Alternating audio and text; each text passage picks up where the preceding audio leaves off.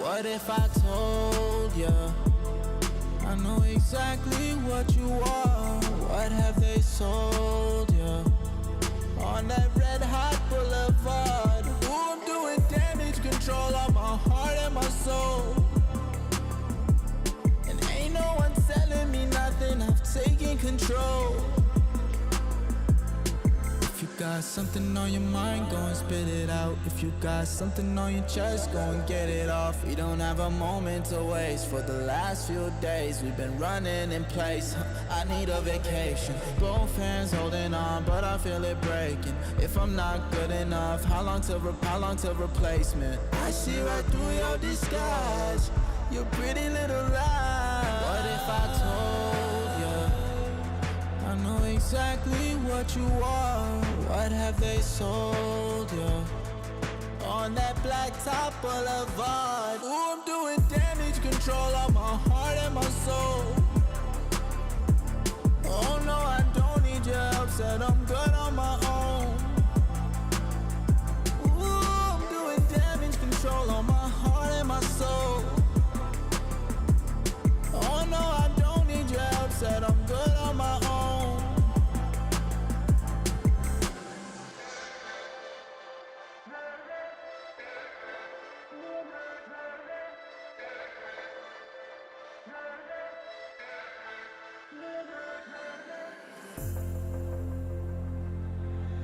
Let me be free.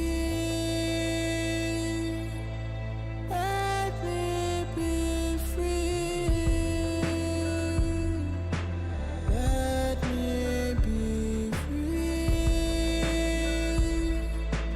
Let me be free. What if I told you I know exactly what you are?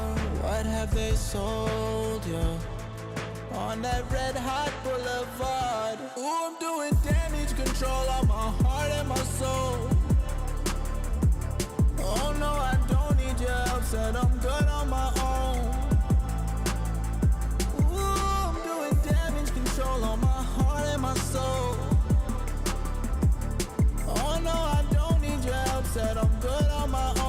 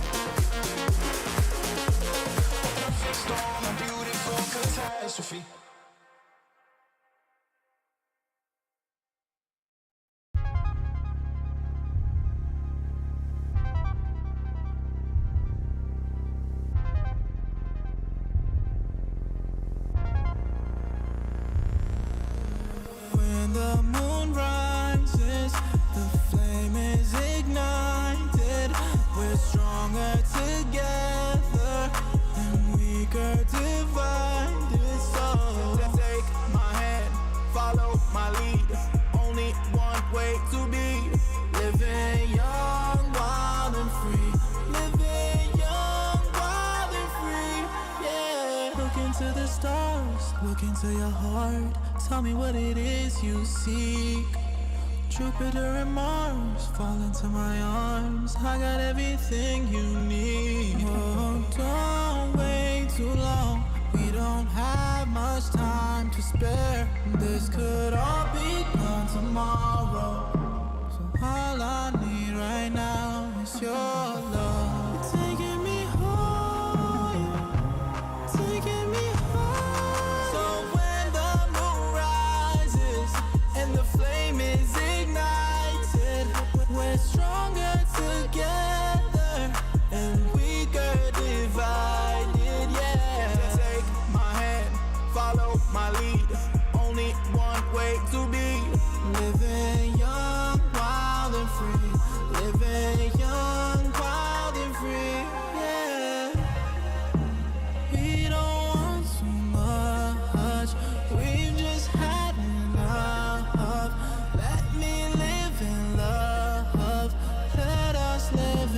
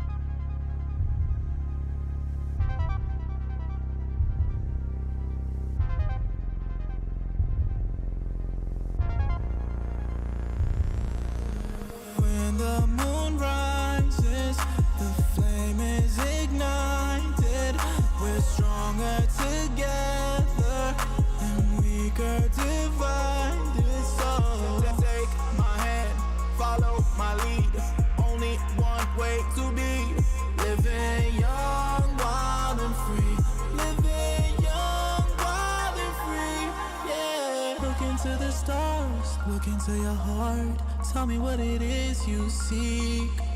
Jupiter and Mars fall into my arms. I got everything you need. Oh, don't wait too long. We don't have much time to spare. This could all be done tomorrow. So all I need right now is your love. You're taking me higher, taking me higher. So when the moon rises and the flame is ignited, we're stronger together and weaker divided, yeah. Take my hand, follow my lead. Only one way to be. Living young, wild and free. Living young, wild and free, yeah. We don't want too much. We've just had enough. Let me live in love. Let us live in love. We don't ask for much. We've just had enough. The only thing I want for us, pure love. We can go higher. We can go higher. So when the moon rises and the flame is ignited, we're stronger together and weaker divided, yeah. Take my hand, follow my lead. Only one way to be. Living young, wild and free. Living young, wild and free, yeah.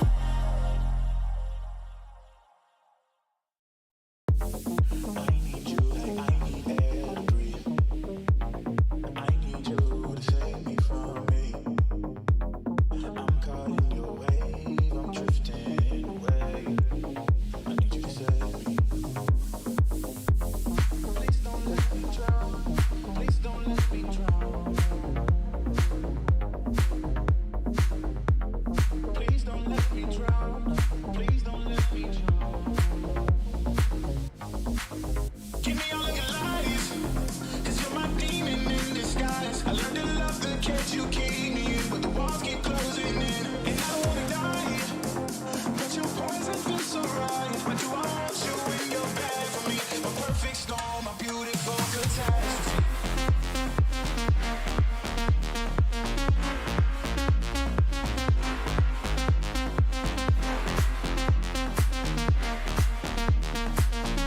A perfect storm, a beautiful catastrophe.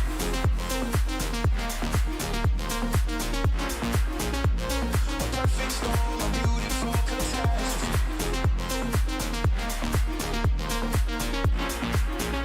A perfect storm, a beautiful catastrophe. You need me like you need air to breathe. And you want me to save you from me. I know that you're trapped inside this wave. Who's gonna save you?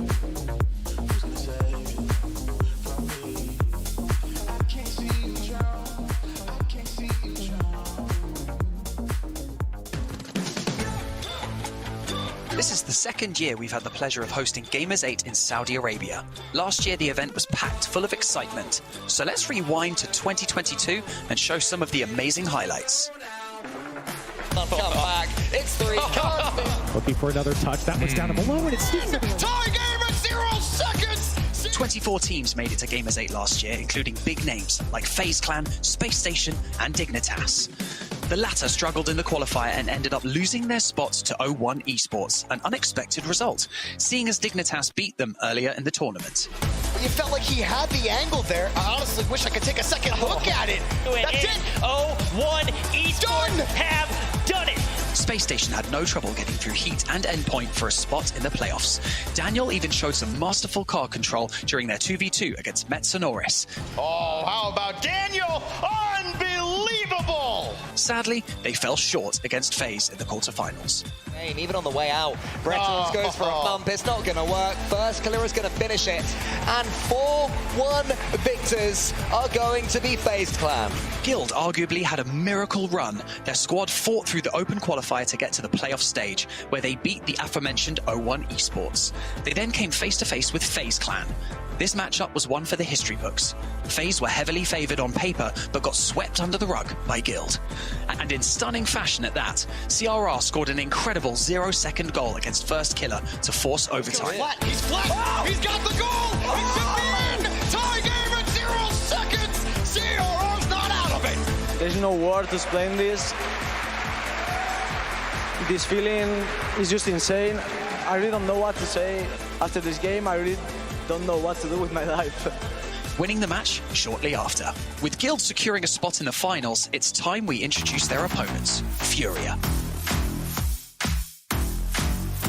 The Brazilians bulldozed their way through the bracket and hadn't lost a match up to that point. Of Gamers8. Jan trying to get around on this, and he does hit the open net. Complexity was the first challenger in the playoffs, and with a ball that threaded the needle between two players, Jan sent them packing. Yeah, Jan's recovery is just looked better so far. Every time it seems that Raceball's going to be allowed in, Jan is already there, and now he's getting this flip reset. He's got the mechanics to get past Raceball. That's 4, and that's a beauty. Card's got the ball, avoids the ball, and he's got the goal! Card delivers the victory on the semifinals! The double fake, what a way to end it for Furia. Next up was Team Falcons, a match where at one point they were 0-3 down. Not deterred by the score, they managed to pull off a reverse sweep and closed out the match in overtime. To the backboard, double, it's in! Furia to the finals! Furia's amazing run continued in the finals against Guild. And not only did they win, but they did so in convincing fashion, even styling on CRR with a double fake for the winning goal. After landing to match it still though, he's got CRR bouncing on the spot and eventually pops it over him. South America's jewel in the crown, the best of their majestic nation of mechanical tricksters and high-paying ranked grinders take international gold for the first time in the region's history. Furia Esports on away soil are your Gamers8 champions. This crowned the first victor of the Gamers8 Rocket League tournament, Furia. Hello everybody and welcome to Gamers8. It is an absolute pleasure to be here right now in Riyadh. Welcome to Gamers8 everybody.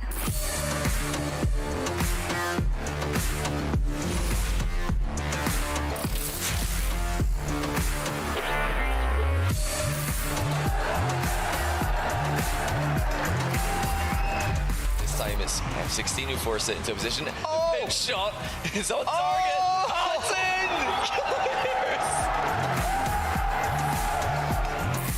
This is where the mental game comes in. Does he go to the well a third time? He certainly does! And this time the third time's a charm!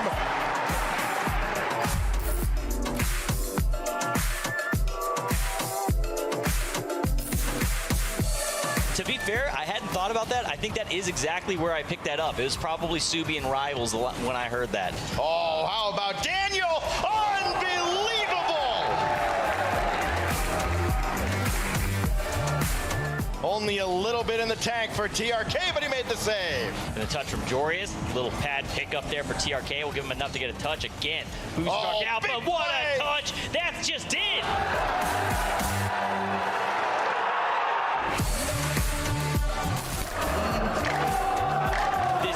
Insane day at Rocket League. It absolutely is. Devo, whose shot is blocked away. Dorito as well. This is still on the goal line, and CRR will tap it home. We'll be coming up with Guild Esports versus Furia in the final of the Gamers8 Rocket League competition. Look at the first touch, look at the control, look at the boys, look at the skill, look at the start, look at the goal from Jan. Should be scoring, and I think he will be. That is a good fight, but it doesn't. Have the landing to match it still though. He's got CRR bouncing on the spot and eventually pops it over him. Furia managed to successfully win out this series, this grand final versus Guild 4-0.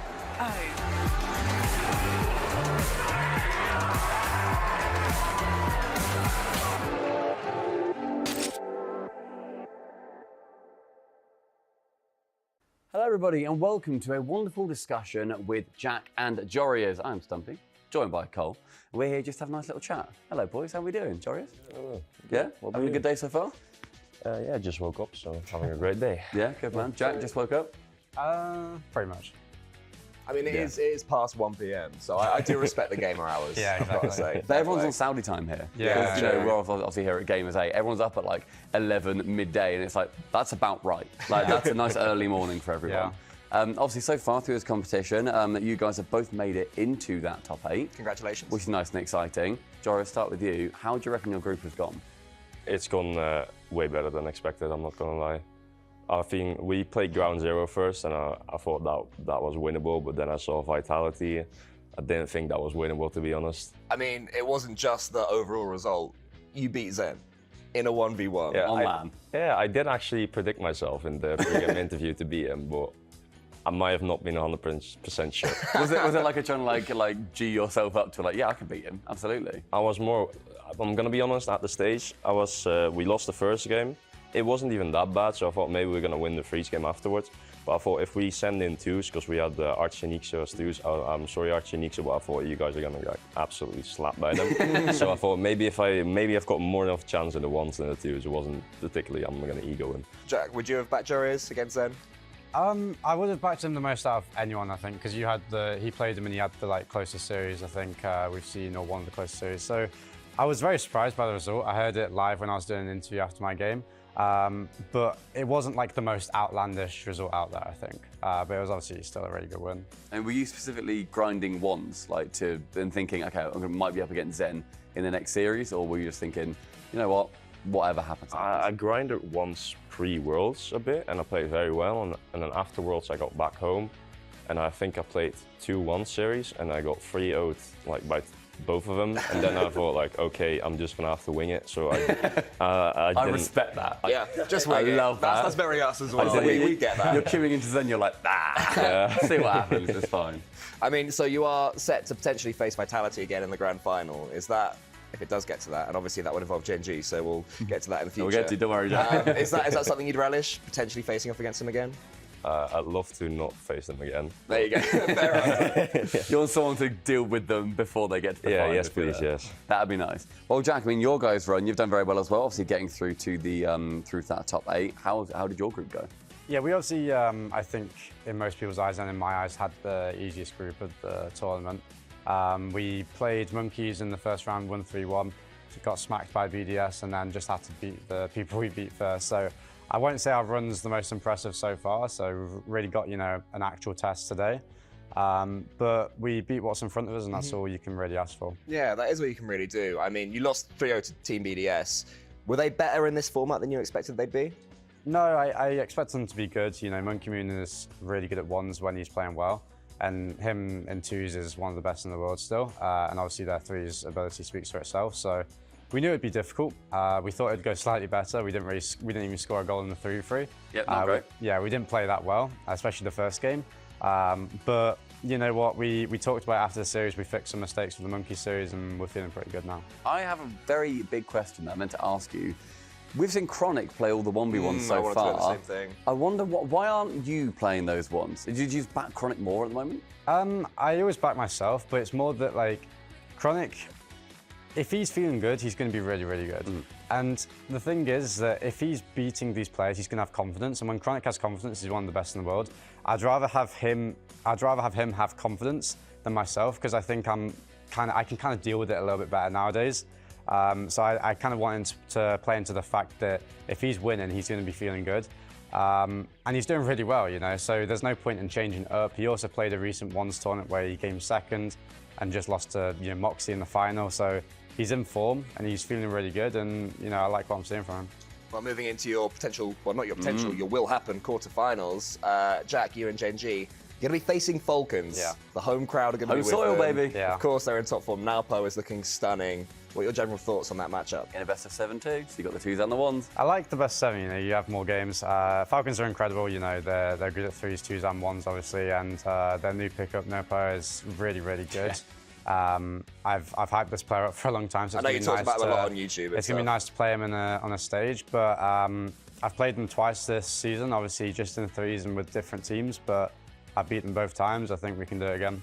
So you're feeling more confident in the threes now, despite you've not had the best threes so far? Yeah, because we're playing a team that we know how they play, and I usually play really well against this team. And both the series we've had this season, I've had really good performances. So obviously, hopefully we have a good one in the third one, but it's all up in the air, so we don't know. Let me look over. Yeah. Oxygen versus version 1. Is that the result that you thought would happen coming out of that group? So it was either going to be version 1 or Liquid.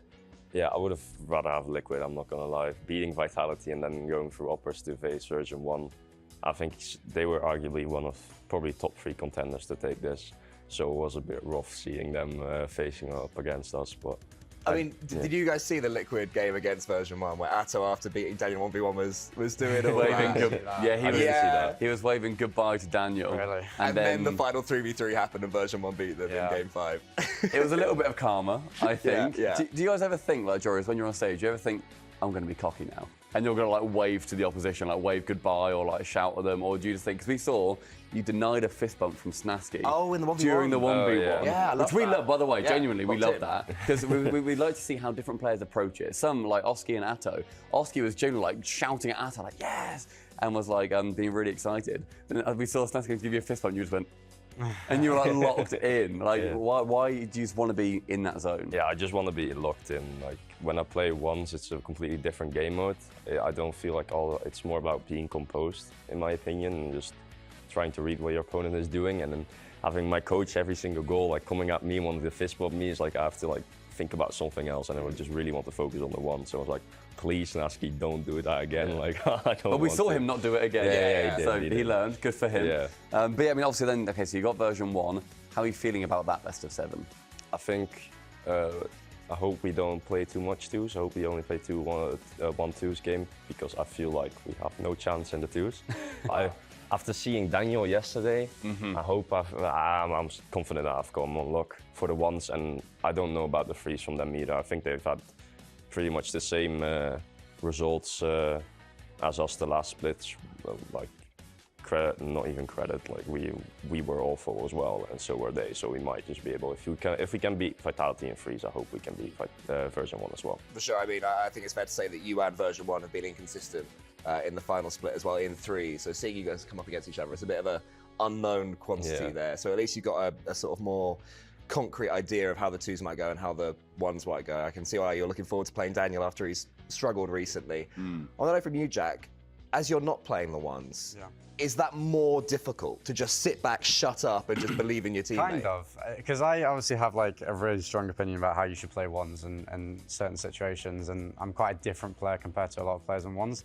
So I see like Chronic, going up for a dribble and he flicks the ball. I'm like, no, air dribble bump. So it's like, it's hard to see. Tell me you're not saying that. Shocked that you're saying air dribble bump, by the way. Because it's just hard to sit back and view like, okay, this is how it should be played, and then it goes differently. But every player has different strengths and weaknesses, so he's obviously just playing into his strengths, and it's working, So it's difficult, but at the same time, I have confidence in my teammate. I love the idea that Joris won't even accept a fist bump after scoring. Yeah. The thought of Jack, I know that you're not, but the thought of you backseat gaming, going, oh, Joris, did you go for that? Joris, wait, what are you doing? What are you doing? I bet you'd love that, right? Chronic's the same. I mean, in the first series, he didn't want us to like fist bump. In the second one and the third one, he did, or at least in the third one. So. Yeah, I think if I was playing 1s, I mean, last year I didn't want anyone to like even watch, Really? So, Let's lock it in. Yeah. I mean, I was going to say, looking forward then to the semi-finals. You guys, let's imagine a world. You guys both make it. Congratulations, by the way. Well, actually, Semi-finals. before that, can I find out, do you back each other to win? Oh, good shout. To get the semis? Ooh. Be honest. Pretend Jack's not there. Do you back Gen G? Wait, cover your mouth and just say yes or no. No.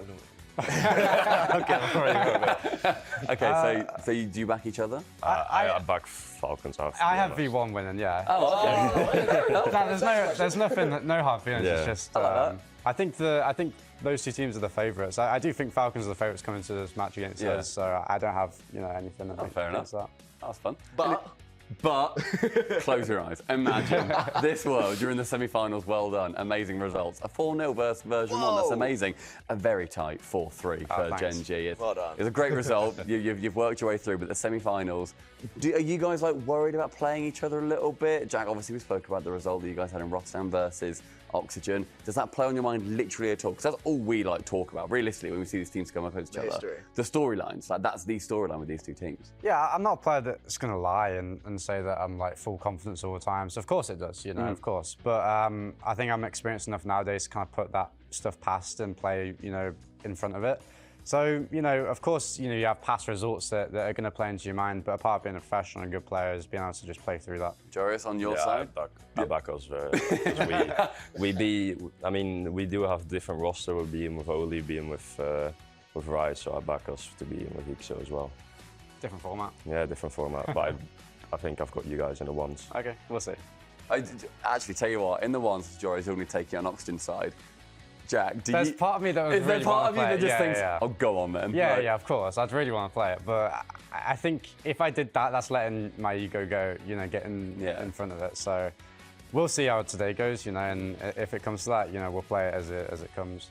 Well, we're getting to the end now of our imaginary tournament. So let's say first that Joris, you and Oxygen make it through to the grand finals. Well done, amazing result. Well done. Yeah, 10-0 versus Jack, that's crazy. Shouldn't let you get a bet here. We knew it would happen. Your finals will be against BDS, Furia, Rule 1 or Vitality. Who are you predicting on the other side of the bracket to meet you there? The team that I least want to be there is Furia, I'm not gonna lie. Really? Is it because they're the holders? Yeah, and they're just the world-class team. And maybe their freeze is the weakest and their freeze is still world-class, so. But I predict Rule 1, I guess. Rule 1. I mean, I've seen Ravas and Killers and the 1s and 2s, and they're obviously not a bad freeze team, so I think they're just gonna... I think they'll have a close series against Vitality, but I think they'll steamroll the semi-final. Jack, same question? I think Vitality are gonna bounce back and have it, to be honest. I think they're the best team in the world for a reason, so if we got through to the finals, I think it will be them. But I wouldn't be surprised seeing BDS there, actually. Yeah. I think Monkey Moon could beat Zen in 1s. And I think BDS can absolutely take a game or two against Vitality in 3s, especially in the best of 1. So, you know, all the teams on that side are super strong, so we'll just see what happens. Yeah, I think it's going to come down to the old cliche of who's going to be performing best on the day. Because when you look at 1s especially, that is such an up and down game mode where, like, I think you were saying about Rule 1 versus Vitality, like Romas is like the only player who has taken down Zen on his ridiculous streak. Do you think that the crowd support for the Middle Eastern teams like Falcons, like Rule 1, do you think that's going to help them, especially in like that 1v1 setting? Yeah, I definitely think it will help Falcons and Rule 1. I don't really think it will like negatively impact the other teams, but for Falcons and Rule 1, I mean, they're on like home ground, they've got the crowd. I think there'll definitely be a boost, especially for Nalpo. I think that guy needs it for his first LAN, and he will make use of it. If that's well, I think we've covered everything, really. Cover the ground, yeah. I mean, congratulations, guys. You've both theoretically won the tournament. Hey! So congratulations. Thanks so much. Thank you. Thank you.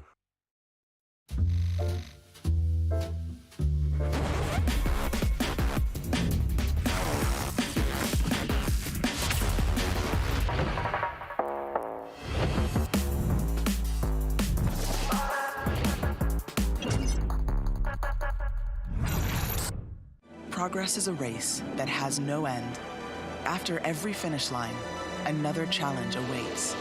How can we continue to push innovation in a sport at the forefront of technology? This is how.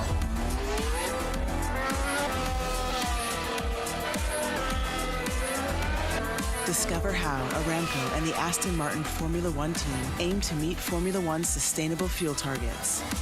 Aramco, powered by How. There is a place where you can elevate what's hidden inside, where you can reframe yourself. Sonomi means the new you. The you can step into. Because when we know who we really are, we become unstoppable. Enter new dimensions of you. Sonomi.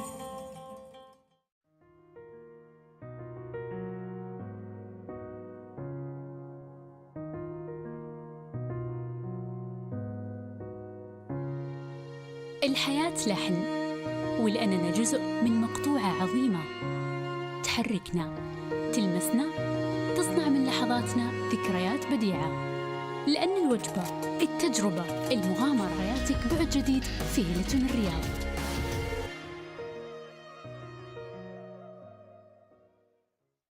All new Honor 90. Capture ultra clear detail with a 200 megapixel camera.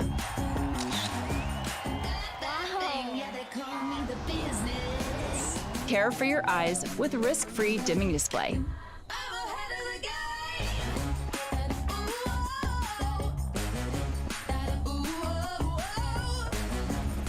Honor 90. Share your vibe.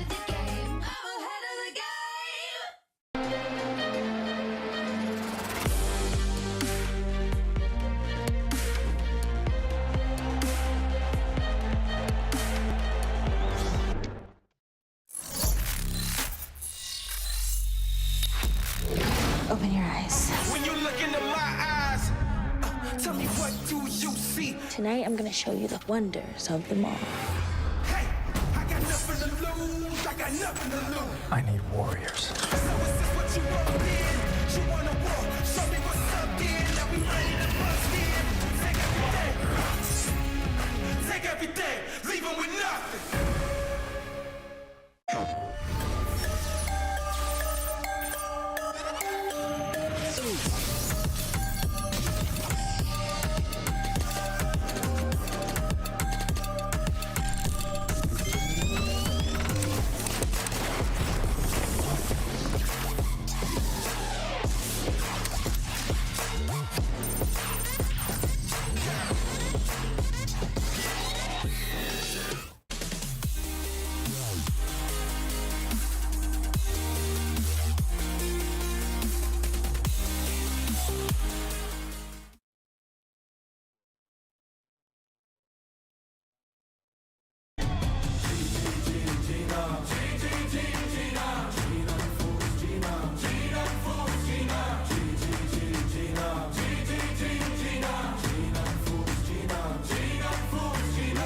Paradise through dirt and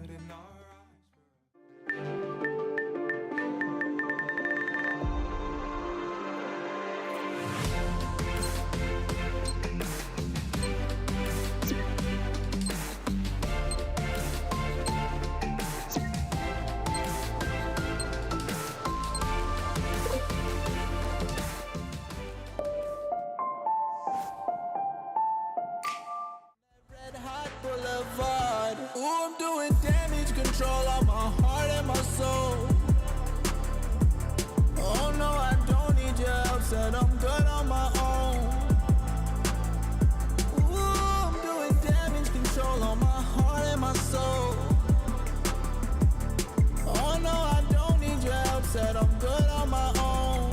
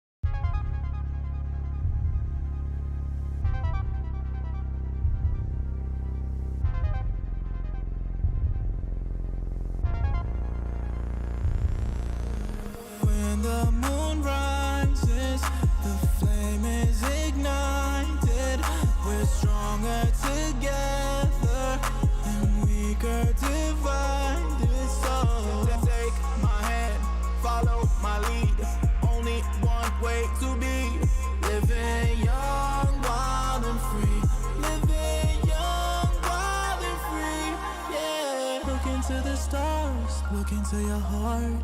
Tell me what it is you seek.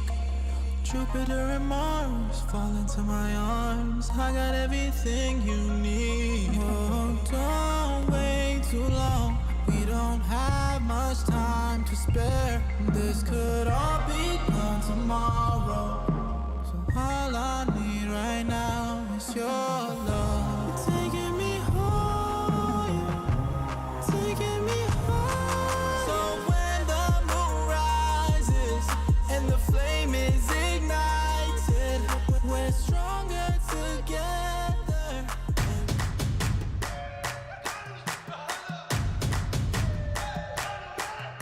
Dragging us down, face on the ground, but still we're so proud. Just look at the crowd, making some noise, making some sound. We had a choice, they're hearing us now.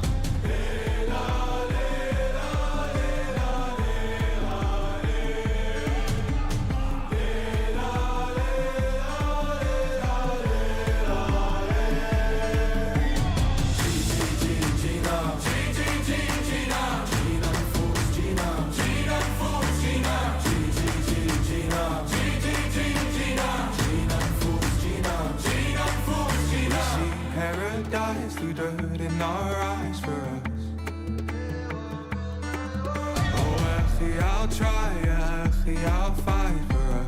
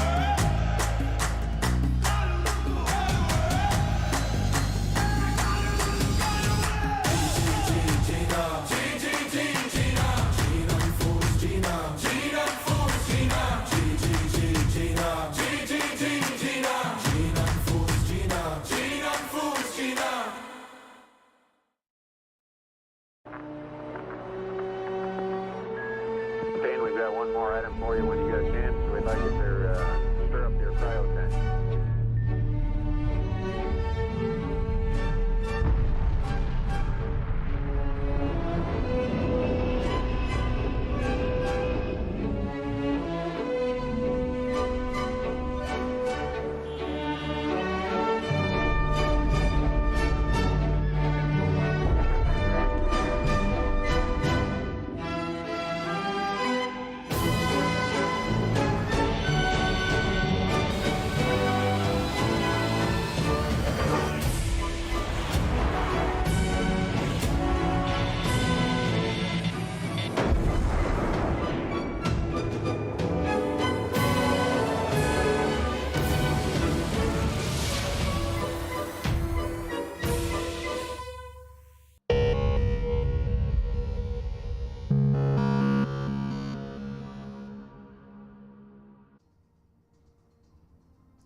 It's Saturday. You know what that means. It's time for the playoffs.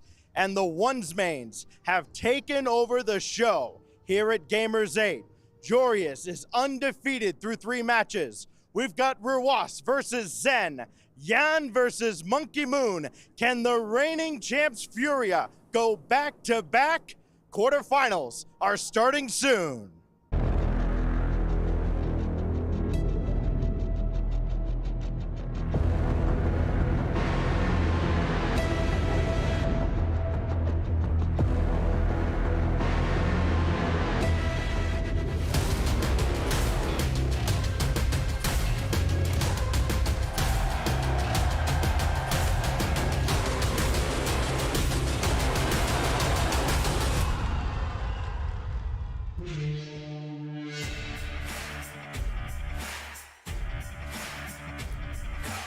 The safety net is gone as we make our way into the top 8 teams quarterfinals here on day 3 of Gamers 8. Welcome in. I'm LeafX, and joining me to talk about our games going forward today is Corelli and James Spot. Are you guys ready for top 8? It feels like it's flown by. We got through those groups, and now we're here sitting at the playoffs in top 8. I saw some people touting this was the most competitive top 8 we've ever seen in Rocket League. Oh, it's been really, really interesting to watch. And I think Stax, when he was introing it right there, really hit the nail on the head. The ones mains have taken center stage. It's been so fun to watch all these players go head to head. And the way the top 8 has shaped up, it's resulted in, and I think a lower half of the bracket that is so stacked. BDS and Vitality on the same side, but with the format, you just never know who's going to be hot.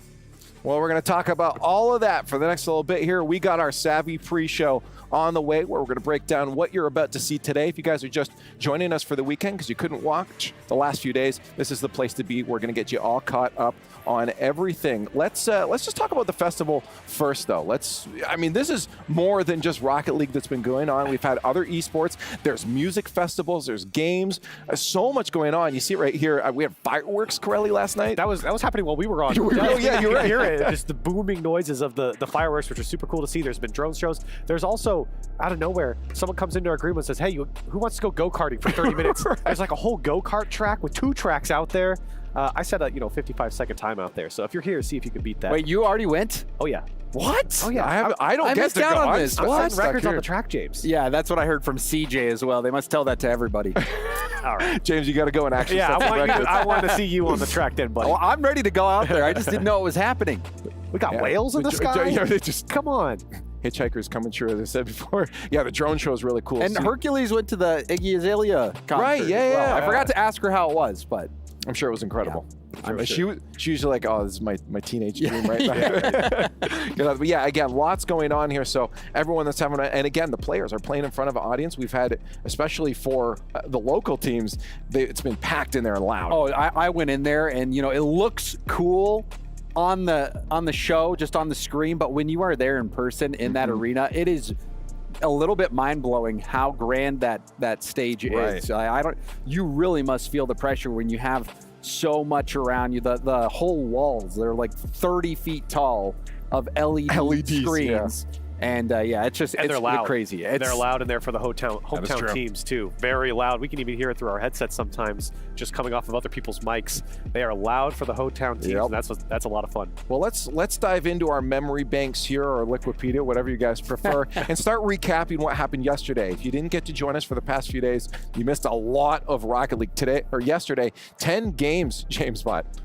Oh, yeah. And so many people touting that play as the best play. Raziers was inspired, and, he looked so good. That Pogo, the Monkeys, they had moments where they were so brilliant, but then Raziers was a little bit flat when they needed him to step up, and ended up getting knocked out. And you thought that they might have a chance, but Team Secret was too good. Yeah, the Monkeys being knocked out was a shame. That was a big dark horse pick for a lot of people, and for good reason. And they were knocked out by Gen G. The top of the brackets, the top of the groups A and B, basically, aside from the upset that happened in A early on against Vitality, basically went according to plan. Vitality still made it through. It was those bottom brackets, or those groups, Group C and Group D. Right. That, I feel like, was where the spice was at.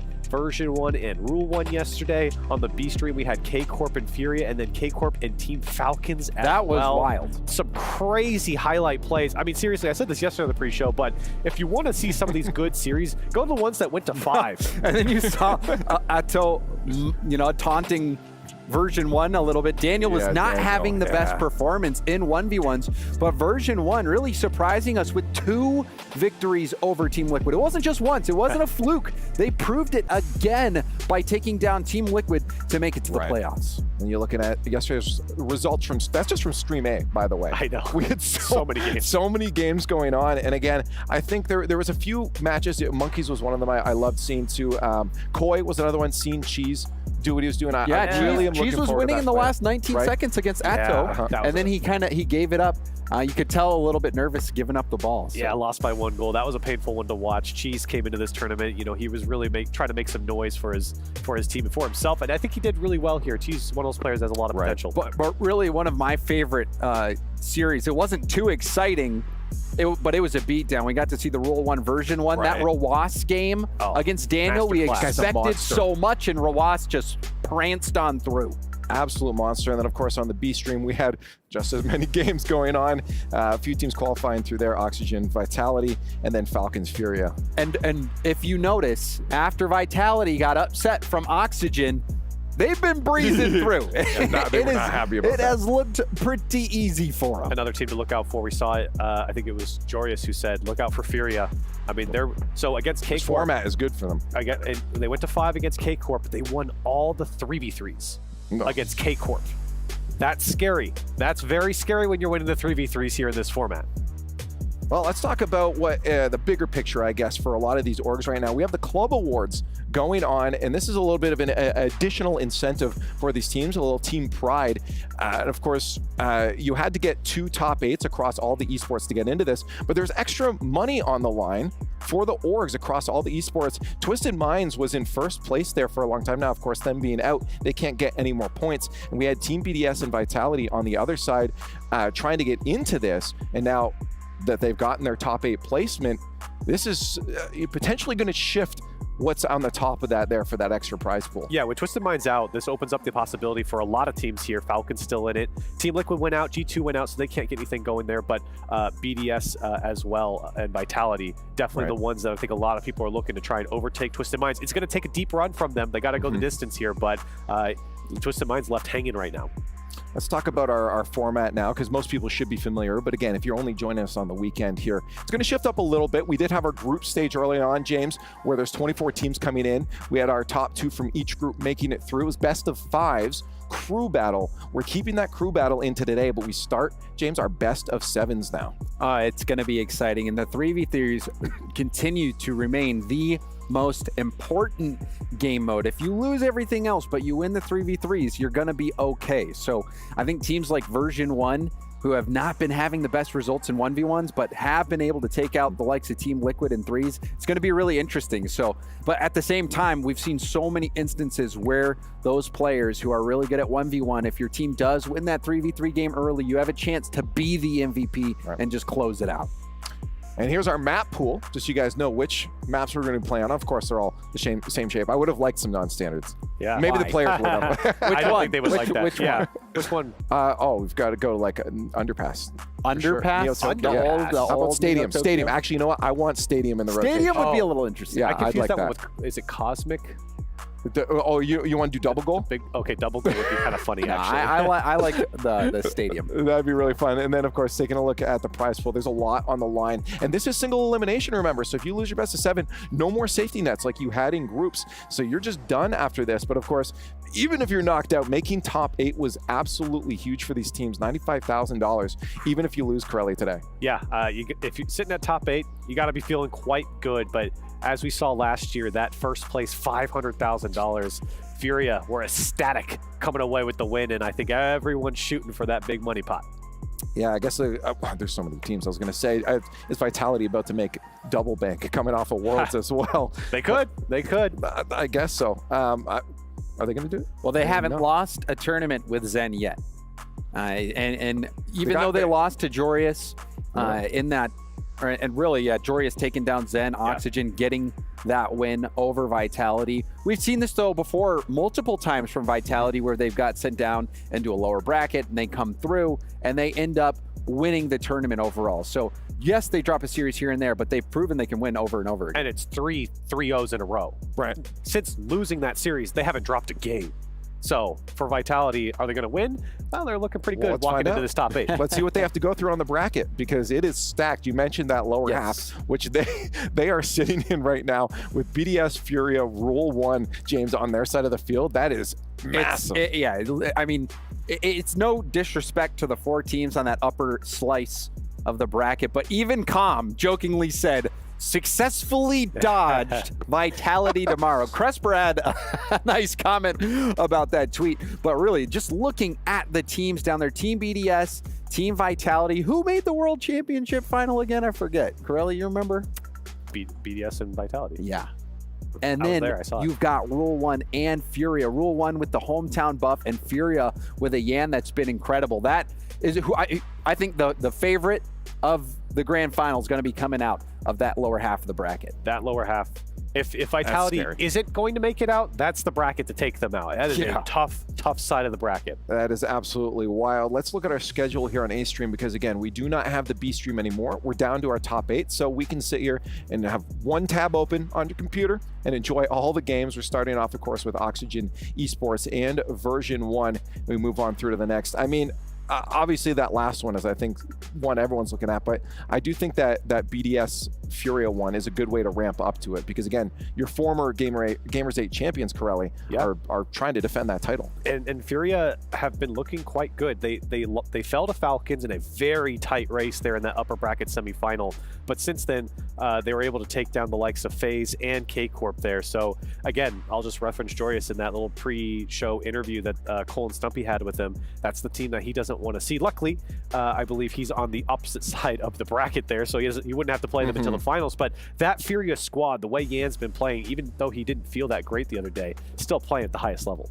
Yeah, Yan, he's such an incredible ones player, such an incredible player overall. He's one of those players who you can just take the nameplates away, watch people out on the pitch and be like, that player is unique. That player has a special ability. So it's so fun to watch Yan play. I have to admit, I'm excited to see version 1. I feel like this kind of atmosphere really lends into a player like Calm. And then you saw it again with the clapbacks on Twitter as well, and the yelling in the stadium here from when he's playing. I love an atmosphere that is conducive of that. And I think a lot of it's just because he is such an intelligent person. We've been talking about it because we've been playing chess here and there back at the hotel. And Calm, he's good. He's over 2,000 rated in chess. I watched him play at Turf Wars. Super smart guy. Also ultra competitive. He is the type of player who will sit there and calculate what legal things can I do to help my team and myself get an advantage? Win at all costs. You're right. One thing I wanted to say about version 1, since we're going into the best of 7s now, we are guaranteed those 1v1s, and Daniel has had not been good. That's true. That is true. It's a new day. It's a new day, but yesterday, that was a scary look from Daniel, and not in a good way. I mean, that Rawas series, James, we saw was brutal. It was a straight up beatdown, and really we didn't see Daniel have any success in 1v1s. He was really struggling. Well, let's take a look now at our LG match to watch. And I think that you guys know which one this is going to be. It's got to be Rule 1 Team Vitality. The last one in the bracket, Corelli. I'm glad that we saved it for last because it's just going to make sure we ramp up throughout the day. Yeah, didn't get to see this one at Worlds, but this is a matchup that everyone's looking at, obviously because of the crew battle format. Rule 1, despite the 3v3, obviously that you give the favorite towards Vitality, but when you get into those 1v1s, the form that we've seen from Rawas and Zen looking beatable, he already has been, I feel like this is going to be absolutely going to be the match of the day. Yeah, it really does feel like Rawas has been the juggernaut that cannot be slowed down. He's been breaking through the walls. And like you said, Zen showing that he's immortal. Amortal, not immortal. Right. He is human like everybody else, whereas Rawas has looked like the immortal with the way he's been playing. And just looking at the 1v1 rankings right now, number 1, Zen, number 2, Rawas. So the 2 best 1v1 players in the world are going to face off today. Okay, tell me who's winning the 1v1. Call it now. With the way they've been playing, I think Rawas has the edge. I'm going to Rawas as well. I think we all have to go. He's a monster. He was a monster, but absolute devastating on the field. You just never know. You never know. Which side of the bed did they wake up on? That's true. Anything can happen. Hey, as we said, Daniel, it's a new day. Could be good for him too. But we do have to get into our first matchup here because kickoff is getting closer and closer. Let's start talking about Oxygen Esports versus version 1. Again, version 1 feeling the energy on the field, but it feels like, James, a new Oxygen has shown up here, taking down Team Vitality in the group stage. Yeah, and really where they started to win me over was the interview with Jorius where he says, I'm confident. And then right after we saw that, what happens? They picked 1v1s into Zen when they played Vitality. That is backing up the talk. And then getting that win has propelled Oxygen. It's no longer we think we can do it, it's a we know we can do it. Okay. I was just going to say, getting that confirmation, Crowley, is huge. Yeah, definitely. I think on the flip side, when you talk about version 1, my biggest point here is going to be you got to get Daniel going in the 1v1. Right. Now that you're guaranteed the 1v1, you're going to have to play him. And I feel like you're right. What side of the bed did he wake up today? Because yesterday, it was the wrong side of the bed for sure, as we see Oxygen walk into the building here. I really like that Oxygen we haven't really talked about too much because after they beat Vitality, they just got the job done against G2 as a 3-1, and they walked into the upper bracket, or into the playoff bracket, and that was all to be said about them. So I'm excited to see this matchup against version 1. Yeah, no, that's the biggest thing too, is going up against G2. You're like, okay, G2 is a very strong team, but you're taking down Vitality. You should probably roll on through in qualification, and they did exactly that. But with today, I mean, anything could happen with a single elimination. There isn't that mindset, James, of a safety net. That, okay, well, if we do lose this, we could drop down to that lower bracket. It's just you have to get the job done now. Yeah, and I think for version 1, as they're looking at this job, they're going to feel pretty confident in their threes, and they're really going to have to rely on that, you feel like, as they approach this Oxygen team. Another thing, too, about Oxygen is that they've mixed up their 2v2 a couple times now. You saw Archie and Joreuz, but you also saw Archie and Ixo, especially against Vitality. Right. So you're going to get Daniel in beast mode from version 1. So I'm curious how Oxygen views that 2v2 matchup and who they feel like will be better for it. Well, we have an interview with Oxygen, so let's hear from them themselves. Hi guys, I'm here with Oxygen's Ixo. And Ixo, you're about to head into the playoffs against version 1. I need to ask, scale of 1 to 10, where are our nerves at today and where's our confidence lying? I mean, in terms of nerves, we're probably about 2. We're not very nervous. I mean, at the end of the day, we're happy with the result we got so far. We believe we can do really well, so there's no nerves. And confidence, probably about 9, 10. I mean, there's no reason to not be confident. Like, we're happy with the matchup, we're happy with everything so far, so optimistic. Everything's been looking really great for you guys. I do want to touch a little bit on Joreuz's ones matches. They've been incredible so far. Definitely, he's been positive so far in all of his ones games throughout the week. Where's Joreuz been at headed into today's ones matches, or at least potential? Yeah, I mean, I think Joreuz is probably, on his day, the best 1v1 player in the world, so I'm really happy he's performing. I mean, there's obviously an added pressure to perform in 1v1 because it's very important for the series, but yeah, he's held his nerve really well. I mean, I think Daniel will be a big person to play, so I'm very confident it'll be him. All right. Confident against the Daniel 1v1 and potentially the best ones player in the world. Well, I got to let you head over to your playoffs match. Thank you for hanging out with us, and good luck to Oxygen Esports. I mean, he's showing, confidence in the teammates, but he's got to be confident in himself too. I mean, he grabbed the MVP on day 1 in their first matchup there. He's a player that was really supportive of his team on the field. Yeah, definitely. I like to talk about the 1v1s there because you are going to get, the number 8 1v1 player from Daniel against Joreuz, who's ranked 24 right now. A win over Daniel would definitely propel him a little bit higher in those rankings. You take those rankings with a grain of salt as well, because a lot of times you have to be playing consistently. Well, they're online, and it's all online. It's different stakes. It's not single games, 1 or 2, every single time. And just what we've seen from Joreuz is that he is world class and already taken down Zen in this tournament. He is by far the favorite when you look at the matchup, him versus Daniel. I have a question for you too, because this was a big battle between Jorby and Chamako yesterday about Daniel. Obviously, we were watching like what's going on with that. Is there a thought that maybe Daniel isn't put in and we see maybe Calm hit the field in the ones instead? I don't think so. No. You don't think at all? Not a single chance? I don't think so. No. Calm, I had the chance to host him for Turf Wars, and I mean, he was just telling me that phase has been over for him, and he, really the 1v1 phase is over for him. What about beast mode? I think that would probably be more possible that we would see a beast mode come out, and maybe we will see it. But I think if version 1 loses that, those 3v3 games at the beginning, they're going to be picking 2s because that Daniel beast mode combo has been affected. Even though Daniel hasn't been doing the best of 1s, the 2s team with him in beast mode has been great. I still pick Daniel on his worst day. I mean, it gives a bit of confidence too if your 2 teammates, even after that, say, no, we still believe in you. Yeah. I think that can really help them. Yeah, and it's not that I think beast mode or Calm are going to be bad in 1s. I mean, obviously going up against Joreuz is going to be tough, but I just think that Daniel, he's got to find that switch, and I think he's working working on it, and we might see it today. Yeah, now's the day to do it.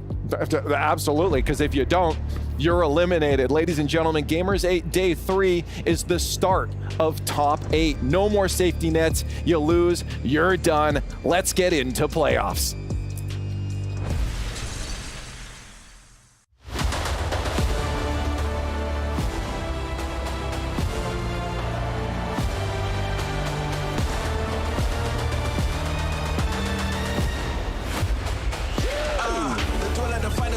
My night. With every win we ascend new heights. I'm sharpening my skills and I focus my mind.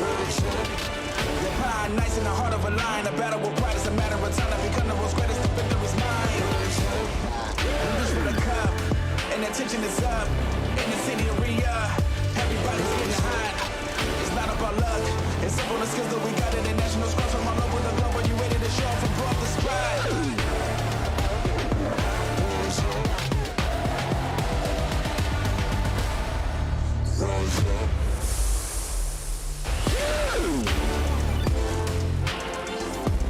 After 2 long, grueling days of group play, we've narrowed our field of 24 teams down to our top 8. And now, it's time for the playoffs. بدأنا في البلاي اوف أعزائنا المشاهدين. بدأنا البطولة في 24 فريق أيضا. انتهى فينا المطاف أننا نعرف مين التوب 8 الأفضل في العالم في جيمرز 8. واليوم راح نشهد مباريات الربع النهائية الكاملة، والفائز منهم على طول يتوجه إلى النهائيات ويكون أفضل 4 فرق معنا في هذه السنة. I'm your host Stax alongside Fancy. We have 4 best of 7 quarterfinals on tap for you here this evening. And it includes our main event of the evening. Rule 1 and Vitality will close out the night. We know at least once we'll see Rawas and Zen 1v1 on the stage. اللي ما يدري، بالأمس شاهدنا رول 1 في نهاية البث المباشر استطاعوا أنهم يتغلبون في مباراة جدا قاسية قدام فيرجن 1 وتأهلوا على طول إلى النهائيات. في الليلة راح نشهد من ضمن مباريات ربع النهائي رول 1 يواجه تيم فتاليتي أبطال العالم، أفضل فريق في الشرق الأوسط قدام أفضل فريق في العالم. بتكون مباراة ما راح ننساها. That's later. Here's now. Our first matchup is sure to be explosive. The first team onto the stage turned a lot of heads when they turned Group A on its head when they knocked off Team Vitality. Now they're back to kick off our quarterfinals.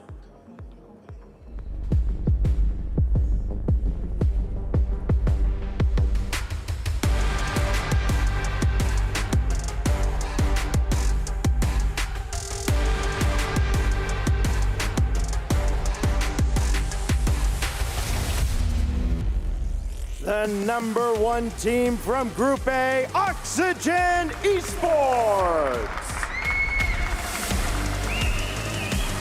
What can you say about the Dutch team in Jorius, Super Lucky, Atomic, and even Zen himself have all learned the hard way that Jorius is still a force to be reckoned with in the ones game, undefeated in his 3 solo games. Walk by his side and he will lead you to paradise, but stand in his way and he will destroy you. Oxygen Esports وصلوا في المسرح كممثلين لجروب A كفريق أول على المركز الأول من بداية البطولة إلى الآن. ما خسروا ولا مباراة حتى الآن ولا احتاجوا أنهم ينزلون إلى اللور براكت. هذا الفريق اللي استطاع أنه يهزم على فريق فتاليتي اللي يعتبرون الأفضل في العالم، الفريق اللي قلنا ما حد بيقدر يوصل لهم، ما حد بيقدر أصلا يوقفهم في الجروب ستيج، فما بالك في النهائيات.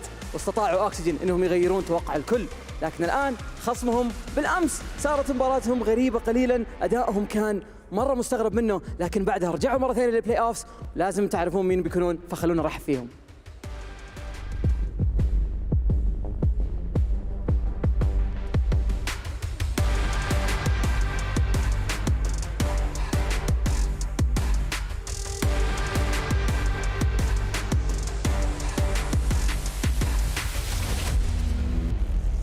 عائدين للمسرح للانتقام فريق فيرجن 1.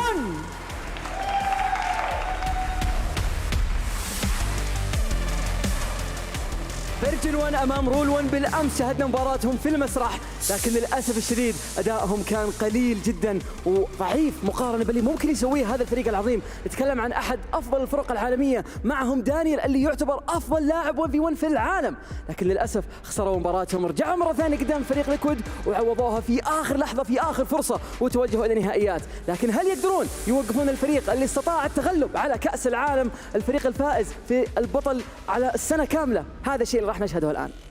Version 1 twice up against Team Liquid, twice the exact same result. They fend off the reverse sweep bid, and for Rocket League's Iron Men, it's just another day at the office. Only Furia has played more games than Version 1 to get to this point in the tournament. As the teams now get ready to take their seats, we get ready to send you to game number 1. This is my favorite part of the tournament, Fancy. We transition from best of 5s to best of 7s. No excuses, nobody just gets lucky. From here on, you earn it. ما يدري الآن من اللحظة هذه في ربع النهائي إلى الجراند فاينل راح يكون عندنا بست اوف 7، معناته الفرص الثانية، السكند تشانس اللي ممكن تشوفها في الدبل إليمينيشن اللي شاهدناه في الجروب ستيج الآن ما هي موجودة. خسارتك معناته توقف مسيرتك، فوزك معناته تأهلك على طول إلى نهائيات. فخلونا نشوف ايش ممكن يحدث، لكن قبل ما نبدأ في المباراة لازم نذكركم أعزائنا المشاهدين وأيضا الحضور اللي معنا في المسرح إنه اليوم بيكون عندنا ميت اند جريت مع كل الفرق اللي تم استبعادهم من البطولة. إذا حاب إنك تصور مع اللاعبين، إذا حاب إنك تقابلهم، إذا حاب إنك تسولف معاهم، إذا حاب إنك تقضي وقت معاهم، تلقاهم الآن موجودين خارج المسرح. تقدر إنك تزورهم على طول مع جنبنا على طول بكل بساطة. تقدر إنك تقابل جميع اللاعبين اللي تم استبعادهم، وأي فريق راح يتم استبعاده راح تشوفه هناك إن شاء الله. For our fans here in the arena, some of the players that have already been knocked out of this year's tournament, they're having a meet and greet right next door. Get autographs, get photos with them. Fancy's going to go over. He's going to get everybody to sign his cast. He's going to cut in front of kids left and right. It's going to be a sight to see. But here in the arena, we are ready. The wait is over. The playoffs are finally here. Let's send it off to our casters to kick off the quarterfinals. Tried to get them to sign the cast yesterday, but everyone was just running away from me. But today, I'm not going to give them a chance. They're going to sign my cast. أعزائنا المشاهدين على طول نبي نروح مع المعلقين نتكلم أكثر وش ممكن يصير في هذه المباراة العظيمة. أوكسجين إي سبورتس قدام فيرجن 1 على طول مع المعلقين. NA versus EU to start the day, and it's only natural that we'd get an NA caster and an EU caster. Hello, mate. To kick it off. How you doing, Stumpy? I'm doing very well, thank you, pal. How are you doing? I'm absolutely wonderful. I am especially excited for this version 1 Oxygen match. We have both of these teams have had some ups, had some downs, but for Oxygen, it's really only been up. They took down Vitality to start their entire tournament, and it's been rock solid for them since. Yeah, I think with Oxygen as well, you have to look at how confident they feel on any given day, where they performed so fantastically online. Of course, it was a little bit different at the start of the year. Back when we were looking over towards Rotterdam to see how teams would perform, they got to that top 8, but then they felt they weren't able to do anything more than that. And Jorias, that was a big disappointment for them. Since then, they've not achieved a huge amount. Version 1 on the other side, from North America, they have not been the team that have been standing up. So right now, both these teams are thinking, if we get through the other, maybe this is our late resurgence. And I think a lot of people might be excited to watch that Joria's Daniel 1v1. We will no doubt get. We're guaranteed in this best of 7 to watch both 2v2 and 1v1. A minimum of 4 games being played. The 1v1s have not been going so well for Daniel. Oh, you could say that. Yeah, Joria's, it's a different story though. Yeah, for Daniel, he has not done a particularly good job. He's only played 2 so far. 1 versus Tho, where he's done fantastically, and then 2 versus Atto, where he got relatively embarrassed in both. Wasn't able to have a particularly exciting format, but Jorias on the other side of things, he literally beats Zen on LAN. What more can you ask for? We do start out on the 3v3, which, you know, version 1, we talk about Daniel specifically, while 1s hasn't gone well for him. 3s, he has looked a lot better. Maybe a bit shaky otherwise in version 1's 3v3s. Oxygen, I think they match up pretty well here. Let's see how they get started. Version 1 are the ones to push first on offense underneath, but that's a good work from Archie, excuse me, to push that ball back out. And 3v3 has looked like a very good mode for version 1 so far as well, where they looked relatively lackluster in the RLCS. Lovely reset for beast mode early on, who himself has been fantastic. We've seen now Daniel has not been performing in those 1v1s very well, but 2v2, Dan has been absolutely electric alongside B mode. Yeah, beast mode's defense has been excellent. You're definitely going to need that. Daniel off the ceiling, he gets another chance at it. Well defended again by Oxygen. Not really giving version 1 the space they want. No backboard for them in the first minute. Calm gonna take his space, but you see Jory is crashing down onto him, and the shot right into the defender. Beast Mode takes it away. Yeah, B-Mode perfect positioning there too. Goes bottom left. Was about to get sniped, but he manages to block it with his big, beautiful car. Now Joris, that back corner is going to be his pass. It's central. Archie's there. Back behind B-Mode, and Oxygen take the first. Yeah, Beast Mode hurrying up on this play. See him take that boost out. Daniel also right behind him. He's hoping Daniel can at least get a play there, but Beast Mode expecting Archie. You got to be able to defend that side of the net, but too much momentum. Smart recognition from Archie to put it backside. I think our second game mode fully depends on who wins this in the first game as well. If Oxygen win, I'm sure they go straight into that 1v1. Jory is feeling utterly confident, one of the best 1v1 players in this tournament right now. Whereas if version 1 win, they've got to go with that unbeatable duo in Beast Mode and Daniel. But like you said, Jory, we need to play both eventually. It just depends on when these teams want to be playing each mode. Yeah, if you're Oxygen and you end up losing that game, I think you definitely go to that 1v1. You play your hot hand, right? It's kind of what we saw last Gamers8. If you play your hot hand, you end up being on top more times than not. Version 1, a lot of pressure, but they can't get a shot into the net.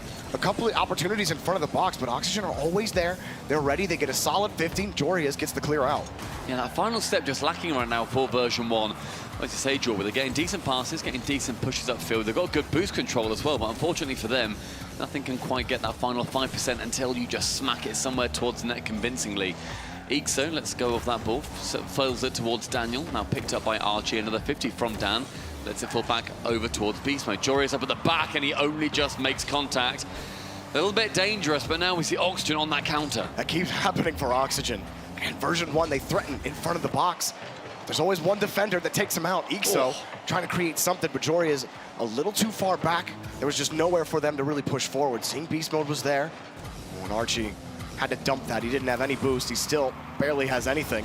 And a little bit of chaos here in front of the box. But again, last defender for Ixo gets there. He gets bumped. Oxygen still get the clear. And tell you what, that physicality of version 1 was huge for them versus Liquid yesterday. It's been huge for them so far. That's another demo. It's another shot. Can't quite find its way in. But version 1, each chance gets much more convincing. If they remove one, then they have a relatively open net to shoot them. But Jory is able to block that out again. And that is Com's bread and butter, realistically. He's one of the demo leaders in this competition so far, and he is the demo leader, I believe, if not second, in the RLCS through this entire season. Well, if you're version 1 and you can't get a goal here, we talk about Oxygen losing, they go straight into the 1v1. I think if you're version 1, you go straight to that 2v2. A lot of these chances in front, they just don't have the follow-ups after they get in front of the box. Right there. Oxygen, they just don't give Daniel enough space. They don't give Beast Mode enough space. They get in front, they get the challenge. Archie gets another solid 50, but Jory is just a little too far off the rock there. And again, the 50s just don't work out for them. You see the follow-up there, they're playing the middle of the field, but then the 50 goes to the left side, and version 1 can't follow it up.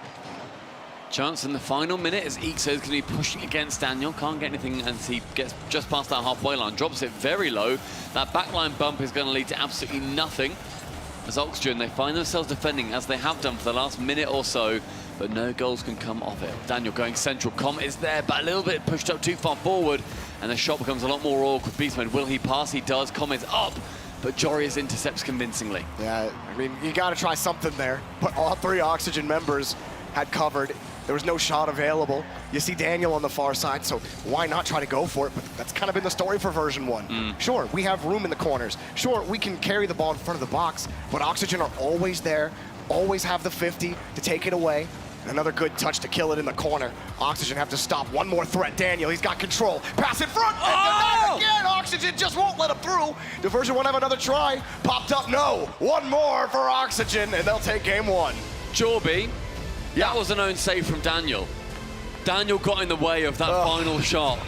He had the pass. It was a wonderful pass central as well. But in the end, that shot from Com bounced off his own teammate. I don't know if there's someone behind him that would have blocked it anyway. But the own save with 2 seconds left. Oxygen, they take it 1-0, and to me, that feels like we're about to therefore get a 2v2. Yeah, I definitely think the 2v2 is coming. The Dan-Mo combo hopefully gets them back into it, but man, Oxygen, their defense, to me, the story of game number 1. They just would not let version 1 in no matter what, and here it is. Yeah, down it's blocked. in the way, it would have been in. I think potentially... Maybe not, it could have been blocked. I think Archie might have got to it, but even then Beast Mode was so far up that maybe he could have got a touch. At that point, you're looking at the theoreticals. We don't know. What we do know is the fact that Daniel, very unfortunately, got the reset, got the bars, but also got the save. Version 1, they go down in the series, and Oxygen leading with just that single goal. 2v2 on the menu, Jorbs? I think it has to be 2v2. I think it would be an ego pick to say, all right, Daniel, you've been outscored like 18-5 in your last two your last two 1v1s. But you know, it's a new day, but it's still a 2v2 for version 1. This has been their strongest mode. This has kept them alive in the series. It's helped them win. So now we're going to see it again, where we saw the defense shine for Oxygen. I do believe we're going to see that defense shine for version 1 here. Daniel got the 50 and just cannot get the force. And an interesting pick on the side of Oxygen too, where we did a little old podcast in the pre-show, or just before the pre-show, with Jack and Jorias. And Jorias was saying, like, I don't particularly back Ixo and Archie to go up against the version 1 duo in Dan and Beast Mode. And now we see Jorias join Archie. He's confident, as is Dan. The tap down. What a block from Archie. The mainstay of the 2v2s for Oxygen. And version 1, how much more convincing do they already look? I mean, you got to think about this version 1 duo that they beat the Twins, one of the strongest duos here. You got to think, of course, you know, Jorias, or not Jorias, excuse me. Jorias and Archie, who are in. Good duo for sure, but certainly not the Twins. Let's see what they can do. They had great defense. Maybe they could pull it off, but that's a huge dunk for Beast Mode. Version 1 start off. A right wall betraying Oxygen as it falls down to B Mode, picks up the 100, goes straight up high and reads Archie like a book. No one back. V1, their first goal of the series.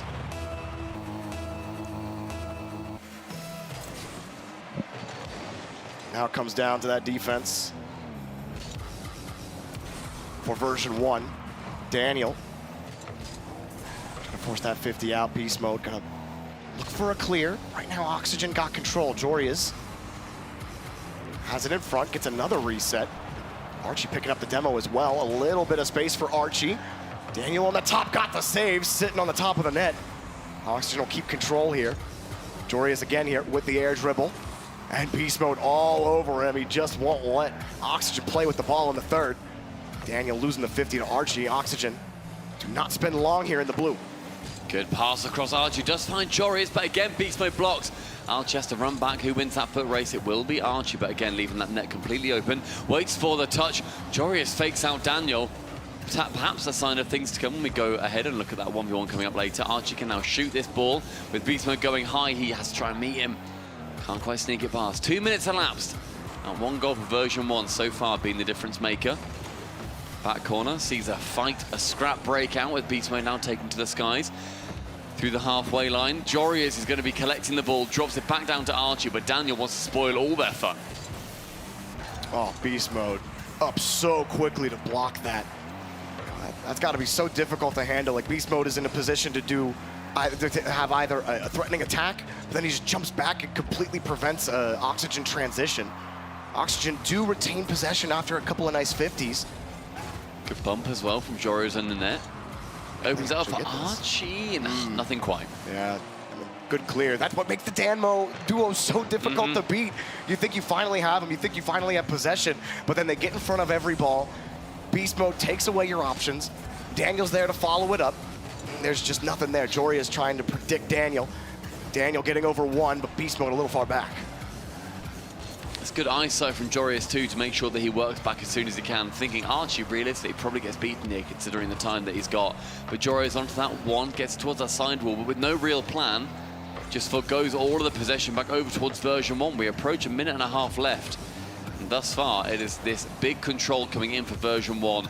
Controlling the pace of the game entirely. Good bump. Jorias a little bit too far away. Not quite. Jorias sneaks in, and what a bump from Archie. Yeah, that bump forced Daniel into hurry-up mode. You see Beast Mode get bumped, you gotta jump, block the shot. Jorias recognizing it, puts it far side, and nothing Daniel could do about it.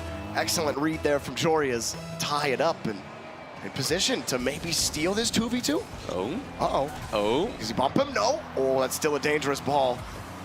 Jorius wisely waits for that ball. Realizes that he shouldn't necessarily chase that one because Archie's still trying to come back. And if he doesn't get back, then it's going to be near enough a guaranteed goal on the opposition side. So yeah, very correct. Very intelligent play from him. Archie passing back. A bit more beans on it than he anticipated.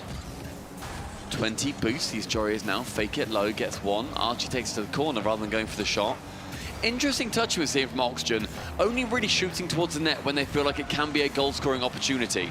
Not trying to force keepers out at all, which is not normally what you see from 2v2. If you can take a decent shot, you can force a keeper to go for it, and then the second run-up shot is going to be easier. Oxygen very much not going for that tactic, but Jorius all of a sudden completely dives in. That bounce is not the best for V1. The pass is, though. It was open, and B-Mode can't make contact. Now the other side. It's a counter-attack. Jorius goes central, has to bump, or rather has to dodge the bump from Archie. Now again a counter-attack. That was excellent from Beast Mode. Used all of his mechanics in order to get that ball. Jumped onto the wall, got the clear out, but excellent turnaround there from Oxygen. The Jorius Archie duo really giving Danmo a run for their money right now. Danmo trying to get through, but they just can't. Now Jorius off the ceiling, only 10 boost. Taken away again. Final seconds. Could we see overtime? Coming across. Got the 50 across one. Another 50. Jorius waiting for that ball in the corner. Gets right above him. They got to think about this one. He lets Archie have it. Do they play ball here? Daniel says, nah. We'll go to OT. Pop it down, put the ball on Salty Shores, make sure that they are not going to be causing any more mayhem in that orange half. But again, we find ourselves on this kickoff. Dan passes to B-Mode, but Archie's up nice and quick. Jorius can shoot. B-Mode has to dive straight in front. And Jorby, you shake your head. Well, I'm just, Beast Mode is just so quick. he positions so aggressively, but he also just gives himself enough space to get back and just get to the challenge. His challenge game is immense for version 1. Archie, a bit of control, but too heavy of a touch. And that's the problem with version 1. They've already read what you're gonna do, and they get downfield again. It's a nice block in the corner as well, and that leads Jorius to try and get it back towards Archie, does so. Beast Mode helps it along. Jorius has to clear, but Daniel is going to be on that warpath. 100 boost in favor of the Dutchman. Jorius now passes it down towards Archie. Archie takes that snapshot. B-Mode and Dan both commit for that save. With 100 boost, Jorius can come in nice and quickly, but Daniel finds himself to be quicker on that attempt. A minute in overtime. So far, both teams with decent opportunities to score. Now Jorius up high, caught out. These dunks have been dangerous so far for V1, but no goals from them recently. That was version 1's only goal, was that Beast Mode dunk. We've had a lot more since then, but nothing towards the net. Nothing for Daniel to work with there either. He gets that boost. Archie, 72 as he leaves this one. Daniel following him closely, puts it back safely to the corner. Jorius trying for the boost steal. He's lost it. Now Beast Mode on the wing. Daniel going for the bump. He gets him! Goal for Beast Mode! They take game 2! Pure beauty from the Beast. 1 minute 24. It's Daniel with the reset. Gets in the demo. Through the fire and flames, we see a V1 win. 3v3, the next game mode, and they go into it completely level. Well, that was a little scary at times for version 1. But man, Daniel, of course, the air dribble demo. My personal favorite approach to any situation. You don't think it's horrendously cringe and awful? Well, you know, cringe is fun, all right? Cringe is the new meta. Cringe is also subjective. Cringe is subjective. And as we see come on the screen, I'm sure everyone in chat is also thinking the exact same thing. Some people finding what he does very cringe. I personally love it. I think it's brilliant. But he was not in this game. This was all B-Mode and Dan, and that link-up was sensational. Some fantastic saves coming out from both sides for that final goal. And the penultimate one, actually, coming from complete bumping, demoing, aggressive play. That save is also amazing from Archie, but here it is. One reset into the demo, ball cam off. We don't need that. Jorius, what are you going to do, pal? I do love getting that ball cam perspectives. You know exactly what they're going for, exactly when they're going for it. You get the idea of what the player's vision is. And we knew exactly what Daniel was thinking in that situation. But man, dude, Beast Mode, he's just... To me, Beast Mode was the MVP of that 2v2. So many times getting quality 50s, preventing Oxygen from really getting pressure on offense. But now going back to 3v3. It was tight before. Oxygen were able to take that win. Can they get it again? Because we're guaranteed to go to the 1v1 after this. Oxygen getting a win here would be massive for their chances of taking this to match point. Yeah. And with this win as well, bear in mind, that does also confirm that we will be seeing an extra 2v2 or 1v1. Thanks to the beauty that we see coming from this best-of-7 format as well. Best-of-5 is a little bit more, we don't know what we're going to be seeing, but we're going to be seeing much more gameplay. 20 seconds gone, and so far, nothing but pressure for version 1.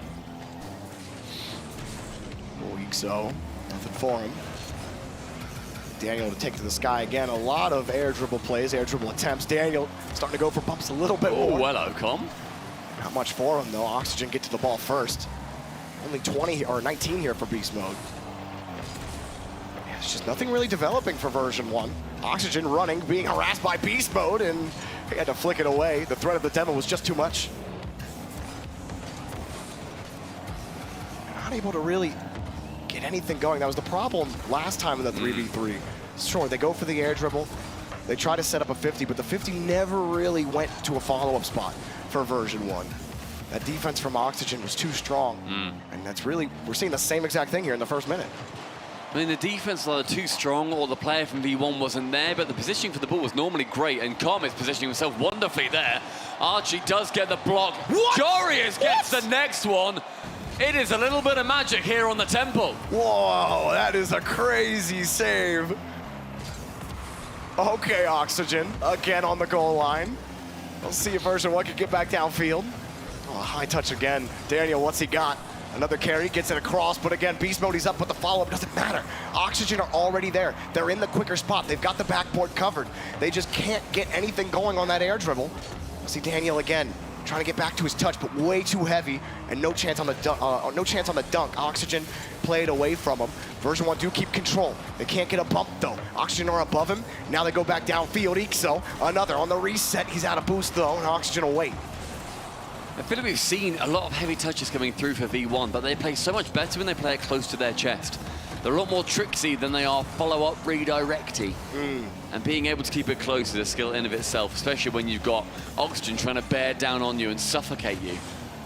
Good defense again from Joris after that miraculous save we saw earlier. Archie just booms it long, relieve a little bit of pressure until it falls back down towards Dan, but another great 50. Ball bouncing well above and into the corner. Now Beast Mode can pick it up, goes high. Where's it going though? Just straight back down to Archie. Keep it close, I feel. Yeah, like you said, too many heavy touches for version 1. And namely, I mean, Daniel, he's been first man on a lot of these pushes, and you expect Daniel to have that soft touch, to have the better control. Trying to be quick. His touches just haven't been, he hasn't had the same kind of finesse. But they might have an opening here, pass in front. There was no chance he got to it with no boost. There's only so much power you can get. And a good cutoff from version 1. Excellent job from Daniel to break that counterattack. That was a very, very open net. Beast went opposite the pass instead of just banging it towards the goal. Perhaps his position wasn't exactly what he would like, but I felt like just stretched the defense a little bit thin. Chance though for Daniel to send 2 and stretch it even thinner. Com can pick it up with a lot of boost, a lot of time, a lot of space. What can he do? Just run straight back again to Jorius. More demos coming in. That is open, but Jorius again. The defense from the Dutchman. He just will not let them through. The demo his teammate, he's already back. You get past one defender, well, he's just taking the save. Jorius playing insane in every game mode. And tell you what, that makes me even more scared for V1 when we look at the 1v1 that they're going to be playing after this. Yeah, when you think about how Daniel has been the last few 1v1s, remember, Jorius beat Zen in the best of 1v1 earlier. I mean, Oxygen in general, their tournament has been far and above what anybody expected from them. You know, everyone always said, like, this team's peak is so high, but their floor, we've seen how low their floor can be. But at Gamers8, they have shown their peak. They were closer to their peak. What is the potential is of this team? Jorius, namely, has just kind of had a vintage resurgence. But all of that said, Stumpy, and it's just been their defense. They still haven't scored a goal. Yeah, it's still 0-0. Credit to version 1 for holding them, but they've not been under a huge amount of pressure. They've been putting that pressure on. Jorius tries to find Archie on that push. It goes back central towards Jorius. Archie can send it high, but Com is there to clear it away. Final 15 will be ticking down. Now Archie, left-hand side, sends it high. Again, Daniel can block the midfield / blue half of this pitch. has been absurd so far. Joreuz wants to bump beast mode, isn't able to make that contact though. An intelligent play, but not the one that is going to be getting them a goal. Touches down, nils across the board, overtime. Tons of pressure for version 1. But Joreuz, he's been the robber baron. And now Ixo, last man back. He gets bumped. He recovers. He got the 50. Wow. Daniel taking it up, but then a recovery again from Oxygen. When it looks like version 1 have finally found the hole. It gets patched up. The planks keep the ship afloat for Oxygen. Ixo had super glue on his shoes. Oh! And he's got a bullet from his bonnet. Oh my God, he loads the gunpowder up, fires, and boom! Into the net. Daniel Calm tries to get in the way, but he only helped Ixo get to the promised land. And now we head to the 1v1. Joreuz likely versus Daniel. If this isn't Joreuz versus Daniel, I will literally consume every plastic bottle in this room, Jorby. There's a lot of them in here, There's too. a lot of them in here. It is a dry country, let me tell you that. We might have to get that as a content piece. See how many you can down all at the same time. See how many I can well, Joreuz, remember years ago on the LA Major, he was absolutely just crushing them into his mouth. He downed them. And my word, he was blocking saves during this game as well. This save, that was the second one. He had so many. And then finally, on the shot that he managed to take, when he's getting a couple of bumps to the side, Ixo gets smashed into it too. And that was right after his save where he gets bumped, recovers, gets the 50 Well, against you say Daniel. gets bumped? He barely moved. He's like, whatever. He just goes, started "All right, boosting Cobb, immediately. grow up." Yeah, Like- I mean, his reaction time was insane on that because he saw it coming, right? Then he boosts. He's like, nope, land, wave dash, boom, got the 50. Amazing. Amazing play from Ixo in that overtime. Joreuz was there defensively. Archie was also playing that midfield and being the aggressor through a lot of that game. And now all eyes are on this young man and that slightly less young man but taller, the one on the left-hand side. Joreuz versus Beast Mode. Beast Mode? I need to eat so many plastic bottles in this room. Whoa. Oh no. Well, oh no. If someone bring a bunch of plastic bottles to the caster, I we're hope no running one's out here. listening. Well, look, Beast Mode just got the first goal off the kickoff. Now, I want to say something. Yesterday on the desk, Chamako was like, why not put Beast Mode in? I'm like, Beast Mode doesn't play ones. Why would you just put Calm in? Well, I look like a giant idiot now, and that's fine. I'm about to have more plastic in me than a sea turtle, Jorby. That is, wow. Shout out to our sea turtles. Shout out to the sea turtles, don't litter. But Beast Mode, he is a fantastic 1v1 player in his own right. It's just such a decision to go for him over Dan. But hey, maybe him losing, because ultimately he got pretty much embarrassed in every 1v1 he's played so far, apart from the one versus Tho, which is very winnable for him. That may well have taken the confidence away from him. And he's thinking, no, you know what? Actually, I am going to be playing the 1v1 instead, says Beast Mode. And it's working. It's working. He got the first 2 goals here. Quickly, Joreuz thought he could get back up to the ball, aggressively challenging him. Beast Mode easily takes it away, wins the kickoff on the first one, takes the ball away from Joreuz, and quick again. Now, Beast Mode, he's got such a quick approach on the ball. But this is certainly an interesting one. Could the pinch hitter come in big time here for version 1? Here we go again, Beast Mode. Not a lot of boost here. Joreuz shadowing him closely. Beast Mode leaving it, but a good follow-up from Joreuz.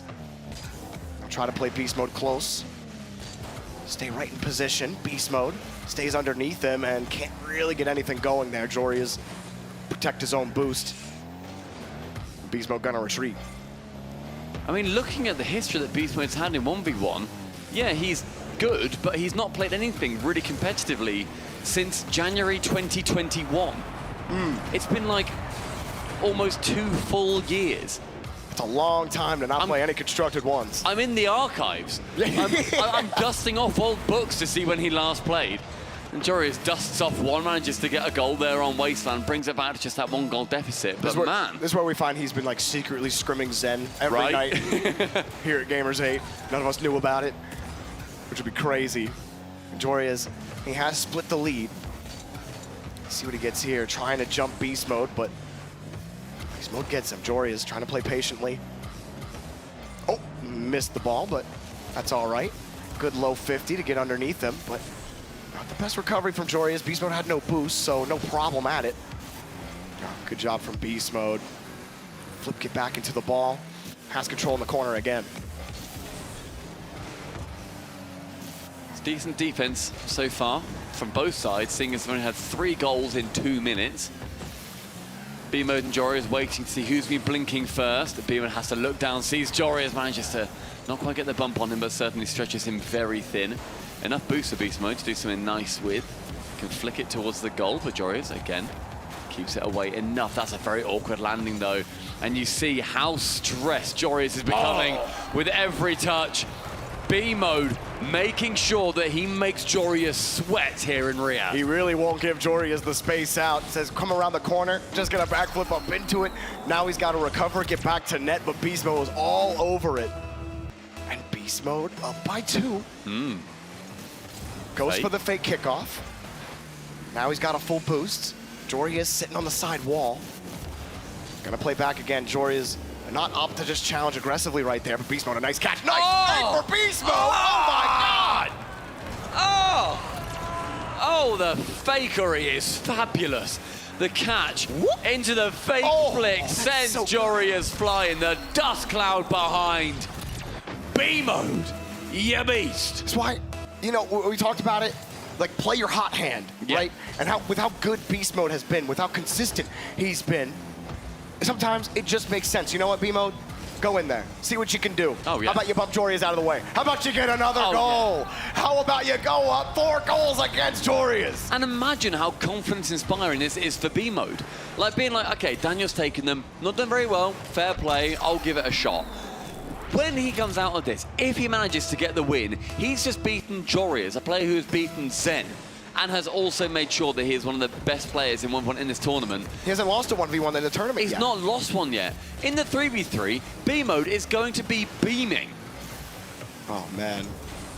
Well, you're right. What a confidence builder for B-Mode, but he gets caught out too far on the side, looking for some boost, and Joreuz just fires one right on target. And you know how it is, Stumpy. A 3-goal lead in 1v1 is like a 1-goal lead in 3v3. Very close still. Yeah, very close, very scary. Seems we've only just gone over halfway through. 7 goals have gone in. And Joreuz was saying to me earlier that he gets so locked in 1v1. That Snatsky at one point tried to fist bump him and be like, hey, good job, good goal in one of the series that he played. He literally, lovely goal again from B-Mode. Off the kickoff, picks up the side 100. Has the reset from the ceiling here still. Fakes Joreuz out with it. Takes it completely low. Parallel parks. It is pretty. It is 6. From Joreuz's perspective, he sees Beast Mode get behind the ball and he's thinking ground pinch, right? But then Beast Mode just keeps going on the offside of the ball and then puts it backside. Such a genius touch from Beast Mode. He's gonna keep that ball close, get that full boost. Joreuz also collects a shadow defense. Hasn't worked the best for him. He's gotten faked out like 4 separate times that have led to Beast Mode goals. And talk about that confidence, Stumpy. Maybe it was just that first goal off the kickoff where Beast Mode gets the goal 2 seconds in and he's thinking, oh, I can definitely win. It makes it possible. Suddenly you're not thinking, I'll see what I can do. Yeah. You're suddenly thinking, I now cannot lose this. I don't want to lose this. I can't. Good chances here for some bumps from B-Mode. And even if he doesn't get a goal, he is still keeping the 4-goal lead that he's earned versus Joreuz so far. Chance Joreuz here to get 1. But and again, another very loose shot. We've seen Joreuz, these touches have not been the best for him. On the fully open net, the spawn is fantastic. Ball bounces over Beast Mode. That's going to be cut back down to 3. And you know what they say, if you can't beat him, delete him. Joreuz picking that one up at Beast Mode. Could you imagine he bumps Joreuz right there on the spawn? It was maybe half a second off being tragic. Yeah, and with no boost too, you're thinking, you're like, uh-oh. Will RNG come to bite me? But I was saying earlier on that Joreuz, when he gets locked into 1v1s, Snatsky tried to fist bump him and he moved his hand away. Like, no. I mean, like, we'll talk later, but just not now. Don't like, touch me. He's fully in. Whereas the other players, like Beast Mode, he's being a little more talkative with his team. It's very interesting to see how each player is going to be approaching this. The final 45 needs to see Joreuz approach that orange side of the pitch a lot more often with a lot more vigor. Yeah, time's starting to run out here for Joreuz. He's got to get this clock started right now. This is the breakaway he needs, but Beast Mode's already recovered in position. Joreuz, the immediate challenge. Joreuz just can't keep it close enough. And Beast Mode wastes more time off the clock. Is he going to take Joreuz down here? Joreuz completely misses, recovers well enough, but there's just not enough time. Final 15. Another goal for B-Mode. It is clinical, it is clean.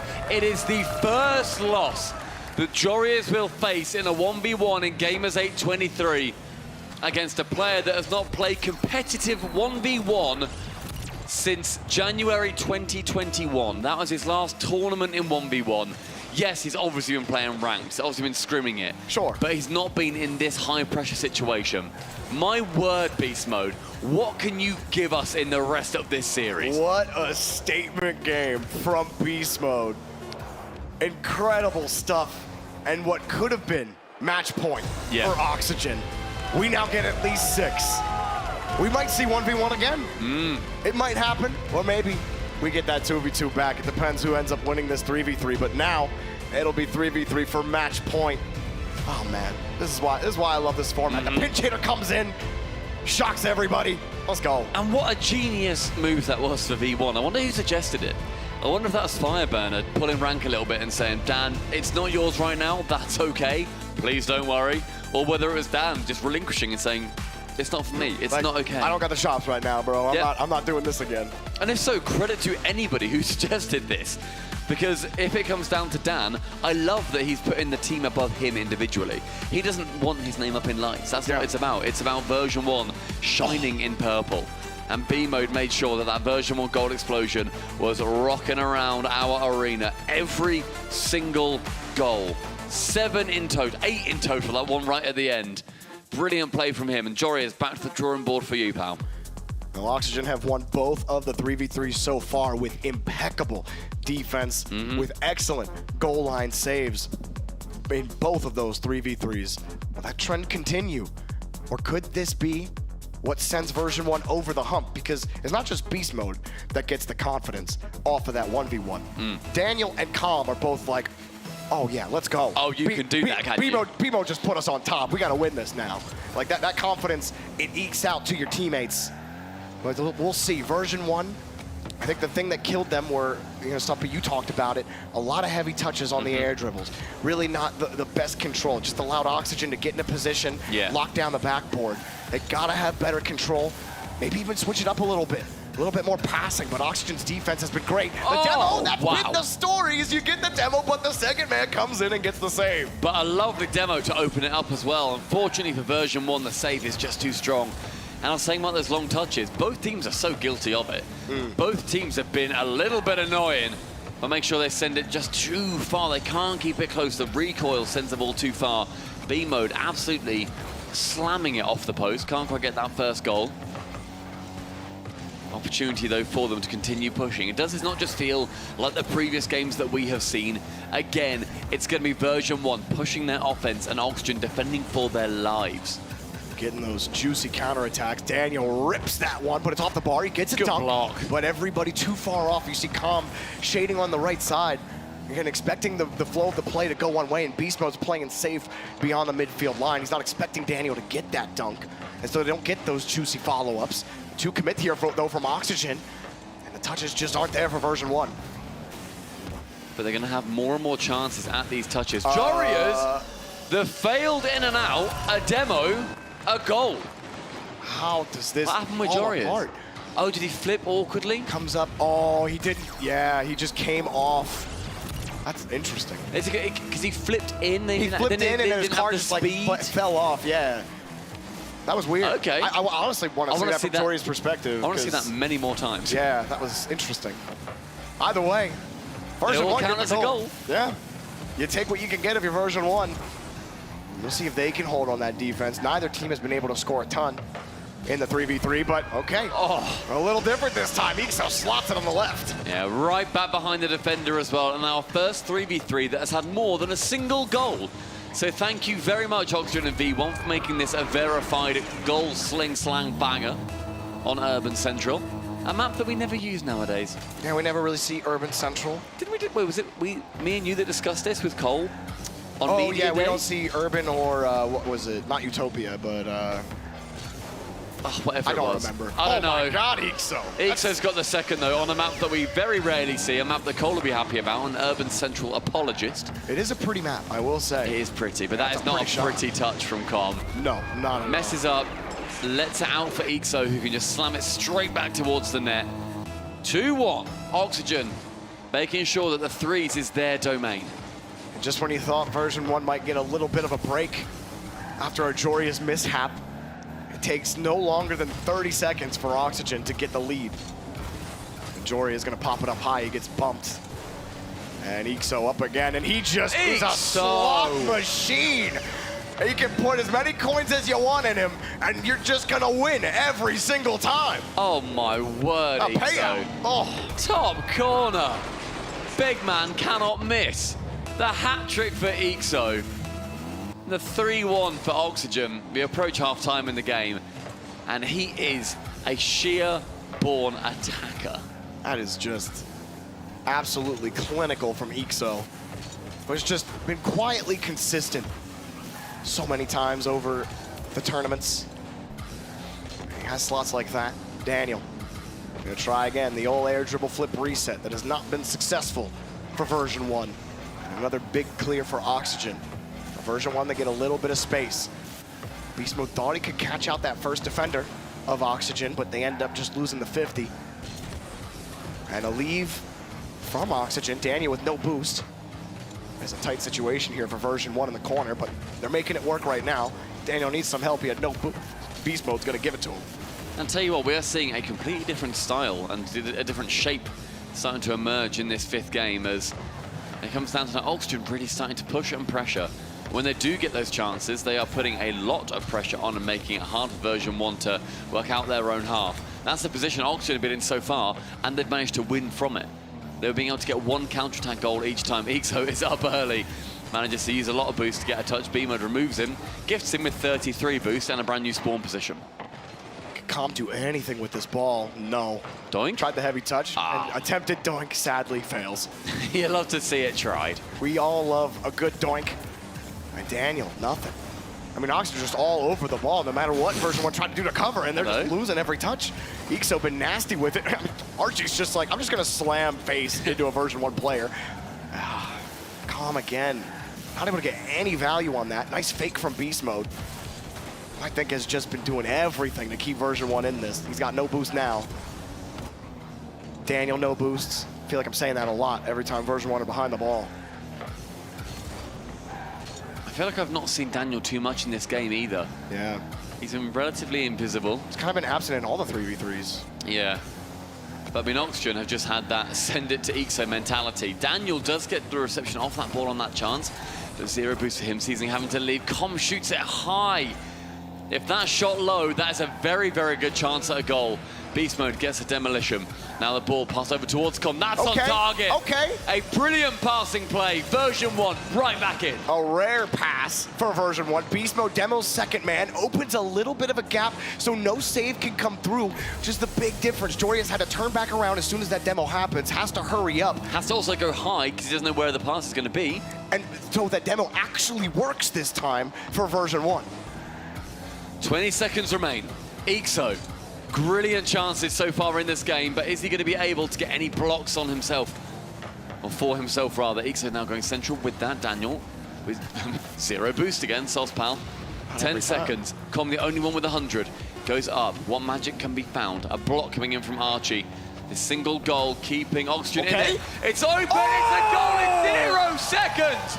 Dan pulls off the invisibility cloak and gets a buzzer beater. And Beast Mode, he already had Joria's biting high. Ixo had to make up for it. Beast Mode knew it, got the little wave dash pass, and it's 2 passes for version 1 at 0 seconds to tie it. And they ain't done yet. Here it goes again, Beast Mode winning that touch. How about it for BMO? Daniel, that was a great shot as well, but Ixo, he scored 3, and he scored a 4th. Oxygen would love to take it back, but the momentum has swung real quickly on the orange half. Great flick from Com, gets it over. Low on boost, though. He's now trying to steal a couple of pads. It's another pass central, it's another bang long. Daniel now into that back corner, falls back down towards Archie. A bump does come in. Joris for one. The redirect intercepted by Beast Mode. And look at how version 1 have really started to swarm. Another pass in the middle.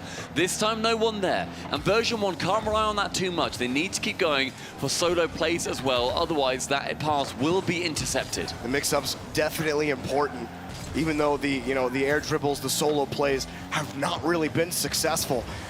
Oxygen gonna be able to adapt, so you're absolutely right. The mix-up's still important. You still got to keep Oxygen guessing about what you're going to do next. And they keep jumping a little early. Oxygen's defense not as clinical as it was. Version 1 catching them out on that mix-up. Archie pitching it across. So quick up to the ball, but Beast Mode is there. What a pass! The venom on that bad boy. Archie goes straight back into defense, so as version 1 will be pushing hard. A reset only gets it towards Jorius, who can save it quite easily. Now Ixo tries to battle past Com, again unsuccessful. Beast Mode, a bit of a nothing touch, and just nonsense touches coming in from V1. That's not an insult, especially when it leads to a goal. Com is animated. Com puts an absolute laser on target. He gets a free ball, catches all of Oxygen. Coming back, they get a touch, but it's not enough. Too powerful. And version 1 take it to match point. What a comeback. Oh, was that 2 in the final minute? Yeah, 2 in the final minute, 1 at 0 seconds. Wow. 0-second goal to go to OT. And then to win the OT, to then go series point. Oh my gosh. You can see the demoralization, and it's the antithesis of what we're seeing from version 1, where they were so excited. You see all the momentum swing their way. That has to go from somewhere. Yeah. That energy has not just been created. Yeah. It only moves. It has gone from everything on Oxygen over towards version 1. Ixo scored 3, and it still wasn't enough. You really thought at that point it was Oxygen. I mean, it was Oxygen game to lose, but then Beast Mode. That pass was is just unbelievable. so good. Each of those passes, Daniel slotting it, and then Com taking the advantage. You had one opportunity, you just got to slot it well, and he slotted it perfectly. And now if you're Oxygen, I mean... you reset, you can do either. Picking 2s or 1s feels like, which one do you go with? Because you've lost both now. True. Ooh, how exciting. I feel like you can't go for 2s. 2s is too risky. Because is Jory tilted now? Or is Jory has got a bee in his bonnet? Right. And is he going to be thinking, nah, pal, you're not winning this on 1s, not when I'm here. Oh, look, you see his little neck crack? He's like, all right, let's go. He's locked in. He's like, no shot I lose to Beast Mode twice in a row. Surely not. Or do version 1 turn it back to Daniel? No. Can you imagine? No, you play the hot hand. That's how I feel. Yeah. That's how I feel. You got to play B mode. Yeah, absolutely. Why would you change it? He's been the best player on version 1 in every mode. He has. Daniel looking much better towards Dan is also in free play. So I think what that means is that we're about to see a 1v1 Jorby. We just might see the 1v1. Jory is like, give me Beast Mode again. That's not happening twice. The kids all gathered round. Happy to be here, happy to watch some Rocket League, the next generation of Rocket League players right there. That's what this event is so good for too. I've loved going into the audience, and I do not share a language with anybody in there, but everyone is cheering at the same thing that I am. Yeah. And it's fantastic to see. Definitely a unifying moment when we see Rocket League and games make sure that they are stretching over those cultures and those languages as well. To be fair, that kid probably already crushes me in Rocket League. He's probably I don't doubt it. He's probably like GC3, some nonsense like that. Has to be.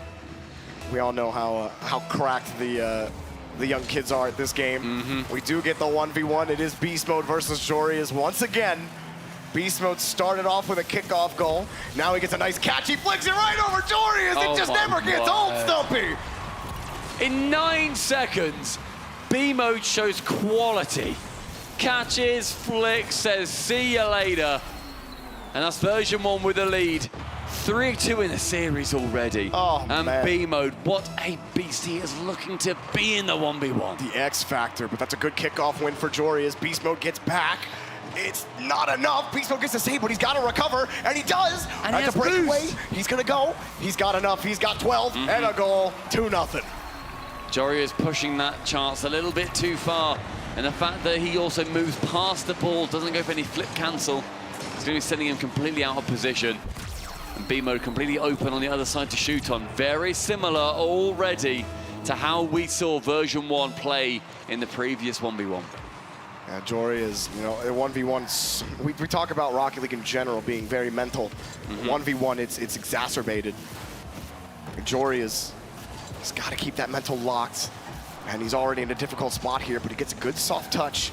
Beast Mode takes it away from him. Still playing it tight, like the high touch, but Beast Mode demos him as well. Demo, but it's going to be a little bit too far away. Can't take the immediate shot on target. Instead, he's going to be playing with his food somewhat, making sure that he's faking him. I like Does that, manage to get a nice touch. Jory can shoot it on target, but B-Mode with enough boost manages to sneak his way back. Another excellent recovery for Beast Mode.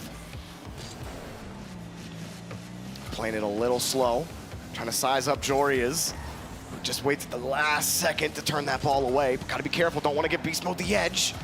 And he does just stay right on the line to take that ball away. Protects his own boost as well. Beast Mode's running out of boost in the tank here. Nice little chip there from Jory to push him off the ball. You can only play that side to side as long as you can still be getting those boosts and those pennies. You can't do that indefinitely. And Beast Mode, he lost a single boost and then it just starts to fall apart, but still the pressure was there, the idea was there. Jory is up for one. The air dribble, the 50 isn't going to quite work on that chance. Takes it back to the lab. Will round two fare any better? Another full boost. Beast Mode's going to play him tight. Dare Jory to beat him. He hasn't yet. I love seeing the little cam movements and just seeing him flip the camera. Where's Jory? Like, really affects what decision you're going to make. Do I have to boost back farther? Or can I just sit real tight? Is he actually going to have the power necessary? But he loses a 50. Jory is not quite there. Beast Mode can't get back. Jory will split the lead. First goal for Jory took just over 2 minutes and a lot of work and effort. And my word, an entire tank of boost as well. Can sneak it past B-Mode in the end. There's 1v1 looking very, very tight. Much needed goal for Jory. Not going down 3-0 this time. Beast Mode with the fake kickoff. Almost didn't work for him. Could have been dangerous. He did lose his boost. Now Beast Mode has to clear it away. Work on those small pads. He's not going to leave the line of the ball, but he will flip back, get the boost. Now he's got to defend the shot. Jory can't really put a threatening ball on. Now Beast Mode knows he's got net, knows he's got the goal, and Beast Mode again, 3 goals. Yet again finding a 2-goal lead, and Jory just with that one shot, it rolls at his target. Beast Mode, a nice easy block for him. Game face on for B-Mode, and he is not interacting with his team at all this time. Not talking. Both of these legends completely locked in. Version 1 the chance to send them through to that semi-finals. Not only will it earn them that amount of prestige, it will also double the prize money again, going from $95,000, Jorby, to a minimum of $200,000. That is an absolute whopper. It truly is. That is an insane amount of money. Well, Beast Mode, he could help Version 1 get that money right here. Has been the MVP for his team all series. He could close it down, but Jory had a nice goal on his reset. Beast Mode didn't have enough boost to do anything with it. Now Jory here he goes again. Just didn't quite have the control. He lost it. He might get punished here. He's trying to get back in time, and will he? He won't. Beast Mode will keep that lead by 2. Beast Mode performing admirably in this $100,000 1v1 match.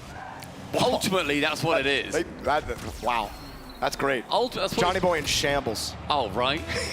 He's a shell. He's a shell of a human. Yeah. He can't compete. No. But yeah, Beast Mode, if he wins this, $105,000 extra going towards his team. Oxygen and Jory is needing to try and keep themselves in it. And you think maybe there's a point where Jory finally figures it out, and he finally gets locked in, and Beast Mode can't come back. Just like yesterday when he was on the day before when he was so locked in. Exactly, but there's it's just, one. Okay, he's kept it a lot closer this time. He's not fighting from 3, even 4 goals back like he was in the last 1v1 earlier. This time he's kept it close, but he has not been able to tie it. I mean, this is so close still. 4-3, 1 minute 48. There's time for like genuinely 5, 6, 7, 8 goals like that can still come in. And Oxygen would love for all of them to be going their way. Well, that shows you why you should just appreciate 1v1s. It is so hard to keep that ball out of the net, especially with the quality of players you have here. Beast Mode, not the best control. Too far under the ball means he can't push the ball forward. He can only push it up, and that's pretty much the worst situation when Jory is playing shadow defense. Really easy to take that ball away. He does get chipped. Grab that midfield boost. Beast Mode with no boost, chips it away, hopes he can get a steal. Does get the ball. A couple of small pads, not bad there from Beast Mode. You lose that boost, but you got every small pad and then still in control. Manages to get mid boost as well. Really great game management from B Mode. Can then push forward. He's got more boost than Jorius, but Jorius is that bit closer towards the ball. 100 boost pickup for Jorius. His back corner and 1 minute remaining. 2 goals if Jorius wants to win it in this regulation. Beast Mode tries to push it a little bit further. Isn't able to. The 100 boost pickup again for Jorius. So far, none of that really working out as much as he would like. And a complete miss. Beast Mode with the double tap, flicks the camera, sees where Jorius is, fakes him out, wastes a little bit of time. So Jorius now cuts in, no boost, 1 shot, 1 chance! Jorius level again. He's not gonna let his team go down that easily. Beast Mode a little too greedy. Thought he could pull off, thought he could fake challenge, and thought he could win that 50, but he just had no boost in the tank to do anything with it. Even if he does win that 50, turning around, Jorius still had so much boost. So really low percentage opportunity there for Beast Mode. He needed more boost in the tank if he wanted to play that aggressively. And now he's just given Jorius a tie game, but he's just got control on the kickoff. He goes for the bomb! It falls into the net! Oh, what a recovery! Where did you come from, Jorius? Final 20 seconds now. Flicks it high. Beast Mode is going to be there. Chance for a bump instead. Jorius just wants that ball control, that ever-important ball control. So then the Beast Mode has controlled this entire game so far. 1 touch central, no shot from it. Beast Mode chance to go high with a bump. With only 20 boosts, what can he come up with? Won the 50, but Jorius first on the ball. Wave dash to get momentum. He wants that boost badly. He wants a decent bounce. Beast Mode is there. Woo, in overtime, Beast Mode could win his team 105 grand here, or Jorius could take it to game 7. A 100 grand 1v1 overtime. Jorius straight on for the net. Chance for a flick. Instead goes low with it. That middle boost is going to be all his, but Beast Mode keeps him away from it. Backboard. Jorius has to make contact. He does so, but that is very central. Beast Mode is going to be there. Jorius fakes it out, ends up going back towards the own corner himself. Chance for a single touch. Jorius now sending it back. My word, Beast Mode going for that shot. It's so risky. With this pressure. A Musty just about gets saved away by B Mode. Absolute power on that. Jorius going to protect the ball quick to get back. Jorius faking the touch for control. Beast Mode gonna play him close. He's only got 36. Takes the challenge. It's too aggressive. Jorius has the freebie. Jorius takes it to game 7. What composure from the Dutchman. Keeps it low and keeps his team in it as well. A 44-second overtime as well, by the way, Jorby. That is a decent chunk of time in 1v1. Yeah. That is a lot of time to go scoreless for. Oh, my man. Right. The bump in Jorius' recovery. Oh, Jorius my God. Dude, I literally jumped out of my seat. Like, I thought that was in. It was slow enough. How high up on the backboard was he? I don't know. I need to see that posted to social media so I can just see where he ended up going. I want to see Jorius' perspective of that. Let's see if we see it. Big sigh from Jorius there. And the flick over. Beast Mode was just so aggressive on a lot of these. I feel like it was so. Here it is, right here. How high does he go? He goes to the corner. Literally up to the ceiling. And then holds his boost till he lands. That's so good. Love that. Shout out the production for grabbing that perspective. Yeah. To get the over-the-shoulder perspective too. Absolutely. I'm going to hold down boost, and I'm going to hope that I can get there in time. Hold boost and pray. Yeah. Oh my gosh. Game 7. 3v3. In the first quarter. $105,000 and a spot in the semi-finals to play for $500,000. That is what this individual game means. And Jorby, I need at some point a tournament organizer to attach heart rate monitors to these players. And I think I need a heart rate monitor. Yeah, I would love to have it just by their name, by the boost, then whatever number, BPM. Yeah. How exciting would that be? You can that would see be the amazing. impact. Oh, especially a 1v1. Oh, like, my word. In an overtime, like how in you that just see it pop exact up. situation. Yeah, I really want to know. I want to know Jorius' BPM when he got bumped. Yeah. That's what I want to know. But now, it all comes down to a final 3v3. They split the 1v1. Beast Mode was the hero in that first 1v1, but Jorius got it through. Beast Mode, though, he has been clinical. Unleashed gets the first goal. He's just something else today. Ends up going for him with Daniel on the demo. Daniel then throws Archie up enough, slows down his pathing. B Mode, 1 goal per version 1. It's going to be a shocker if that's the one that does it, because Oxygen have looked on fire. Now, beast mode. Gonna take it again. It's a high ball, the shot. Don't let Ixo get too many of those. He's been a slot king. Oh, the touch actually gonna favor Ixo here. The back touch, the attempted bump in front of Oxygen, diving onto that version 1 backline. Can't quite connect on any of those bumps. Daniel getting the first catch. Good patience there to get the 50. Version 1 getting deleted. Namely, actually no, it's Joria's who got deleted by beast mode. Now Calm trying to force that ball across, but here come Oxygen, and it's denied again, but they're caught with no boost, and it's hit right into him. He got the save. Another one taken away. It's such a safe shot from Joria's. The hero of the previous game, or the villain, depending on which side you're on. Just gets a very, very weak shot, and now 2 committing towards the individual ball.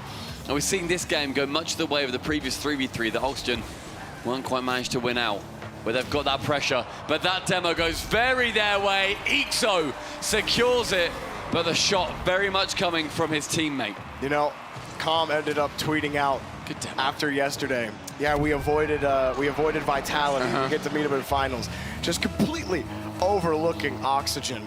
Oh, and now we're tied also up in Falcons Game 7. or Gen G. Yeah, I mean, yeah, he's like, yeah, we avoided Vitality. Sure, I mean, that speaks to the confidence, right? But, I mean, with how Oxygen have played, he might end up looking a little silly, but who knows? Game 7, Oxygen get that goal. Almost a redirect. That was a juicy one. Chance on the left-hand side have come to go central to find beast mode. That absolute target man. The double touch coming in for the pass and gets it round the side of Archie, and a 50 and a pass again central. My word, is there anything that beast mode can't do? I don't think so. I think he can do absolutely everything. Calm's the one who has to make the defense. He can't get the touch, he's beaten. Ixo forces the touch high. Oxygen hanging onto this midfield. Great control to buy time for his team to get back. Calm with no boost. Can only do so much, and Oxygen have control. Ixo again trying to go for just a little cheeky one, see if he can stretch the defense thin. Joria's passes very safely central, goes for a bump. I love the aggression. Archie going up for that challenge. Now Ixo into that corner. Finds only Con with a 50 boost. He can get a challenge, but it goes very much the way of that version 1 man.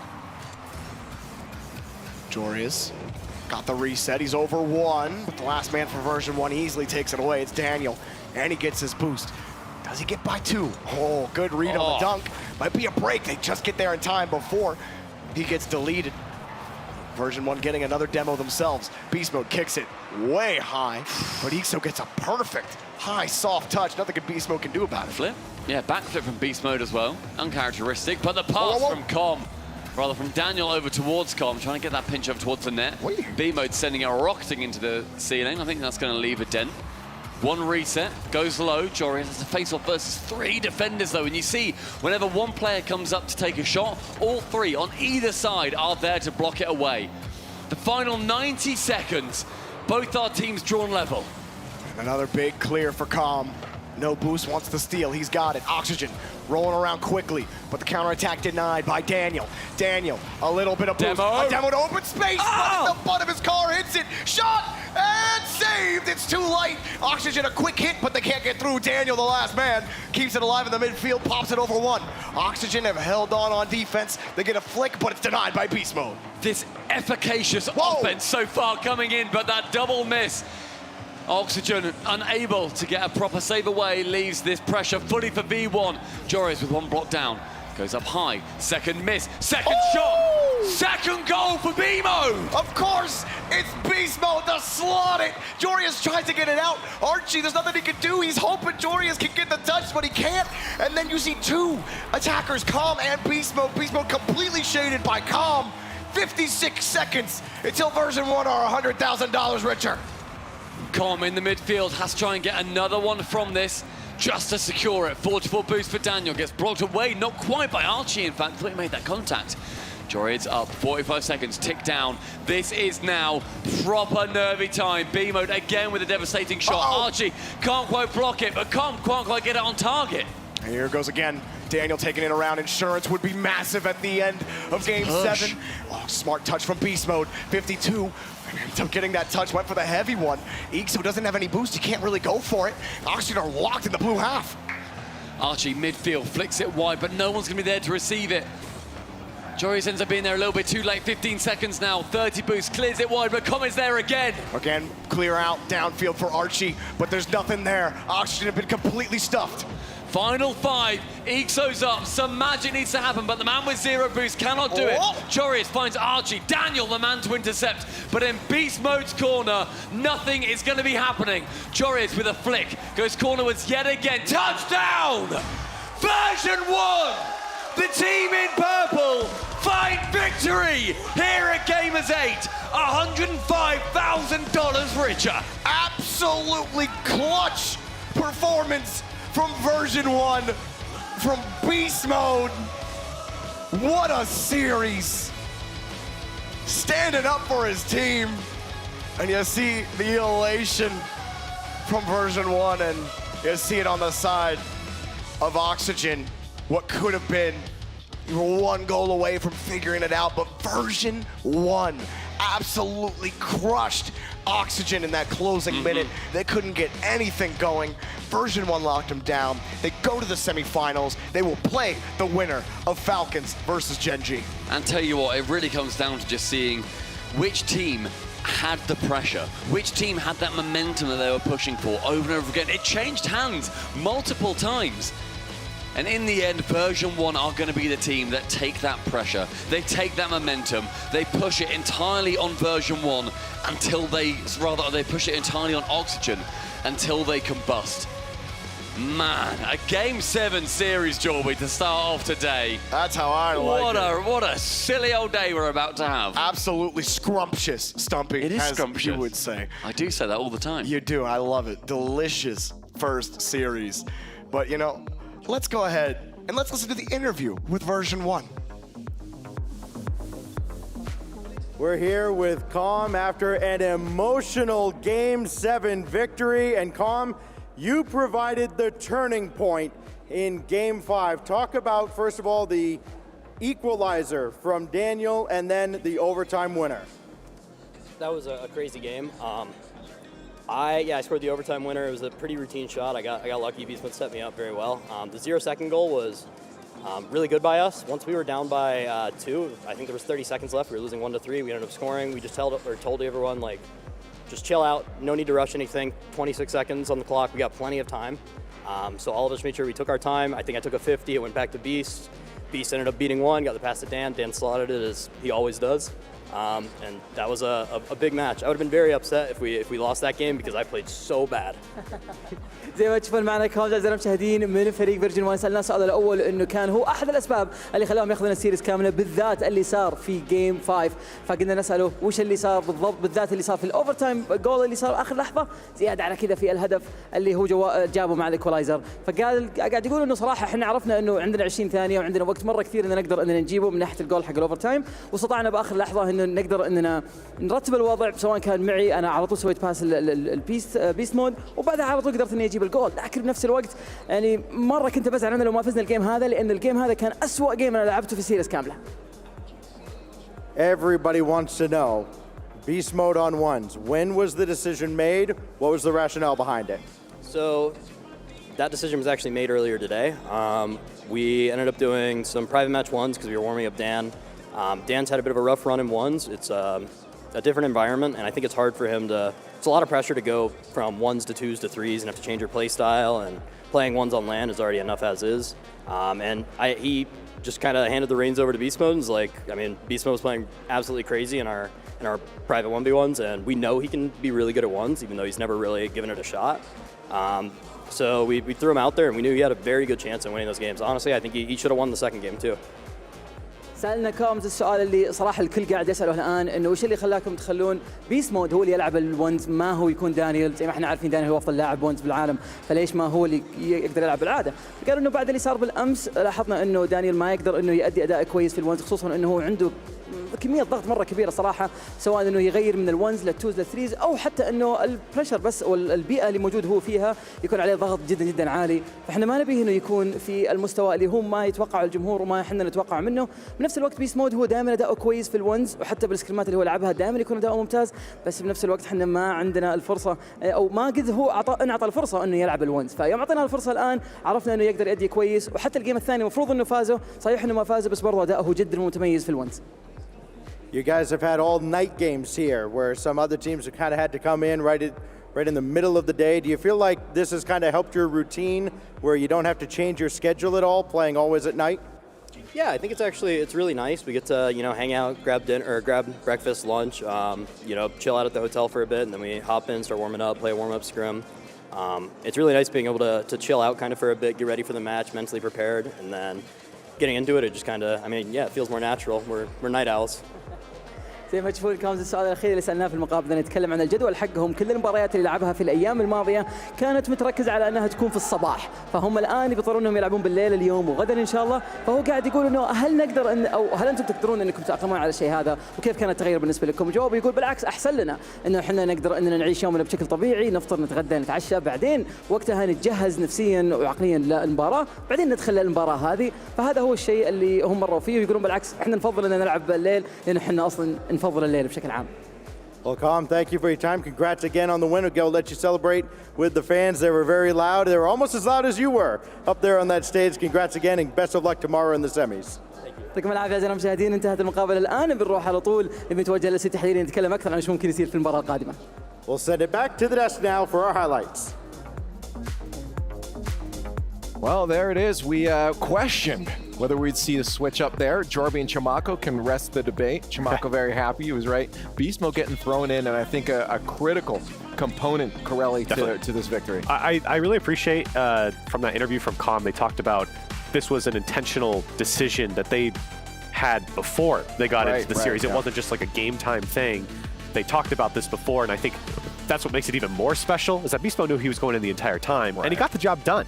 Yeah, and they were doing private ones as well, which is so cool to see on this format. It's not just an afterthought. It's not we'll just play it when we get there. Right. They're training for every aspect of this series, and it was a close series. This one was really neck and neck. 4 overtimes that we saw. Version 1 and Oxygen splitting those overtimes as well. You heard in the interview with Calm, Calm even saying Beast Mode should have won that second 1v1 that ended up going Jorius' way in overtime. But overall, it was so entertaining, and I think Beast Mode really was the highlight player for me. He had come out of pretty much nowhere. That play where he's faking out Jorius on the ceiling, it was so cool to see Beast Mode, who doesn't have a reputation for once, come out and beat one of the world's best. He looked good. I mean, his 1v1 play looked good. It looked calculated. It looked intentional. I think Beast Mode could be the ones going forward for the matchup between I don't see whoever why the winner is between Falcons and Gen G. Yeah, no, I think you kind of have to at that point. The team's got their flow now, and if this is what they're doing today, you keep that going forward, in my opinion. James, do you disagree? Oh, no, it's huge moment. I mean, they just took down, Version 1 just took down the team that beat Vitality.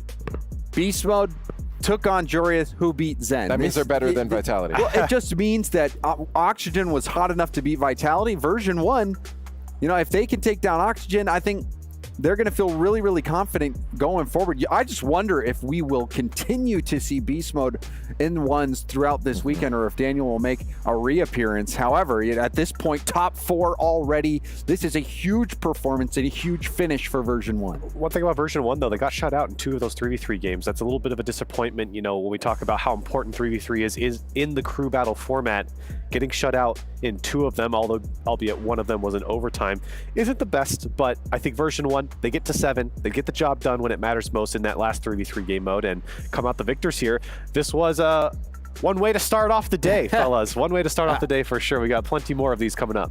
And I was just going to say Version 1 as well. This series would have gone in favor of Oxygen if it weren't for that crazy last-second comeback in threes where they scored 2 goals in pretty much 30 seconds. Yep. That was a clutch up from Version 1. I think clutch really describes their performance today. Oh, no, absolutely. And that's kind of on topic because we're going to get to our STC play of the game. And I got to mention there was a couple of these, but it is going to go to Daniel with his overtime scoring. Again, this wasn't the only one. And that's exactly why I think the word you use, James, is perfect for it. Just clutch. Oh, yeah. And this was that demo in the air. Look at this. It serves as a smoke screen. makes it Joreuz, even yeah. more difficult for Joreuz to make that save. And they split those overtime games, but I mean, that series was on a knife's edge the whole time. Dan would try to get that aerial game going for a couple attacks there. And I think it's great. You get the flip reset into the demo, and then, like you said, that smoke screen really helps out. And version 1, that's the threat in that type of game, and they certainly showed it there. While Daniel was clutch there, we do want to talk about our Kidia MVP, and it was a different player on the team, and I think it comes down to definitely that one skin there. Beast mode, that turning point, we didn't know what was going to happen, Corelli, but Beast mode comes in and holds it his own for the entire team. Yeah, I think a lot of it is going towards his 1v1 play because the expectation wasn't that he was going to take down Joreuz. In fact, I'm sure Joreuz felt very confident going into that matchup, so I think a lot of it is coming from that 1v1 matchup, the first one that he won. But even in the 2v2, he was getting the job done with Daniel and looked like that, top level, top echelon 2v2 pairing. Yeah, and still, it's just jaw-dropping seeing Beast Mode come out with not nearly as much experience in 1v1 and be able to get that win. And even in threes, in that final game, Beast Mode had a wonderful aerial play that led to a goal for version 1. And it just showed, and even that last shot there to go ahead, Beast Mode was lights out this whole series, every single game mode, rightfully the MVP. Yeah. I mean, that's a lot of weight on your back, knowing that, hey, I got to go in and do what we couldn't do last time in this game mode of ones and carry the whole team. And there's so much pressure, and it's probably what got to Daniel as well, and I'm sure a lot of other players out there, even Joreuz. We saw, okay, this is pressure in the playoff bracket.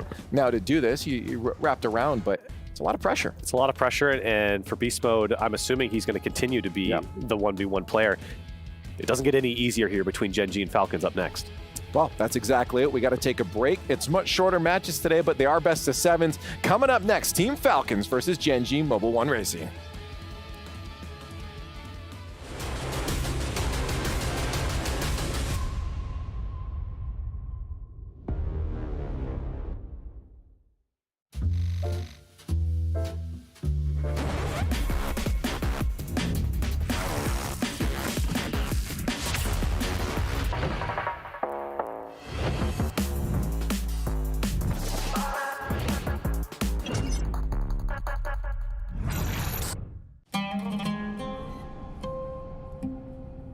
There is a place where you can elevate what's hidden inside, where you can reframe yourself. Sonomi means the new you. The you can step into. Because when we know who we really are, we become unstoppable. Enter new dimensions of you. Sonomi. All new Honor 90. Capture ultra clear detail with a 200 megapixel camera.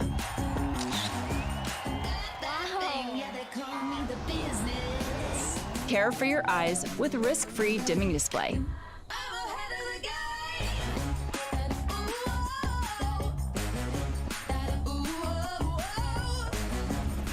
Honor 90.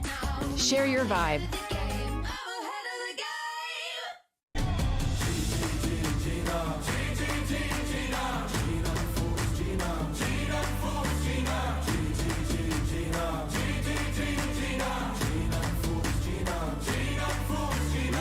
Paradise through dirt and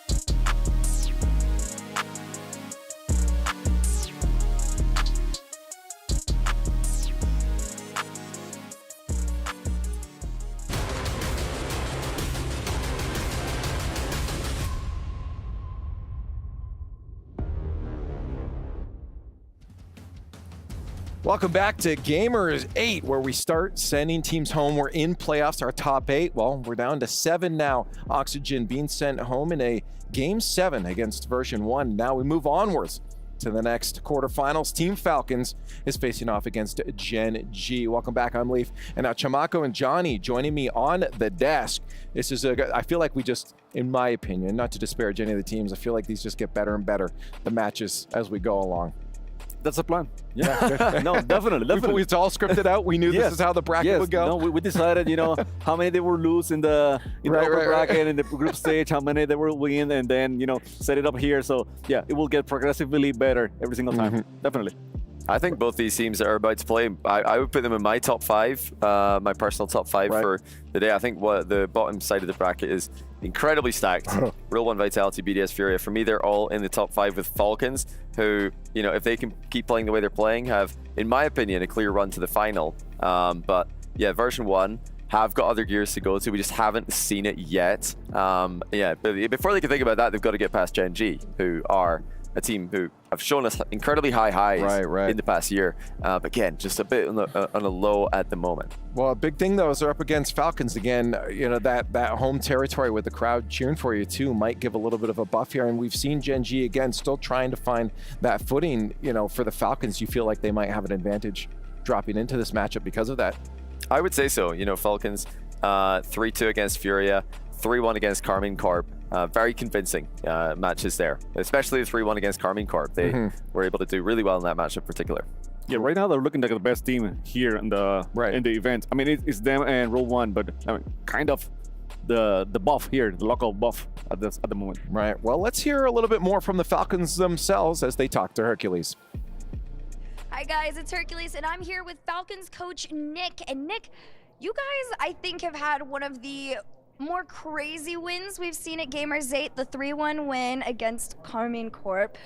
You're now about to face off against Gen G, and I feel like for most teams, it kind of just gets harder from here. Do you feel like Gen G is going to be any bit of a challenge for these guys, or are you going in confident? I mean, we're incredibly confident. I think the biggest advantage Gen G have is they have quality in 2s and 1s, whereas we didn't really see that with Carmine Corp, and obviously they crashed out of the tournament. I think Furia are probably a stronger team than them right now, so if we can get the same result against Gen G that we did Furia, it's a great time. Well, Gen G said that they felt like you have arguably some of the top duo options in the world right now, and even 1v1 options. Walk us through that. Do you feel like Nupo in particular has kind of got any challenge that comes his way? No, I don't think so. I think he absolutely delivered on his first LAN match against Furia. I think he was probably the best player on our team against Furia. I don't think this will be anything different. All right, well, we wish you luck, and thank you so much for your time. And guys, Falcons are up next, so don't go anywhere. If we can beat Gen G, it'll be a great time. I think that's a fair statement to make, is it not? Yeah, I mean, because again, Gen G on the other side, despite what we've seen from them, they did phenomenally at the beginning of the RLCS season.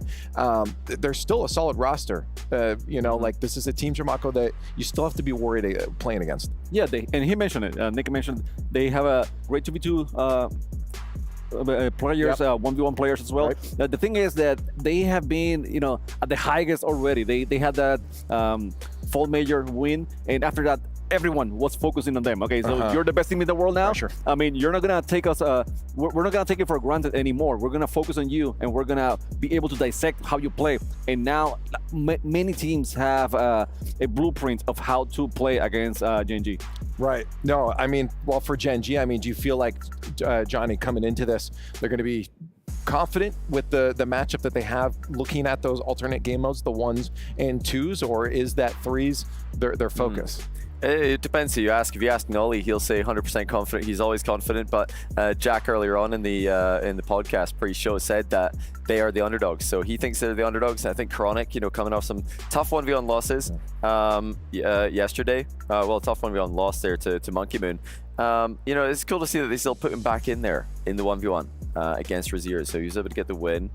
So I expect to see more of Chronic today, even though we're seeing some teams switch up their 1v1 player. We saw Optic do that with AJ and Red Hills. We saw it today with V1. Daniel out for Beast Mode is crazy. I mean, Beast Mode getting a game off Dory is amazing. Effective though. Yeah, it worked out well. I mean, I think it caught Oxygen by surprise. But Gen G do have that second 1v1 player. If the second 1v1 is needed in this series and the first one is a complete blowout, then they can switch in Jack for Chronic, which is a good advantage that not every team has.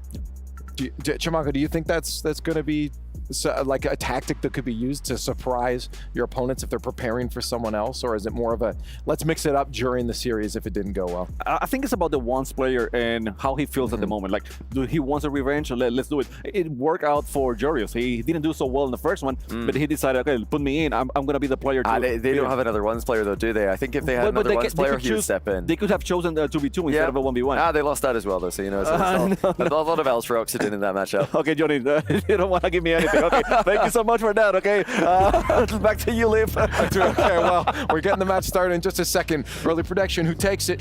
It's going to be BDS. Falcons. BDS. BDS. Yeah. Gen G?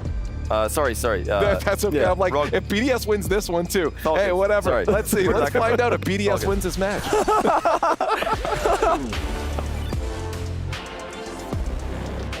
It's about to turn up to 11 here in the arena as the hometown heroes are ready for the spotlight. فخر الوطن العربي راح يتواجدون معنا في المسرح ضد أحد من أفضل الفرق الثمانية في العالم للمواجهة على مرحلة النصف النهائي القادمة غدا إن شاء الله. One match down, 3 to go, but you can already hear it. The stage is gonna be electric. And our first team up needs no introduction. An abrupt ending last year in the semifinals. They're back for more, and they're going to try to claim this trophy behind us, but they've got a tough task ahead of them.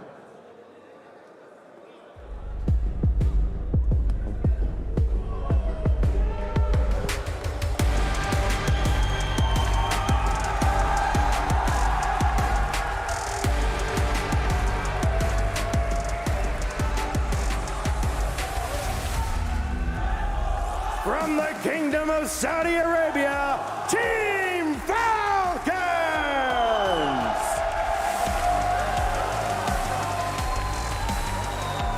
They've avenged their loss from a year ago. They took down Furia in the group stage, and then they knocked down the blue wall and earned their spot at the top of their group and their shot at glory here in this weekend's playoffs. فخر الوطن العربي فريق فالكونز واجد معنا في المسرح. فازوا على فريق فيوريا، الفريق اللي هزمهم في السنة الماضية في جيمرز 8. تغلبوا عليهم، انتقموا عليهم، تقدموا قدام كيكور، فازوا عليهم أيضا، وانتهى فيهم المطاف في المركز الأول في الجروب ستيج، والآن هم في التوب 8 متوجهين لنصف النهائي بعد المباراة هذه، لكن خصمهم يعتبر هو الفريق الأول في أمريكا الشمالية. خلونا نرحب فيهم.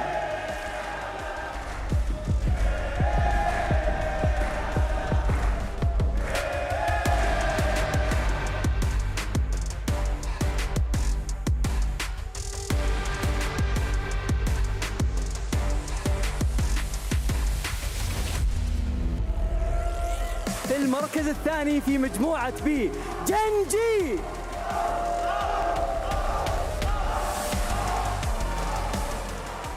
فريق جن جي في آخر 7 ميادين هم شاركوا فيها في أمريكا قدروا أنهم يجيبون المركز الأول أو المركز الثاني. هم دائما يعتبرون الجراند فاينلست في هذاك الريجن، لكن عندنا هنا استطاعوا يتغلبون على أحد من أفضل الفرق العالمية وتواجدوا عندنا هنا في المسرح لمواجهة فالكونز فخر الوطن العربي، يحاولون أنهم ينتصرون عليهم ويصلون إلى نصف النهائي معنا في بطولة جيمرز 8. The top team in North America all year, and they know the score here inside the arena. They know they're going to hear it from the crowd. They're trying to silence them. But again, they've got as tough a task as any waiting across the stage. The teams now are going to take their seats, and we will get set for our second best of 7 quarterfinal. Fancy, in a moment, we're about to head backstage and not just watch this match, but listen to and experience this quarterfinal in the arena. This one is going to be fire. Honestly, the vibe here on stage is going to be insane. And I can't wait to get this match started. أعزائي المشاهدين, best of 7 ربع النهائي الثاني في جيمرز 8 روكيت ليج راح يبدأ الآن. خلونا نروح على طول مع المعلقين وتبدأ في المباراة. The Transatlantic Alliance of Jack, Nolly, and Chronic have marched into the Falcons' nest. Are they predators or are they prey? The players are ready. The game is ready. We hope you're ready at home as well. Let's send it off to the casters for our next quarterfinal.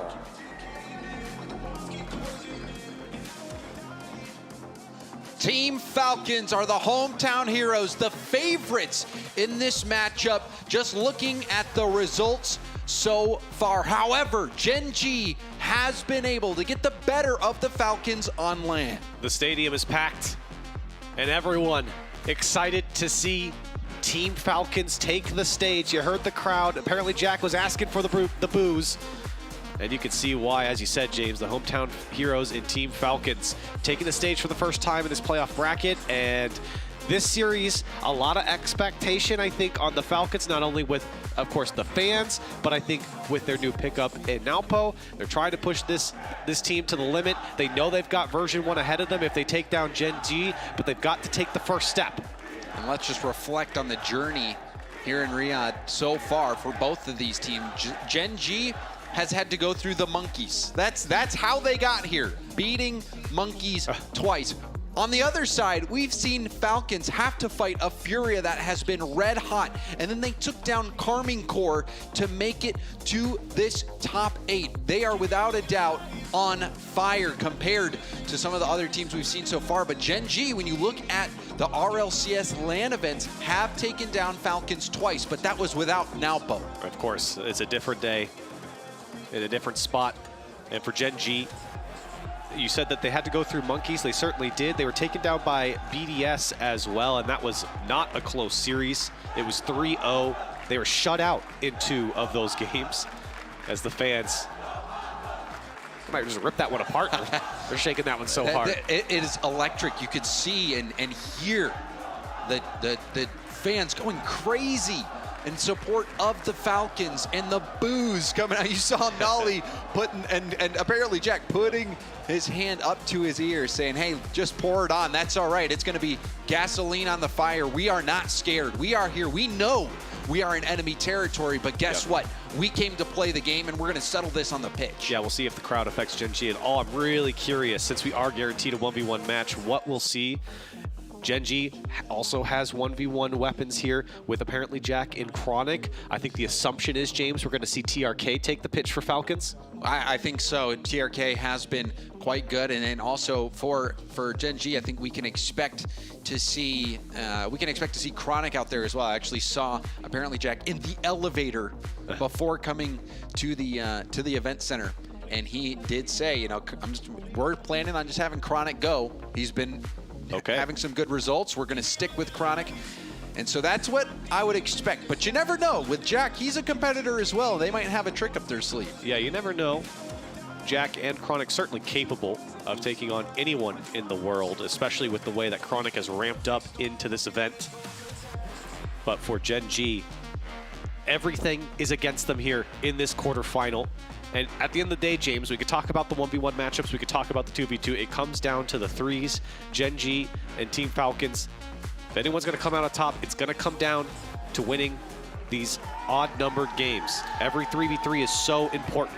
Yeah, but like we saw with the Oxygen version 1 series, version 1, they dropped 2 3v3 games, and they were able to make that up in 2s and in 1s with that crazy beast mode 1v1 surprise against Jorius. So even, you know, if it's true, if you win all the 3v3 games, you have nothing to worry about, but that is a difficult feat. And I think Gen G has proven their team play when it gets going is quite good. We have already saw some pre-jump plays from them in this event, but the question is, how good will the Falcons be on LAN in these big playoff moments? This is when they really need the results. They had an early departure, earlier than some had hoped for last Gamers8, and now is a chance to really go the full distance, make it to the finals, and claim victory in a way that would truly cement them as one of Rocket League's greatest teams. Yeah, you can't forget last year, Falcons were able to get through the quarterfinals through Team Heat and then lost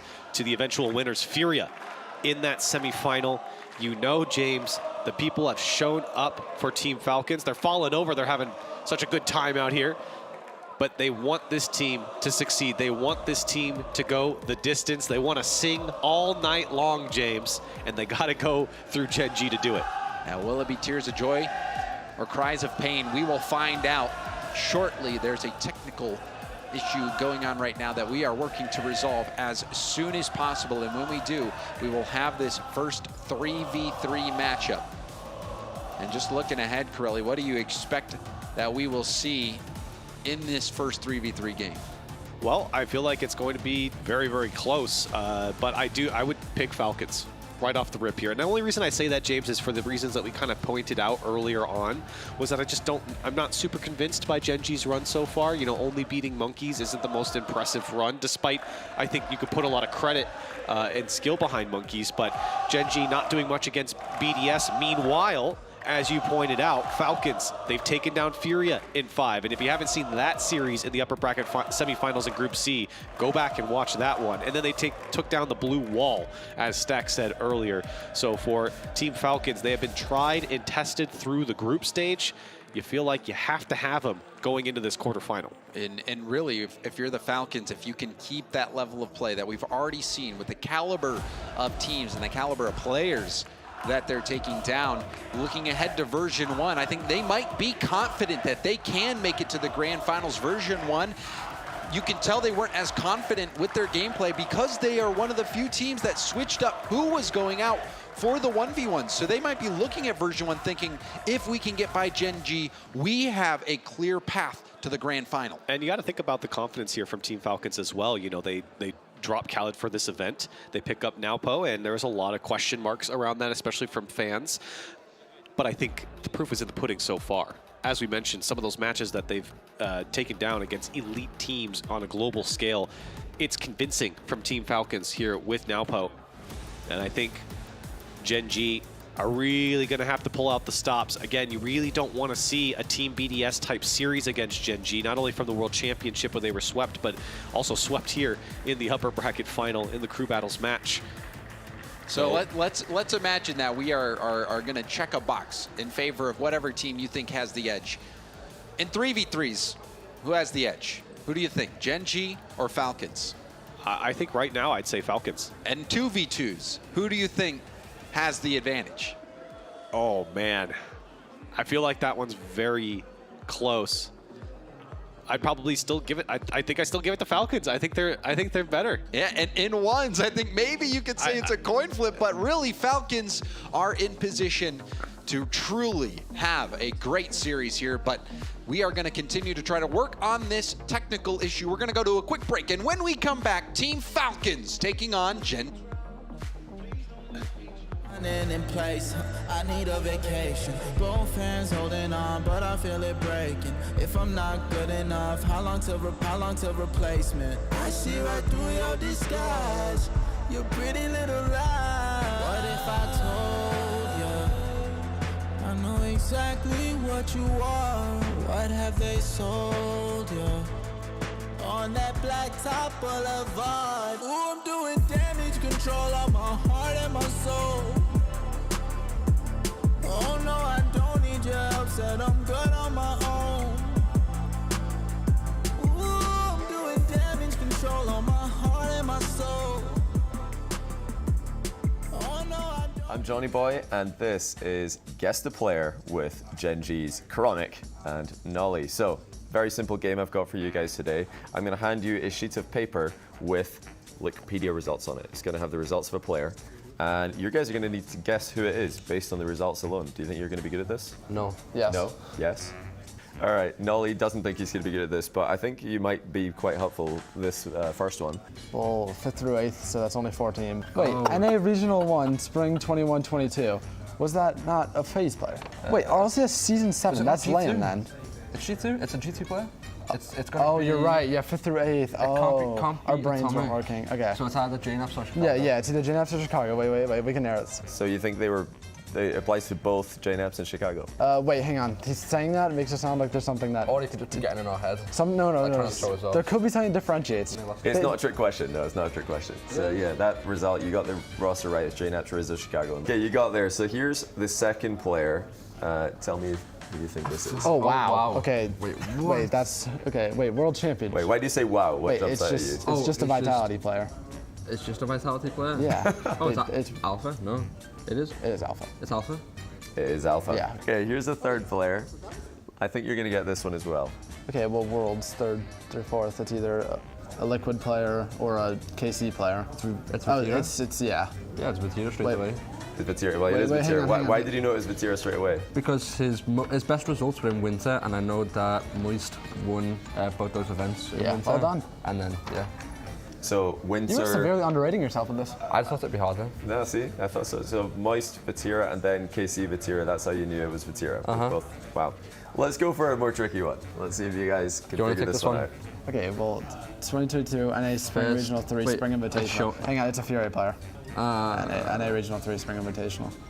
Are you sure? Yeah, I'm positive Fury won it. It's a Fury player. Yeah, and last year Worlds. Yeah, but it could be Jan on Fury for these recent tournaments. Wait, hang on. It has to be cards. I think it does because that'll be with Tander. Card. What? Okay. Why do you think card? It had to be Yan or card because they were the only two people who had both these results. So and then Yan wasn't here. So which card. Results were they? The ones you're talking about? Well, last Worlds and then the third regional were both just Yan and card, and then Yan wasn't here. So card. So card. Card. That is correct. You're 4 out of 4. And that was a tricky one as well. Okay, last one. Oh, last one. And yeah, I'm going to be completely honest. I think you're going to get this one. Try speedrun it. Wait, it's a winter split major. Oh, it's so SIP? It's just SIP, yeah. Yeah, it's SIP, okay. It's not typical. Wait. Oh, wait, it was missed. Oh, okay. Why'd you say SIP? Why'd you got in my head? I guess it's missed. It was missed. Well, it had to be missed. I mean, I think you guys would have got that if you took your time. Yeah. I'm very impressed that you knew the South America one as well, so good job. That was Gen G's, Chronic and Nolly, and they guessed every player.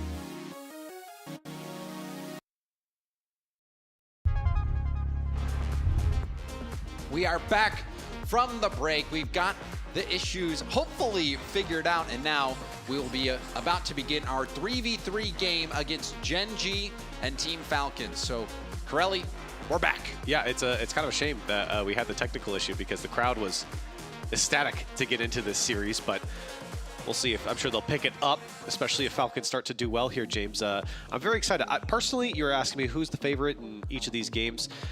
What's the series score in your head? Is this one a deep run? I feel like Falcons have the ability to sweep this series. I think they are the favorite. Wouldn't be surprised to see Gen G get a couple, but with the way Gen G's playing, seeing them get swept by BDS, and the fact that we haven't really seen much success from them recently. They were one of the world's, they were actually the world's hottest team way back at the beginning of the season, but they have cooled off. In this event, Falcons have been so hot. I think you have to give it to them. I think maybe 4-1 would be fair, or 4-2, but that's really what you would expect so far, given what we've seen. Certainly, and that crowd behind them will help, but this first 3v3 will be a good barometer for what is in store here in this quarterfinal, a best of 7 in the crew battles format. And like I had mentioned before, Gen G has been able to figure out Falcons on land before. However, that was without an outbow. Nolly again on the Batmobile as well. Oh my gosh. I think for Gen G, the start of this game is so important, especially if Falcons come out slow. You've got to be controlling the pace of these 3v3s. Because everything feels like it's against them right now. Gen G trying to threaten. Broken up by TRK. Nolly on Respawn's gonna have to defend here.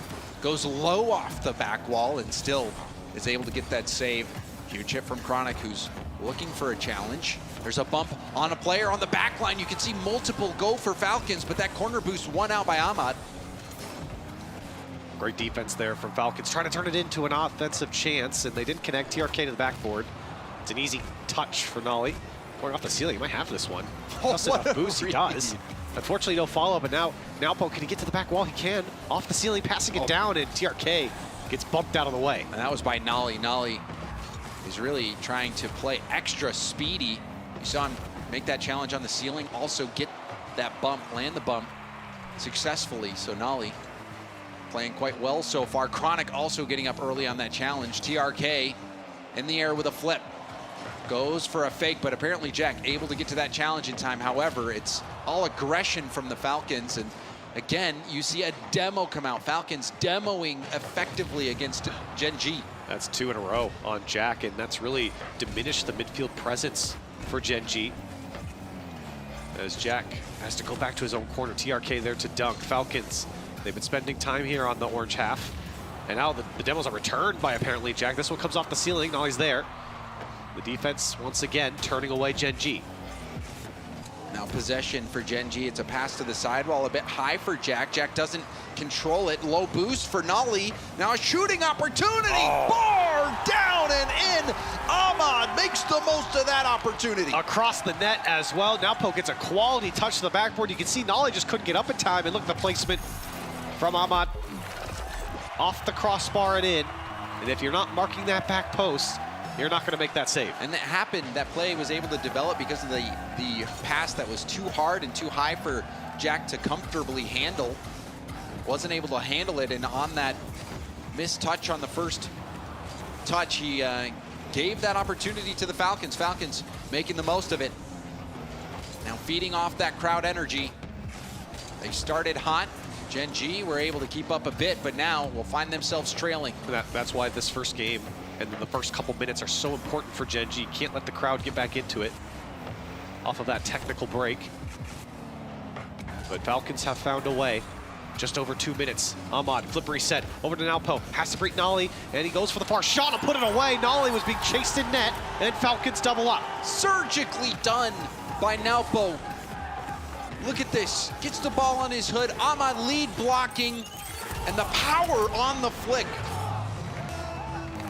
Falcons in control. Less than half the game left to go. Not many chances for Gen G. We've seen aggression, demos from Falcons, and now 2 really quality goals. Gen G gotta dig themselves out of this. Another chance. Ahmad going for the challenge. He gets bumped off the ball by his own team, but the net was so open it didn't matter. And where did Gen G go? It was just apparently Jack back. Nolly was racing back, but he was well behind the play. Chronic was nowhere to be found. And a 3-0 lead opens up for Falcons with 1:51 left on the clock. A disaster start for Gen G. Gen G, they are gonna perhaps already have to press the panic button. Nolly, a few good challenges from Nolly. There's a shot, but it won't test TRK too much. Little tip, gets it by Nolly, and now moving upfield is the Falcons. They're putting that pressure on. You can see it was a 3-man attack there. Physically, off ball, 1-man on ball, and then the follow-up behind. Falcon shape perfect here. TRK wants the pass. Gen G very backed up. They're able to get it out. Falcons trying to kickstart another attack. A huge pinch. Makes it awkward. Chronic tries to move in. Heavy first touch. Slowed down by TRK at the midfield. Taken over by Jack. Jack into an air dribble. Flip reset 50. Gets by 2. Jack going for the bump. Lands the bump. Chronic will be able to pinch this in. I thought Nolly would be able to finish it off, but That play from Jack paves the way. Doesn't matter how it goes in, as long as it does, Nolly. He had boost, he just didn't boost into it. It looked like he was perhaps playing the block on whoever was bumped off the net. Yeah. Chronic is able to clean it up. That's exactly what Gen G need. Time's against them. 50 seconds left. They're going to have to pull off something here in game 1, but Falcons trying to not let that happen. Now Poe drops it down. And Gen G are able to get the clear. We saw version 1 have last-second heroics. Will Gen G be able to do the same? Oh, there's a ground pinch! It sneaks by Chronic! And there's the Falcons goal explosion in its full glory. Ahmad, great second touch as he came down to the ground, and again, so many gaps on the Gen G side. Defensively, they've given the space over to Falcons, even on a shot like that. And with 30 seconds left, I mean, Falcons just have to walk to the finish line here. A rough start for Gen G. I think they're going to be flying, Corelli. It has looked easy, and it's been smooth sailing. Falcons will have another goal here. Wide open net. Now Poe, he's just kicking Gen G when they're down. And every goal matters here for Falcons. It just riles up that crowd, emboldens them here in this series. You can hear them in the background. Falcons are going to ride that wave throughout this series. It's on Gen G to be the difference maker. It's not going to happen here in game 1. Game 1, so in favor of Falcons. Falcons scoring 5. This looks like an early round matchup with how easily Falcons have dealt with Gen G in the 3v3. So Gen G sent back to the drawing board, and now they have to choose between a 2v2 and a 1v1. Both will be played here in this series. It's just which one do you want to play first? Well, you know, I feel like ones was the one game mode where we were saying maybe it's a coin flip. Maybe. But TRK, he's had some stellar series throughout their run. You go up against Yan, and while he lost that one, that was a 15-goal game. And this one almost felt like a 15-goal game. And he had a 15-goal game against Vatira as well. And that one was one that he was able to win. A marathon here for TRK in the ones department, but we'll see what Gen G picks. Again, Gen G certainly have the weapons on their side with Chronic and apparently Jack. We'll see if they pick ones. It could be twos all the way, which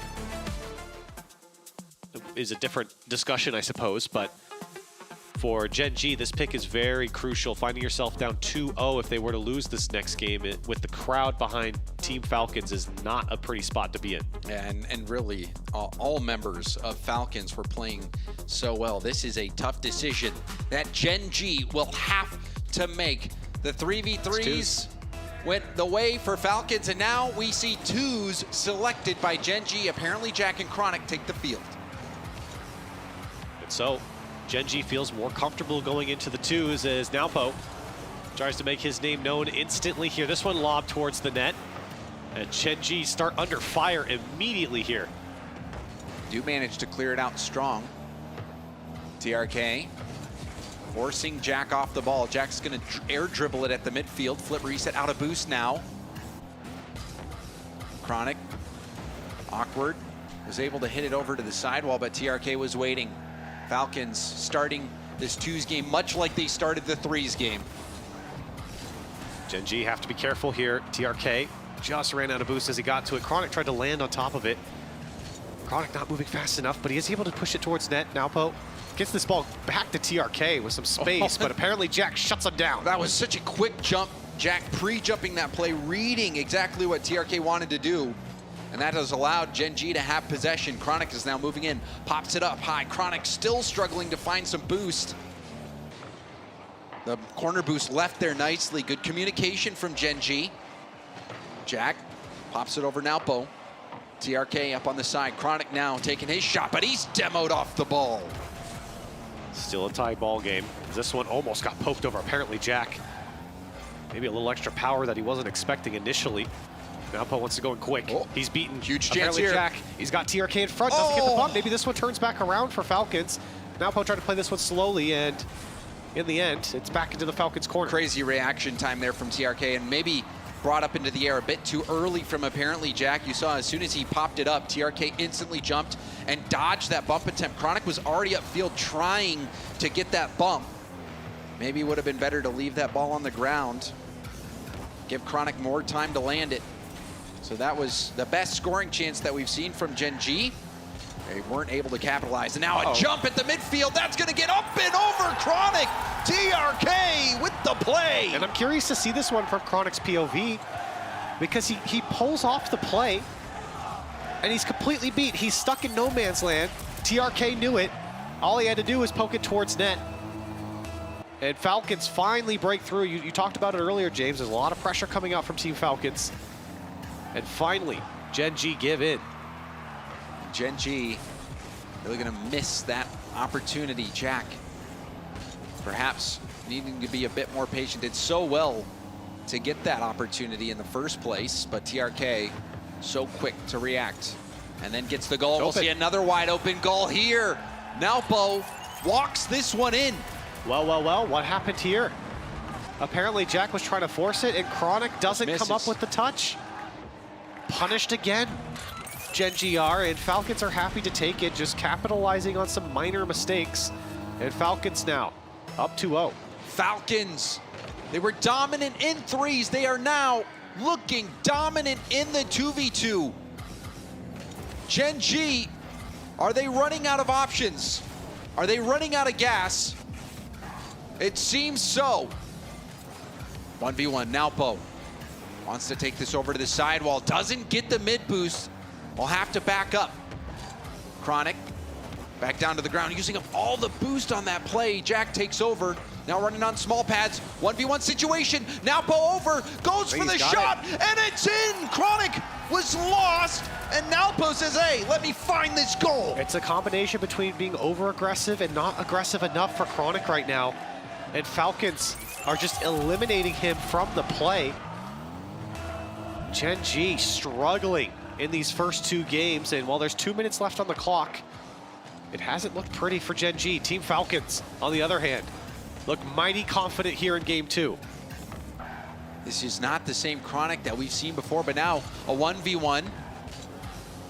Jack goes for an early flick, and it's routinely handled by Nalpo. TRK lofts it to the backboard. Jack, hard hit, lovely catch. We'll flick it up to Chronic, double commit from Falcons. This could be good, but Chronic has a very heavy first touch, and it gets away from him. The execution slightly lacking in these moments for Gen G. Feels like Gen G have to score here with over a minute left on the clock. Apparently Jack trying to make that happen here as no one's able to follow up. Both are jumping, both are calling off. Apparently Jack will take it, gets one to dive, and TRK still is able to get the tackle. Demo comes out, and it's just apparently Jack. Nalpo trying to go up and over, and he'll take this as it just runs time off the clock. Jack fakes the challenge, has it hit over to Chronic. That is a smart play, but Jack has no boost, tries to wall dash, but to no avail. Now a difficult backboard read. Nalpo fakes it. Chronic gets the first save, and precious time ticks away. A lot of misdirection there from Falcons, and Chronic did well to stay in his spot. There's the bump. TRK denies. Is this a goal for TRK? Wide open net. Chronic can't get back. And a 4-0 lead for Team Falcons. TRK's reaction time is so fast. We saw it earlier in this game when he jumped immediately when Jack tried to take it airborne. And that play, he knows Jack is going for a bump, sniffs it out so early, dives the lane, and gets a goal for Falcons because of it. TRK and Nalpo, there is no slowing them down. Meanwhile, Gen G's tires are spinning in the mud. This was the choice for Gen G. They wanted the 2v2, and it has not panned out here in game 2. Staring down a shutout here against Team Falcons. Chronic, he knows that this one is over. Will we see another one? Nalpo across the net. And what was it, 5-1 in the first game, and now a shutout in 2v2s. Falcons are soaring in the series. They have outscored Gen G 9-1 in the first two games. And that one goal coming in the 3v3. Gen G have got to get themselves sorted here, James, or this series is over. And if you're a Gen G fan, it's looking grim. But this game is the swing game. Even though things have not been going well, 1v1s as well. You win the threes, you win the ones, you're right back into it. However, what we've seen from Falcons is that they've looked untouchable. The demos, the quick challenges, the execution, they're finding the small windows, they're capitalizing on the mistakes. And on the other side, we've just seen a few uncharacteristic misses from Chronic in this game and Gen G as a whole. And how many mistakes have we seen from Falcons? It's tough to remember. I would say none. There was maybe a double commit that we saw. Possibly. They were able to recover from it, but for Falcons, the challenge game in their favor. Positioning, boost, both in their favor, especially it was very apparent in that 2v2. And the misdirection as well, that they were able, they didn't score on their best misdirection play, but it just shows the confidence that they are ready to go for anything. They are keeping Gen G on their toes, showing a bunch of different looks, and it has been a brilliant performance so far. Ahmad joins his teammates TRK and Nalpo to see if they can put Falcons on match point. And that is a good kickoff. The corner boost for TRK, back-to-back challenges, but that is a double commit. Ahmad, nice first touch. Gets another touch. You can see how difficult of a touch that is for Ahmad to be able to clear that right at net. And it felt like Gen G really hasn't dealt with this that well. Still possession here for Falcons, but apparently Jack is able to carve it out and Gen G get down the field. One thing that is a bright spot for Gen G is apparently Jack has been making some intelligent plays that have generated some opportunities for Gen G, but he'll need some help. Somebody needs to step up as well to assist.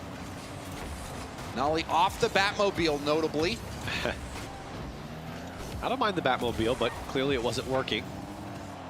First minute almost upon us. It's still a scoreless game. That's a good look there for Gen G, as these games have had wide margins in the first two. But you really got to show a threat on offense. Chronic through one, and a pinch to the Falcons side will advance downfield, but they've lost possession. Ahmad tries to pitch by one, as Gen G are kind of jockeying for positioning here in the midfield, but Falcons again are able to deny him. You can see how hard Gen G is fighting just to try to get some time on ball. Falcons, though, seem to always have a player ready to pounce.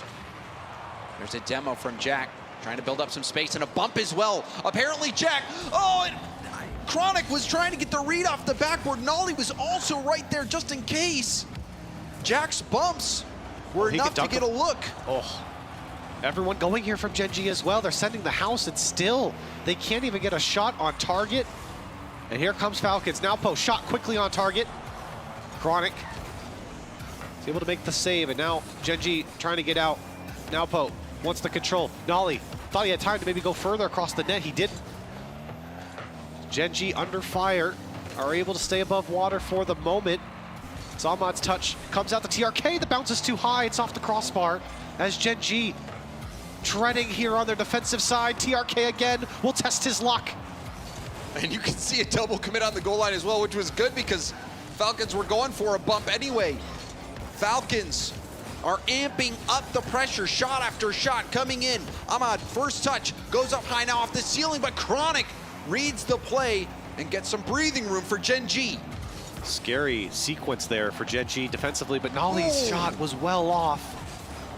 We've seen two good looks so far for Gen G. Apparently Jack has been doing fantastically, getting bumps and throwing Falcons off on the back line, but that final shot, elusive for Gen G.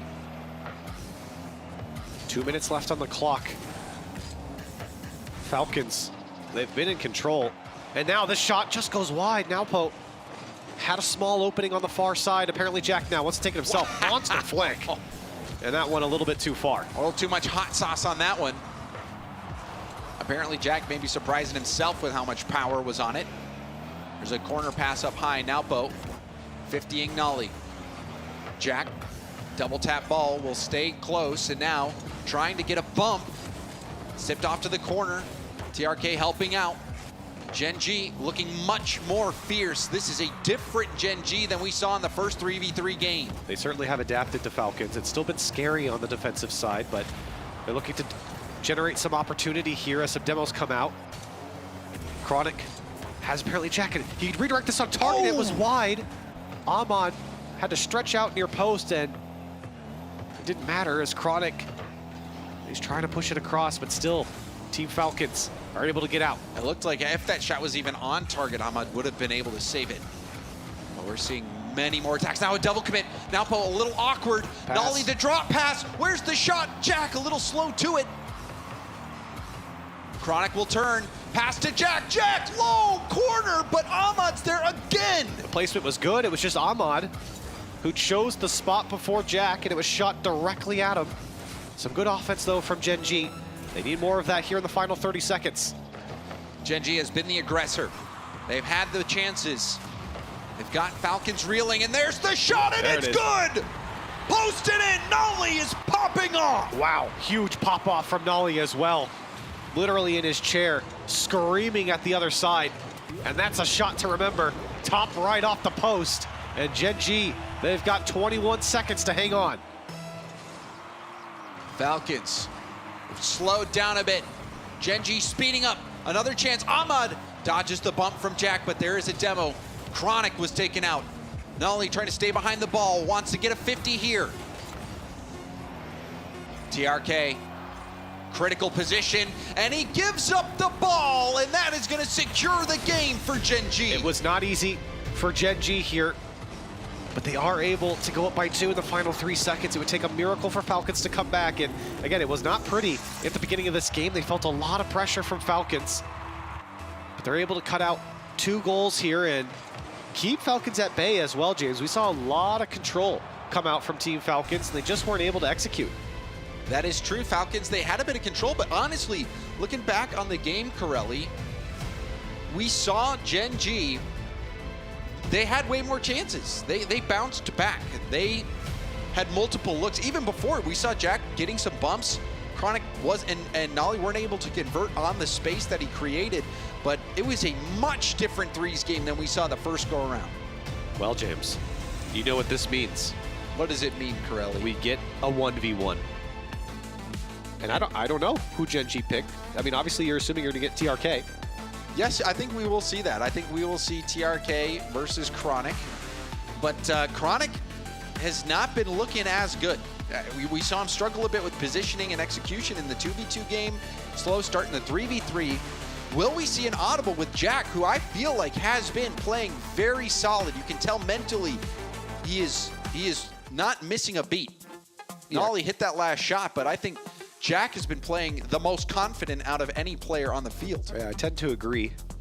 I do think it would probably be AppJack and TRK here, unless there's a matchup thing that we don't know about. But a 1v1 and Jack did tell me in the elevator. He said that it's Chronic. We're gonna leave it, and Okay. it is Chronic indeed, going up against TRK.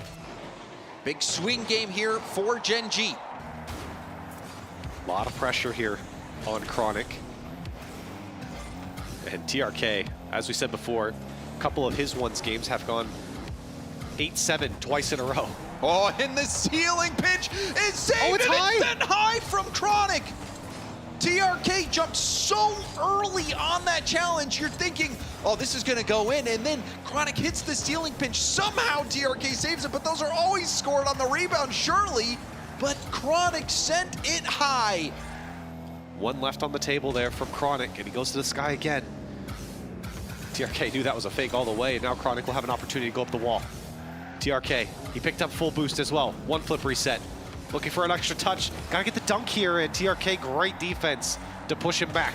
It is inspiring how well TRK is playing defensively. You're seeing Chronic with space, you see him go airborne, and you're thinking, how is TRK gonna get out of this hard spot? But he does, and now TRK's turn on offense. Early flip reset, and it's gonna be a goal! That's twice now you've seen the pre-jump come out from Chronic, and he really likes to float there. You can see how long he was in the air, waiting for TRK to choose what he wanted to do. And to his credit, he almost got the save, but TRK better with the flip reset, and he scores the first goal. And better with the pre-jumps as well. Chronic has had a few chances now, and will have one again. TRK will have to defend from the air, goes off the ceiling, now coming down, closing off the angle.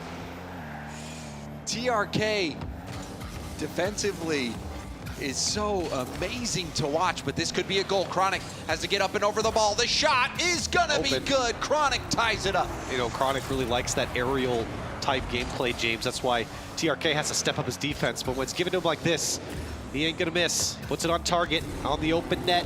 Tie ball game. TRK, very good defense so far. Chronic won that 50. Will he be able, though, to break down TRK, who's been pre-jumping everything? Chronic now defending. TRK with some possession will take it all the way back to his own corner. Will he stay in the air? Yes, he will. The touch sets up the flip reset, saving the flip, and now stealing the boost. A quarter of a take for Chronic, picks up another small pad, another quality 50, and TRK will deny the mid, but Chronic gets the corner. Chronic really stretching out for the boost there. He knew he had a little extra time, but that turn had to be perfect. Now he's stressing for possession, 50. But a tackle will set up the open net for Chronic. Chronic happy to take these 50s. He's not been able to beat TRK in those 1v1s in the air, but on the 50, Chronic he's surpassing TRK at the moment. Great challenge there from Chronic. Gets himself back into the lead. This one, James, already hotly contested as TRK just wants to buy some time so he can go pick up the boost. Here's Chronic on the dribble. TRK goes quickly, and he might be rewarded with a goal. It's wide open.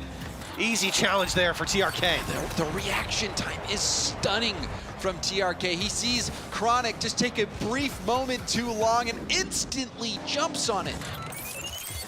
I mean, he knew that Chronic was going to take his time there, called him out.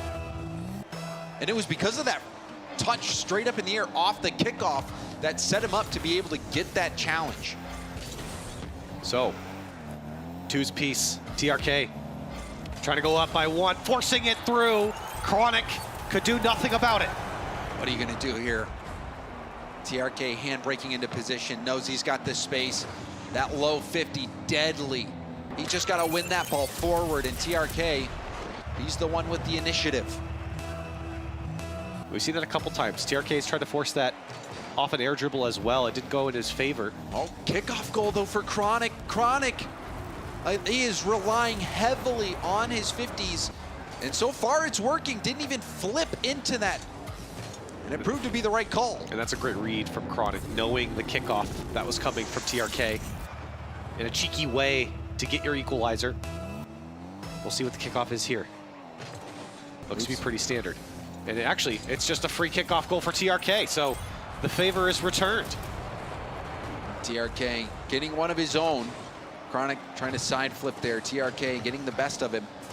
We've seen a lot more looks from Chronic. We've seen the wave dash kickoff, no jump that time. It did not work out for him. Let's see what happens here. Looked like another wave dash kickoff, and it did land the bump. Catches it out of boost, though, and will decide to take the corner instead of staying on the play. Will it pay off? Oh, TRK in such a hard spot here. Had to read the fakes from Chronic. Chronic holding the boost game right now. TRK can pick up some pads, and he really got himself out of a tough spot there. Yeah, Chronic decided not to try to lift that ball up into the air, and TRK was able to jump in, but is that an overcommit? It looks like it. Chronic sends it towards net and ties up the game. Great work again from Chronic. This time allowing TRK to rush into the challenge, and he stays put. Takes the challenge, the ball will pop up off your car when the defender goes high. And Chronic knew that, so great work to find an equalizer yet again. Back and forth here, James. Yeah, Chronic seems less interested in going to the air now that we've seen the defense from TRK, and now a corner boost steal. Chronic was inching up. He's gonna have to use a single pad. Now picks up another low challenge from TRK. And that low challenge, he comes out on top once more. And that's what happens when you don't have momentum going into this. Chronic had one pad of boost, flipped into it, and TRK again baits out the challenge, takes it low, and TRK back into the lead. It started out as a battle in the sky, and now it's a war in the trenches. TRK and Chronic fighting down low and dirty. TRK might take it to the air now. Chronic jumps quickly, and the 50 sends it out to the corner. TRK up the wall. Flip reset. Jumped on it by Chronic. TRK decides to get the mid boost and gets the demo on Chronic and will have full possession. Great demo there from TRK. And look at the space that he's earned himself. Chronic trying to take it up, but now he's backwards. TRK, fake flick, and he'll just go back. As Chronic did well to deny. Chronic trying to close the gap, and now will win the ball back. TRK hunting for a demo. Chronic will have to be careful. Chronic gets demoed off the ball, and even more time melting off the clock now. TRK doesn't have to score. He doesn't have to force it. You can see a Chronic now. He has to get a little bit more aggressive. TRK's happy to go back to his side. I'm surprised he didn't even take it back to his corner. Here comes Chronic, full boost. TRK went through. He's gonna try and get his corner boost. Double tap looming as Chronic couldn't put it away. TRK is able to get back. Yeah, Chronic was trying to capitalize on that overcommit and go to net as quickly as possible. Tried to double tap that ball in, but TRK was back quick enough. Time running out. TRK's shot is gonna go wide. This is the last potential possession for Chronic. 20 boost. A couple pads. And there's the fake flick, and he flips by it, and that will be game. TRK clutches up. TRK says round him up. Bring him on home. TRK has been stellar in the ones. And you can hear the crowd chanting, TRK. TRK stepping up in that game. It was a battle. Chronic discovering that the air was closed, takes it to the ground, wins 50 after 50. Frustrating goals to give up, but the defense from TRK was stupendous. I think a lot of people might call that game boring because it was, especially that ones game, boring because you felt a lot of challenges happening on the ground. But that's kind of the beautiful thing about 1v1. It's reading your opponent, and TRK got the better of Chronic here. And he made the adjustments. You saw how crucial the demos were in TRK's game plans. Also, going to the low 50s, finding success, mixing it up. TRK stepping up. You saw him looking up, staring down his competition. He is feeling confident.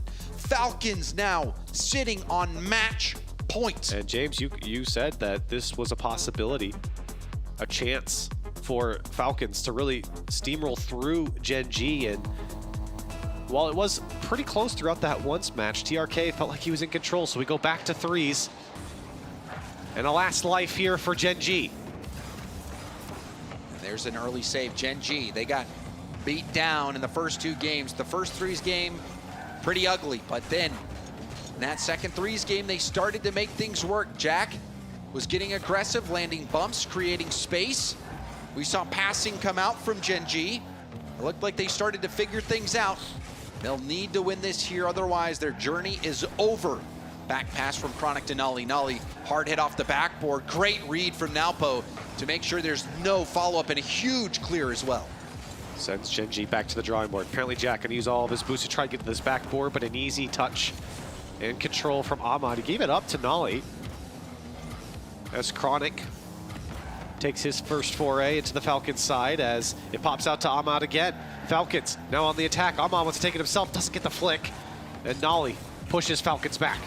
Doesn't land the hit on the ball, but will get a ball out center. It could be a scoring chance, but it bounces off apparently Jack, and now it's going the other way. Ahmad over to Napo. Napo is stopped by Chronic. Good little passing play from Falcons, just didn't have enough pace behind it. Now a huge flick up to Jack, who had pre-jumped. He knew it was coming, but just couldn't get the touch. TRK will be happy to throw this one downfield. Chronic trying to catch it on the back wall and does so nicely. Lead blocker from apparently Jack lands a demo. Chronic not able to get the 50, but Nolly now has the ball. Pinch rolls up the wall. Nalpo dodging the bump and now forcing it by. This is going to be a wide open net for Ahmad. What a dunk from Nalpo. Takes it to the sky, beats the first man, but then the dunk to keep it going. Ahmad there to follow up. And Falcons a well-earned first goal. Falcons. They started hot, and they might end hot as well. Nalpo defensively leading the counterattack, generating that goal with Ahmad. Gen G, they feel the sides closing in. Their vision starting to blur. TRK not able to put one more in. It really is scary for Gen G. As we talked about earlier in the series, especially during game 1, you got the crowd going against you. Everything that Falcons does is great, but this is not great from Falcons. The back post was open, and apparently Jack finds the equalizer. And now Bo going up on that 50 from Chronic. Ahmad just doesn't make contact on that ball. If Ahmad is able to hit that to the corner, that play fizzles out, but Ahmad driving right by the ball, left it in a vulnerable spot. And that's gonna be an easy goal for Gen G. So Gen G have some hope now that there's a bump. Nolly streaking back to cover. And now Nolly with a chance for a solo play. Goes for an air dribble bump, lands it, and it's an awkward ball. It just bounces in. And another pop off from Nolly. You thought this one was broken up enough that it wasn't gonna trickle in. But Ahmad gets bumped out of the way. TRK can't get a read on the play in time, and it bounces in top right. Well, you saw the trail change to blue. That means the defender got just enough of it to make it an awkward read. And yeah, you know, I wonder if all of the booing and the crowd opposition to Nolly has actually hyped him up. Oh, I'm sure it has. I mean, you can see it in the camera as well. Every time he's scoring, he's popping off with his team, and Gen G have found a way into the lead. Jack trying to bump TRK off the ball. Chronic, good speed. Ahmad hoping to control it. Really well done by Ahmad to stay behind it. However, loses the ball there. Nalpo going for an upfield pass. It gets by Jack and hits off the post. And it's picked up by Nalpo. Apparently, Jack, we have to see what happened here. It just went over. It just didn't connect. He couldn't get up in time.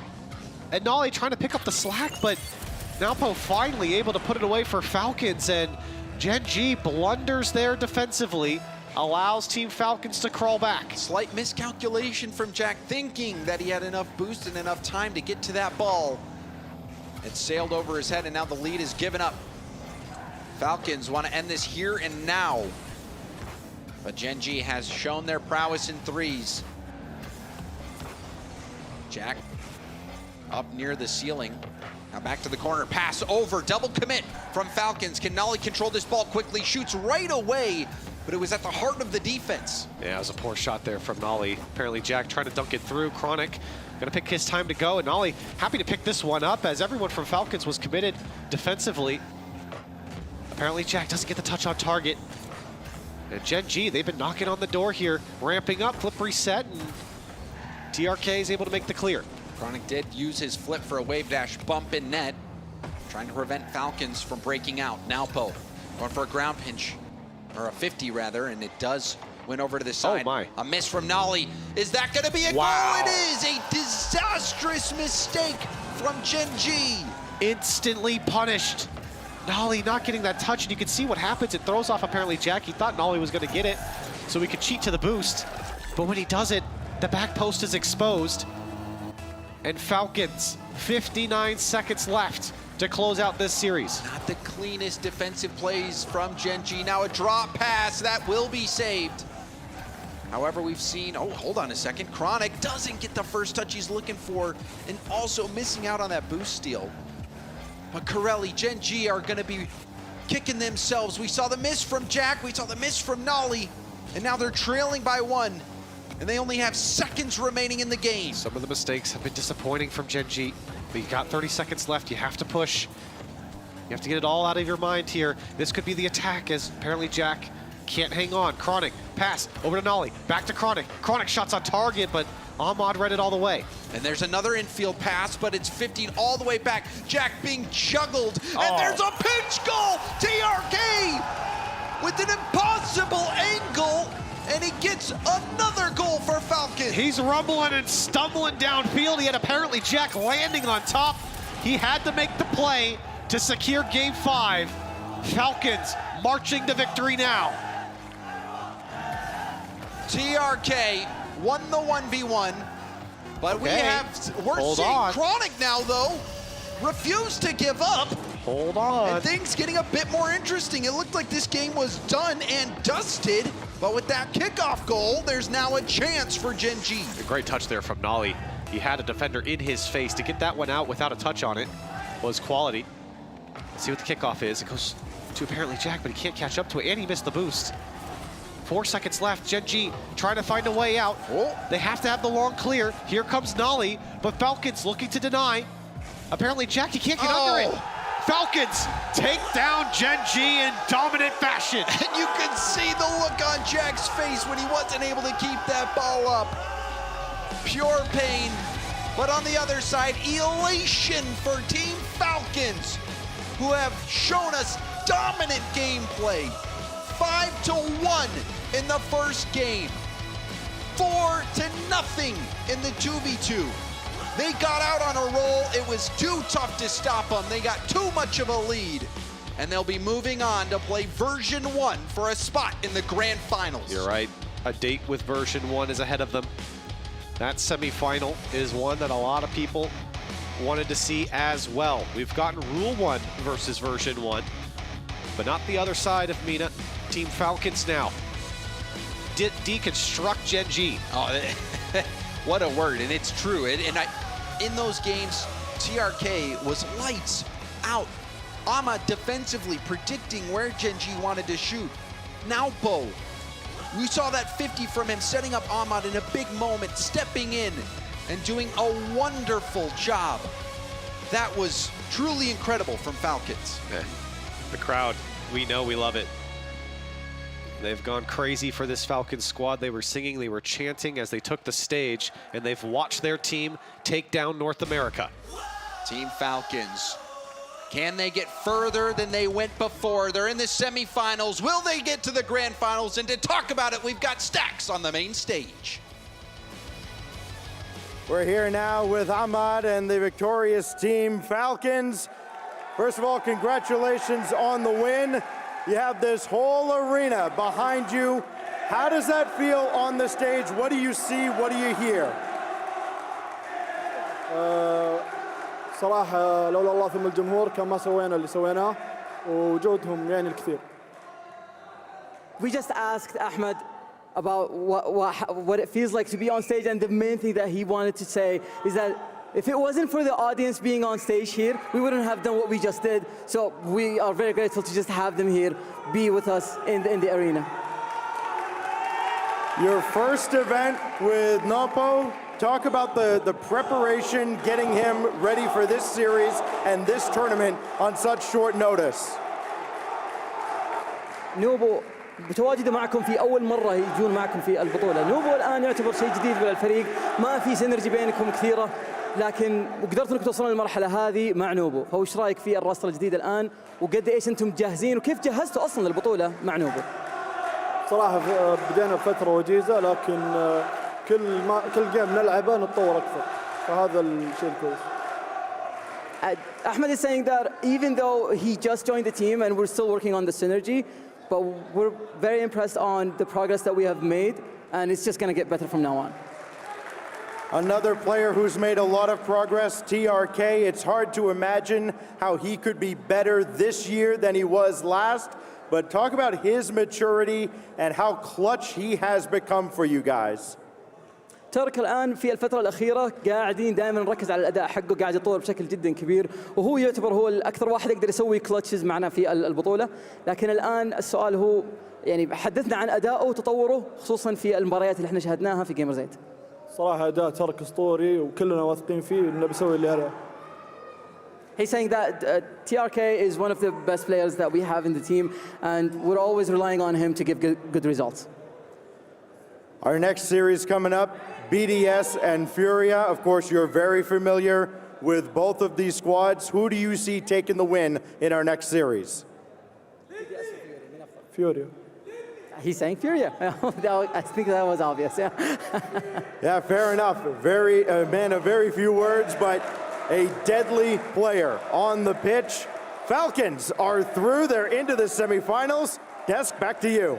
فالكوز الآن توجهوا على طول إلى نصف النهائي. أعزائنا المشاهدين، المباراة القادمة بتكون ما بين فريقين فيوريا وبي اس. الفائز منهم راح يقابل فالكوز في نصف النهائي. فخلونا نشوف شو ممكن يصير مع بقية المباريات إن شاء الله راح نشهدها في بقية اليوم. على طول نروح للاستوديو تحليل نتكلم أكثر وش ممكن يصير.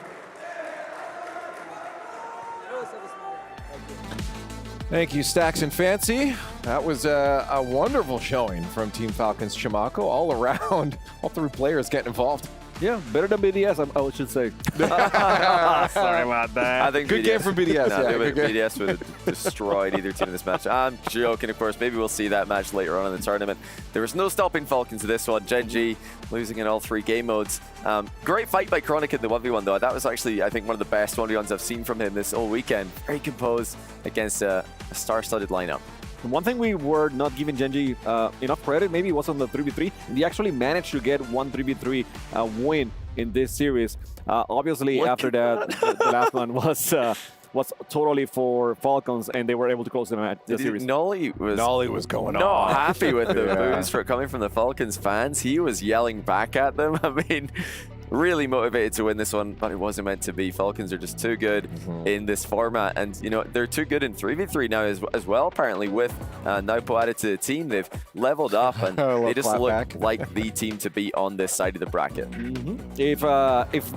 If Gen G had gotten the victory, definitely Noli would have been the MVP for them because he was playing crazy. But as you mentioned, Naupo is so good at this roster. I mean, such a good addition in such notice because they were playing 2 weeks ago at Worlds with the Kali. And now here they have Naupo, and they still seem like one of the top teams in the tournament. I mean, that's saying a lot with how stacked the tournament is. Yeah, very impressive to show up this strong in 3v3 against world-class teams after such short notice. They're looking good against Carmine Corp yesterday in 3s, looking good against Gen G in 3s today. And we already knew that the 2s and 1s were going to be very strong for Falcons. Yeah, V1 are going to have their work cut out for them tomorrow if they're going to take this team down. Wow, there it is. They take down Gen G, and Gen G now out of the tournament. Their Gamers8 run has been completed in the quarterfinals. Top 8, still not bad, but of course, you want to go as far as possible. For Falcons now, I mean, yeah, I said version 1 going forward. I mean, I feel from what I've heard from you off the camera as well, you feel like you're confident in that matchup going up against the V1. Well, I do think that if the Falcons that showed up today play the V1 that showed up today, it would probably look like that match we just saw, something like a 4-1. I think V1 have, got an excellent 2v2. Naupo TRK also undefeated in 2s. Can't wait to see that 2v2 matchup. Somebody's always got to go, but yeah, 3v3 Falcons look better. 1v1 Falcons also look better. Shout out to Beast Mode for stepping in. That is huge to come into 1v1, a game mode he's not known for, and get a win. But I think TRK is another level up, and I'm hoping really that Daniel will be that guy to come back in, because I don't know if Beast Mode has that. Hey, if he can win that one, I'm blown away. Yeah, that's fair enough. Hey, it's time to get to our STC play of the game. We're going to hand this one over to Ahmad. Johnny, this was early on in the series, too. Yeah, they were holding on to a 3-1 lead here. Ahmad with the fake on the first Gen G player, and then the little floor pinch it's kind of a floor pinch and a half volley at the same time. Just waits for the bounce and chips it over Chronic. Point blank range for Chronic there. No time to react. But yeah, Ahmad was performing brilliantly in 3v3. The whole series long. That's the hard part. Yeah, what do you do when you see both players coming at it? No, but the pinch is so fast that I mean the ball goes over you, but there's no way that you can actually predict it and jump over. I mean, because usually pinches go in the ground, right? They don't lift up. So that was a. I mean, you can practice those. They definitely can, but that's a real, tearjerker is that word? A tearjerker for the Gen G fans. It's a worm. It's a worm. That's for sure. Anyways, we've done our play, so you know what comes next. It's our Kidia MVP, and we're gonna hand this one over. You see him right there. There it is. TRK. All around the 2s, the 1s. Johnny, he was getting involved. Yeah, Chronic looked phenomenal today in 1v1. So TRK taking him down was a huge moment, and yeah, TRK part of that undefeated 2v2 team that continued to roll through everybody they play. This was a one-sided game too. And yeah, I think every Falcons player had their parts playing 3v3, so TRK certainly had the lion's share of the work throughout the series. Definitely beating Chronic was huge in the series at all, as a whole.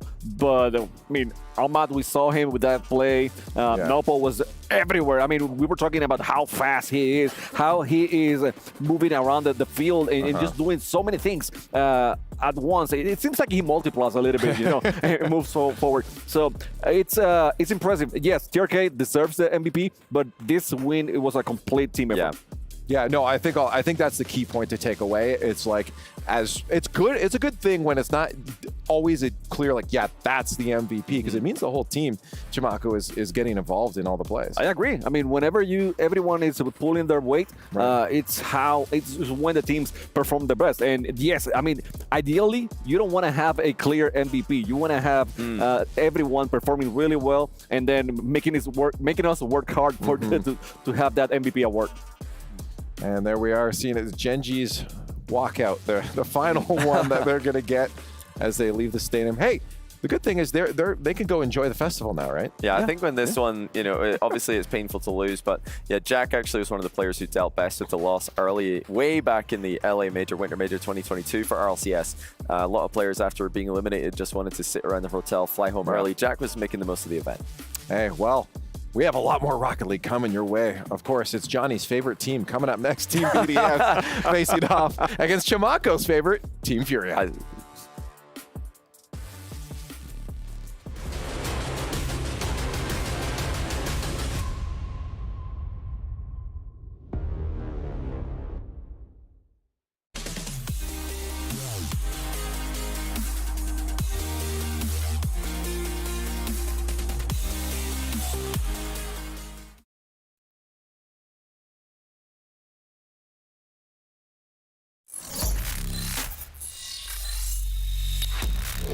Open your eyes. When you look into my eyes, tell me, what do you see? Tonight, I'm gonna show you the wonders of the mall. Hey, I got nothing to lose. I got nothing to lose. I need warriors. So is this what you want in? You wanna war? Show me what's up then. Now we ready to bust in. Take every day, leave 'em with nothing.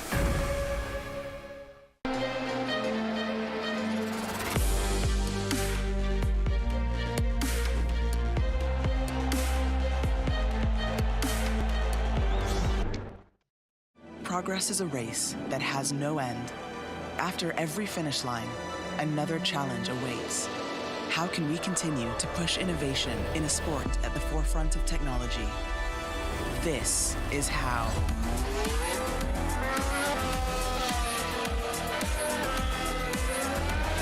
Discover how Aramco and the Aston Martin Formula One team aim to meet Formula One's sustainable fuel targets. Aramco, powered by How.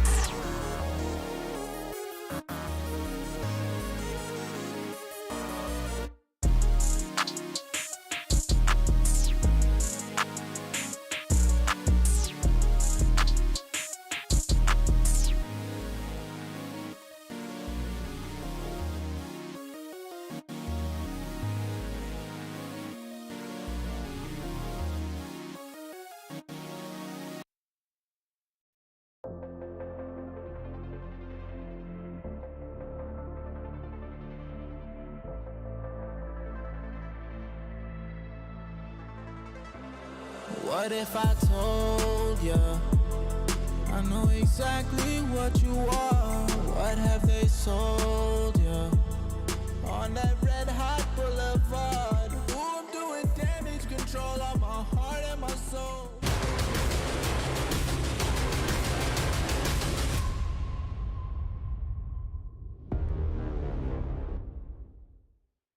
Okay, look, I know Furia haven't had the best run this year, and that's why everybody, they're not looking at them. They're in a group with K-Corp and Falcons. Why should you look at Furia? Falcons just picked up Nupo. They're gonna be ridiculous. But guys, come on, they're built for this format. You're like, but Jorby, K-Corp and Falcons are also built for it. Yeah, but you don't understand. You don't get it. They're the defending champs. You think they don't want that? You don't think they're hungry? You don't think they're gonna bring the passion? You don't think Card's gonna break 30 headsets on his way to the grand finals? Come on, man.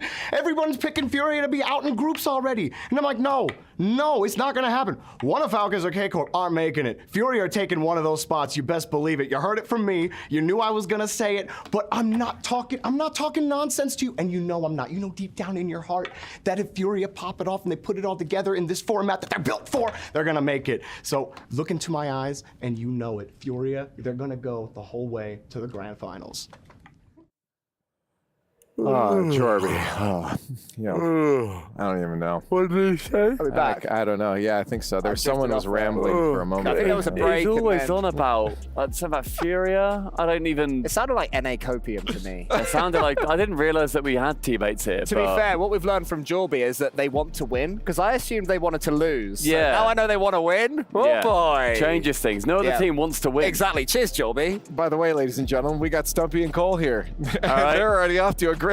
Hello, friends. A great When you start. introduce us with that, what are we going to do? We're British. We have to pour score on everything. We're not allowed to have fun. It's really fun because I just didn't clue in. They told me we got to interview with a Furia fan before. Was that the Furia fan? That was the amazing. Furia fan. Yeah, that's what, I should have seen it coming. But yeah, our next match coming up is Team BDS versus Furia, and of course Jorby's on that side. I know Chamako, of course, is going to be hyped about this. They're the defending champions of Gamers8 coming out of last year. I mean, their team is built for this kind of format. Those ones, those twos, throw it in with the threes, and look at how they got to the top 8 as well. I mean, they had obviously a very, very tough group. They had to go through Carmine Corp. They couldn't go through They beat them Falcons. in the threes. They did beat them in the threes. I love that. It was a very, very big result for them. They did also only lose to Falcons in 5 as well. It was a very, very tough group for them to get out in, but fair play too, and they managed to do it. Yeah, I mean, they survived the group of death. They have well and truly earned Jorby's love, so fair play to them there. And I love seeing Furia there, because I always like it when the current winner of an event comes back to it and plays up to those standards. Worlds, BDS. Again. Exactly. Suddenly they're back. That's what we want to see. That's what we're seeing from Furia. Well, are we going to see it though? That's the question. We are so far. I mean, BDS also, we got to talk about them. I mean, this is a team that's considered top 3 in the European region, which is considered the strongest region. It is the strongest region. Okay. Straight up, there's literally no argument to be made. Yeah. And they also only lost a single game in groups as well. They went, they had a fantastic job versus Twisted Minds. That was just that 3-1. Then they 3-0 Gen G. Very, very convincing. That was also with a big bad Monkey Moon win over Chronic in the 1-7-5. Not even like an overtime or a 1 goal. So Monkey Moon looking fantastic. And BDS, when we talk about hungry teams, they are ones that encapsulate that too. Yeah, ever since Rise joined them, they've just got that hunger back. They're looking like the dominant force of old. Monkey Moon playing well in the ones was my biggest question mark, you know, just because he could go either way. So far, he's been going the right way, but Jan's been in top form for once. He's been grinding them too. So I'd say that Jan shades it in 1v1 here. Twos, though, BDS, one of the best in the world. Yeah, well, I mean, I guess for Furia, you're going up against BDS. What's the mentality like? I mean, are you just telling This is our tournament. Yeah, that's what I'm wondering. Is that what you're saying? This whole thing started with Jan walking in with the Gamers8 trophy, plonking it down, and they all believe it will I end love that, by with him the way. walking in, Really cool. picking it back up. That's all that matters to them. Doesn't matter who they face. I just, the idea of like, here's, I'm going to put it down for Here's a moment. our trophy. Got the little flex in. Like, To them, it's like a yo-yo on a string. You can have it? No, I'll take it back. We're going to take it back, right? There's still a while to go. I mean, again, if you get through quarterfinals, you still end up having your semifinals to get through, and it gets progressively harder. And we also find ourselves on the hardest side of the bracket too. It's BDS Furia, Rule 1 of Vitality. Whoever wins this, they go up against one of Rule 1 or Vitality. And despite Jorby, I'm going to have to go BDS on this. I just vibed them as stronger. I mean, I also think that BDS would like to win, so I'll join you. Team BDS going to win. Johnny said it as well. So, but I do think maybe BDS takes it. We're going to find out right now in our quarterfinals. We've reached the halfway point in our quarterfinal round. And now the intensity only picks up. Fancy, the next two teams onto the stage have a list of accomplishments that could spread across the entire Riyadh Boulevard. Just the fact that we have the grand finalist for RLCS this year against the reigning champion of Gamers8, that's going to be a fun match, trust me. أعزائنا المشاهدين، المباراة هذه بتكون من أحمس ما يكون. عندنا أبطال Gamers8 السنة الماضية، ضدنا بعد بيكون معانا أبطال كأس العالم في المركز الثاني. راح تواجهون هنا عندنا في المسرح، وراح نشوف من منهم بيتقدم إلى النصف النهائي في الجزء الثاني من البراكت، والفائز منهم على طول راح يقدر يتوجه إلى الكأس. First to the stage, two major championships between them and a world championship. Now they look to add the Gamers8 trophy to the case.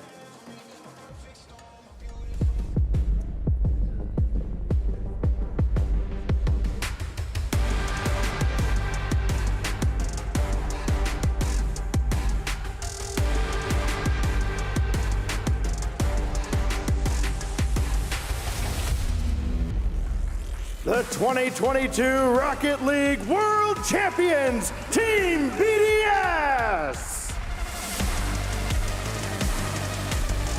Dominance. Look it up in the dictionary, you'll see this team staring back at you.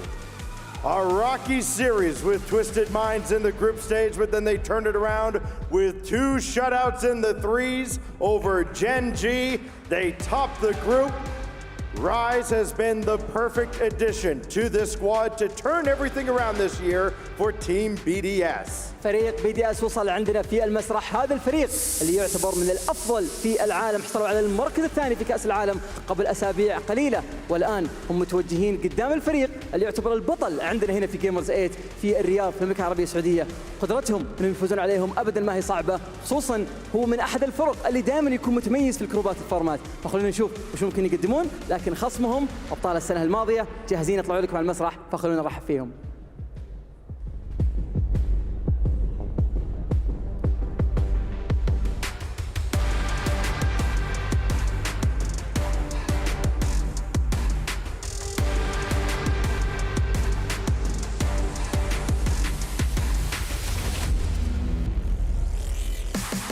أبطال Gamers8 2022 فيوريا.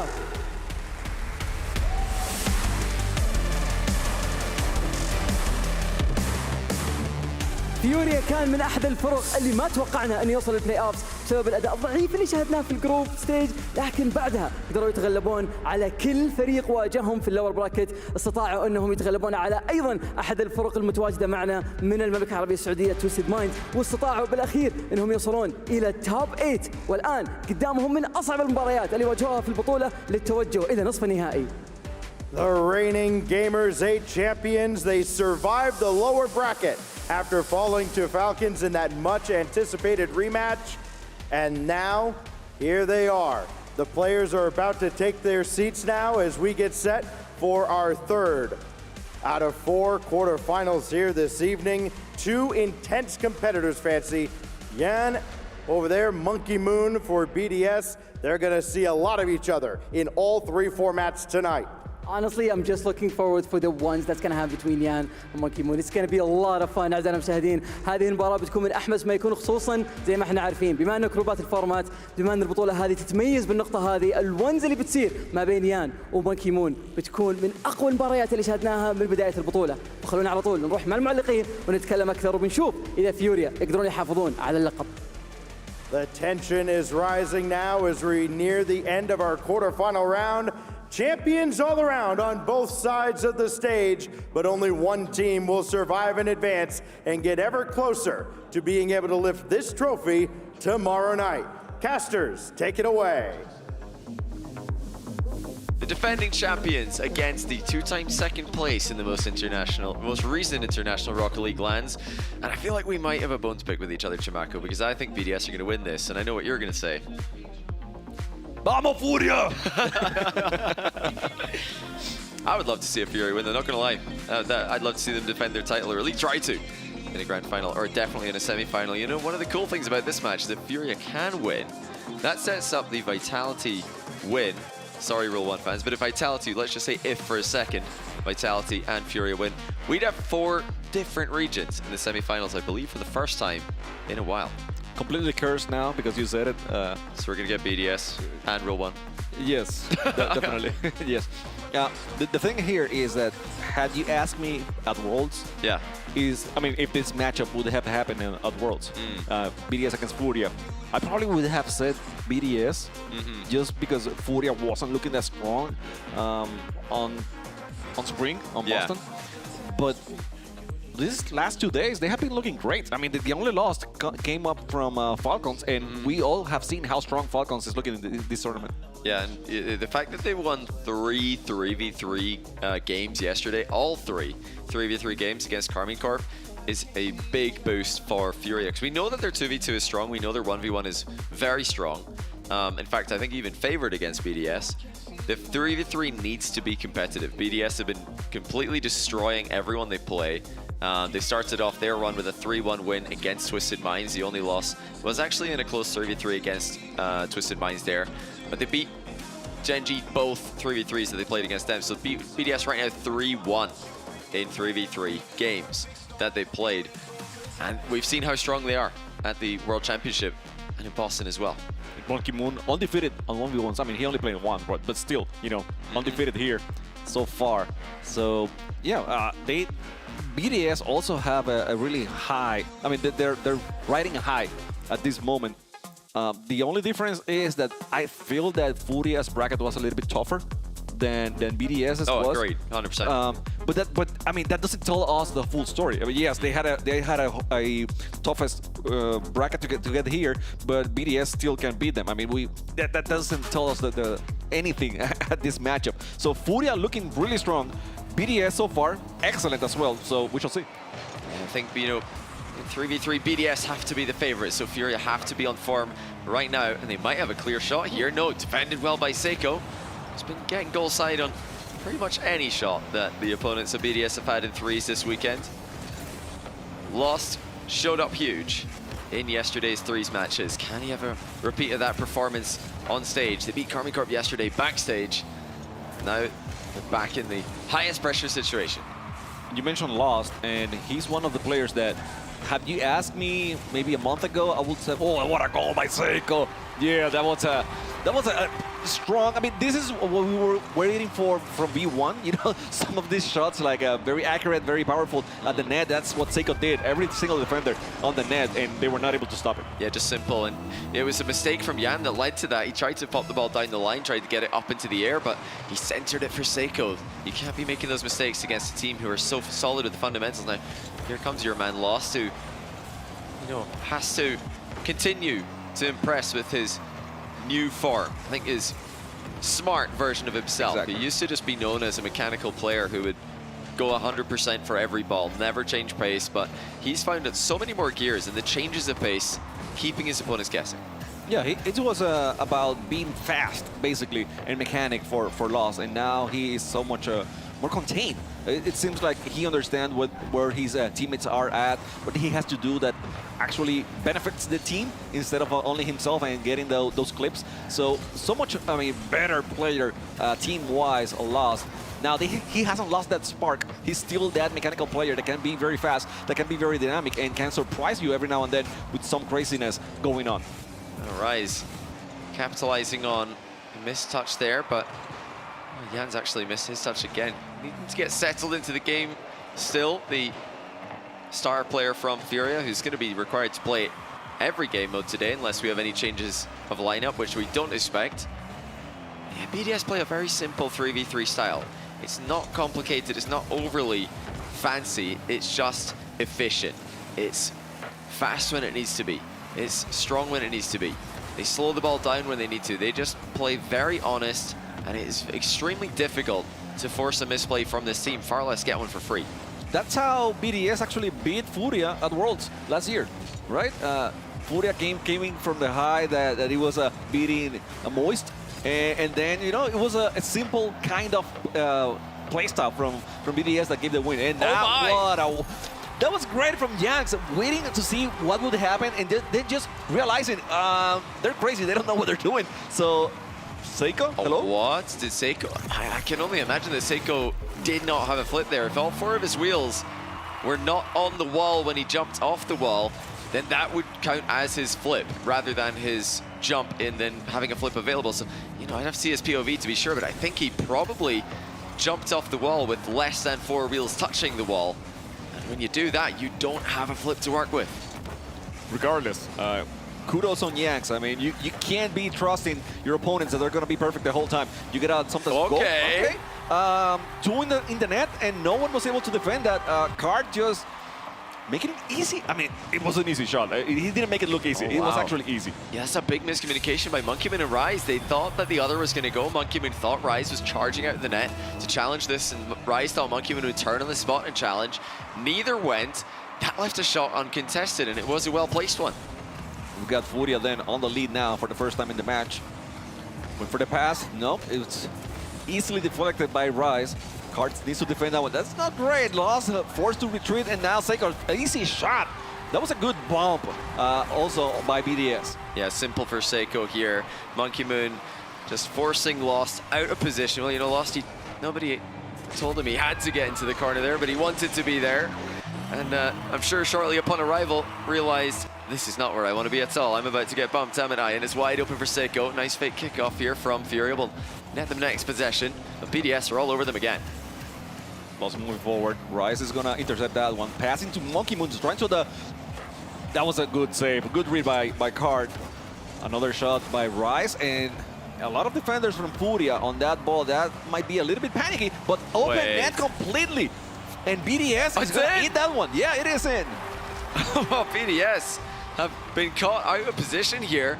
Good read by Yan, though. He knew exactly where that was going, and he managed to beat Rise to the punch. Rise, I think, expecting at worst a 50-50 there. He did not expect the speed from the opponent. Back on track, Furia here.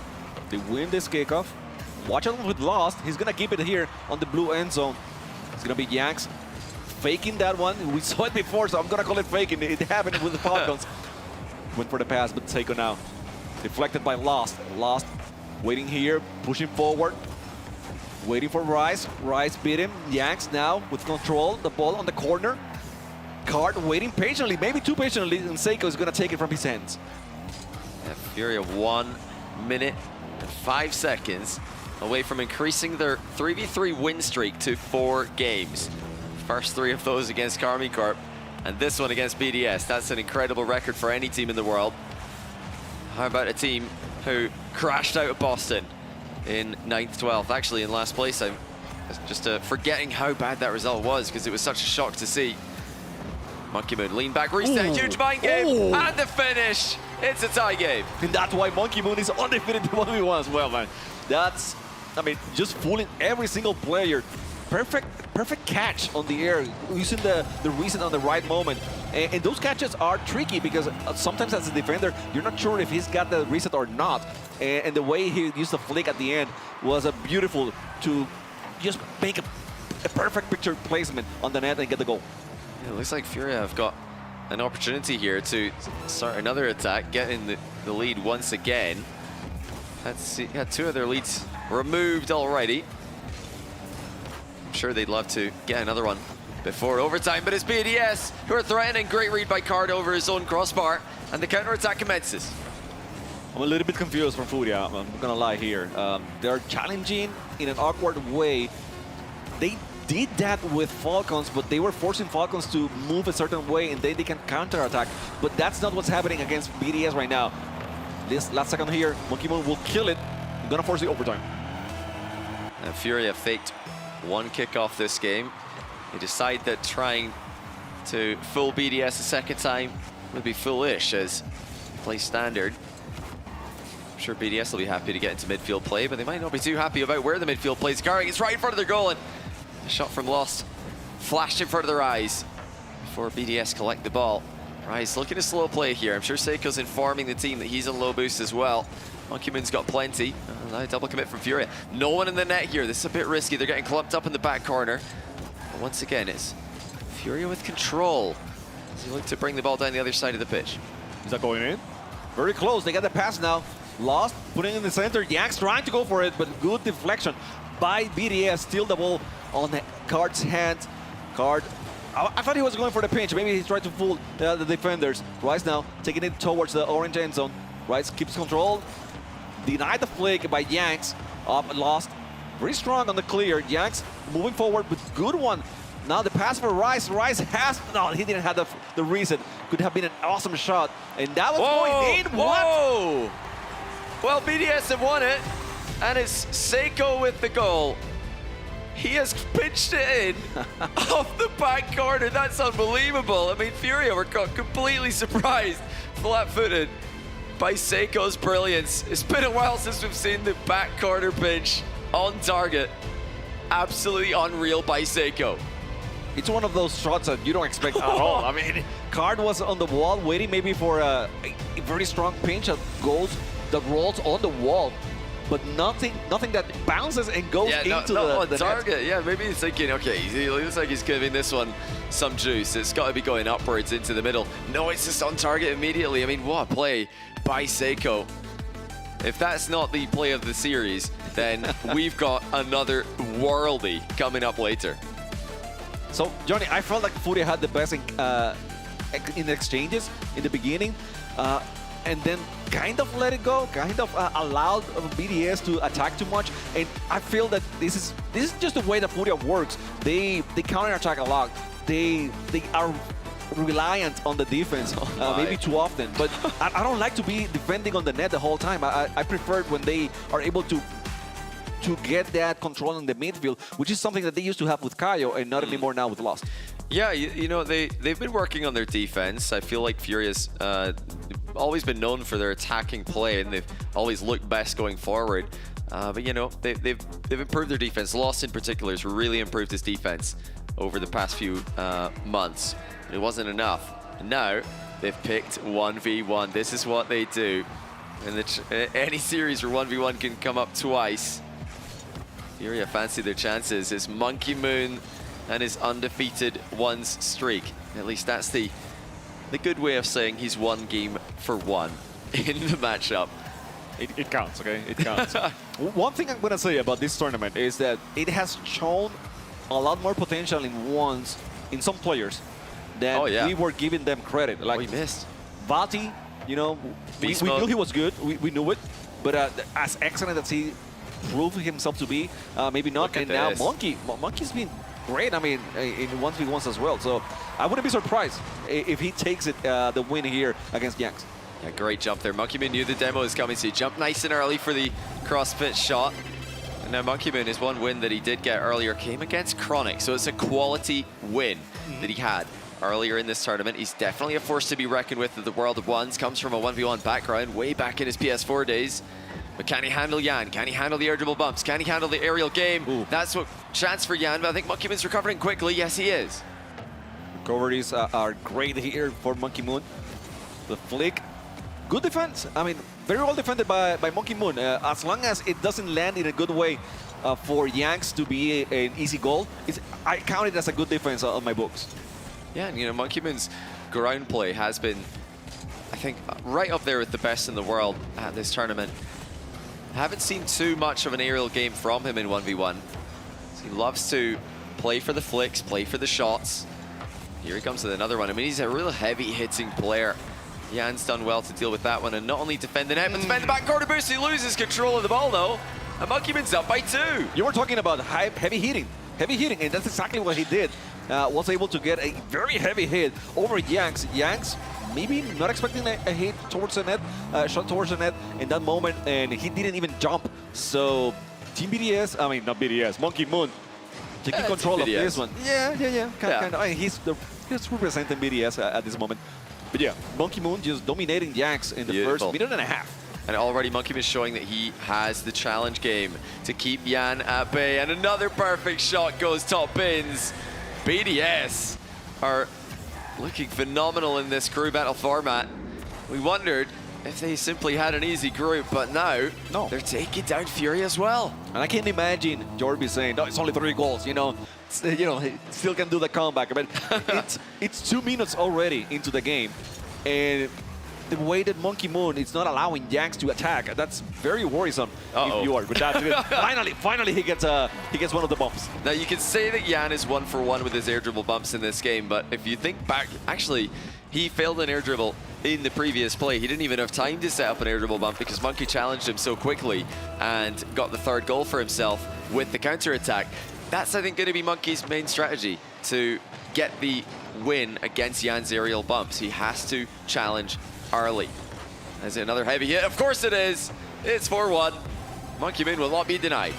Yanks decided to go for the boost and try to steal it from Monkey Moon. Maybe get the bump at the probably a bump as well. Yeah, but good skills from Monkey Moon, just avoiding that hit, getting the boost, and then acknowledging that the net was quite completely open. It was able to get that shot. So 4-1. I wasn't expecting this, to be honest. I'm completely surprised. I mean, I wasn't surprised if BDS wins the ones. I wouldn't be that surprised, but 3-goal lead, but like at this moment, it's surprising to me. Yes, dominant. It's another bump. I think he's hit it too high though. Monkey Moon jumped. And wow, yeah, I'm so lucky the Monkey Moon jumped there because that was really, really high. Too high with the setup. Monkey Moon could have just counter-attacked there on the open net. Monkey Moon is not falling for any of the fakes from Yanks so far. Oh, that's a screamer. 4-2. He had it starting to come alive in the air. Finally showing something. And that last hit was, I mean, so much power onto the net from Yanks. Put it trailing from by 2. Halftime here on this 1v1. Look at the face of Monkey Moon. So calm. So calm. Yeah, this kind of mentality is exactly what you need for 1v1. You can't get tilted by the bumps. You can't get tilted by the boost steals. And Monkey Moon is fully focused on his job right now. And he's making it look easy. I mean, look how simple this was. Just a couple of touches to the backboard. Yan thought he had time to drive up the back wall. He's nowhere near in time as Monkey Moon makes it 5. It's a weird placement because the ball bounces on the crossbar, but like right in the middle of the crossbar. So Yanks thinks that, you know, going over the wall from the wall is going to be the easiest, fastest way. And really, it wasn't. And Monkey Moon was able to get there, you know, way ahead of Yanks. Oh, no. Oh, Monkey Moon. He got it. He's not really had anything that he could do here. This is such a frustrating play. Yan just bumps him into the post. And Monkey Moon had nothing to do except hope that he could get a good 50-50. That's a really smart play, though, on the turn by the Brazilian player. He's only down by 2. This is absolutely winnable for him, but he needs to be clinical. Monkey Moon's been brilliant. There's a lot of time to play here. Monkey Moon, from the air, you wanted to see this. You wanted to. You got the reason, maybe? No, oh my God, the fakes. Come on. I mean, yeah, Monkey Moon's faked him out pretty well here. But what is Yan covering? I feel like he's just got, you've got to hit the ball there. Oh, that's a huge mistake from Yan. To dive off the post like this, I'm going to call it even tripping on the post. Not something I'm used to seeing from a confident player like Yan. Usually he would just flip towards the ball there. He has given Monkey Moon the easiest goal he's going to get all day. He's going high, another bump. Okay, Beautiful. You got it this time. Monkey Moon does not seem like he's comfortable. When he's on the back foot, he doesn't have the maneuverability to dodge Yan's aerial bumps. A lot of players have got excellent air double bump defense, but Yan is really testing Monkey Moon here. He should keep doing this. It is working. It feels like, I mean, this is a bad comparison, but when you play Nexto and you find that the aerial dribbles work, so it's like, just keep doing it. Yeah, I'm gonna keep doing the bump in the air. So, but I mean, how do you defend the shots? He finally got like one. That. Regardless, Monkey Moon will still keep the control of the ball. Yeah, nice recovery there by Monkey Moon. He just needs to keep this ball moving. Every second wasted is a second Yan needs more than Monkey Moon. That was a sneaky shot by Monkey Moon again, just blasting it on target from distance.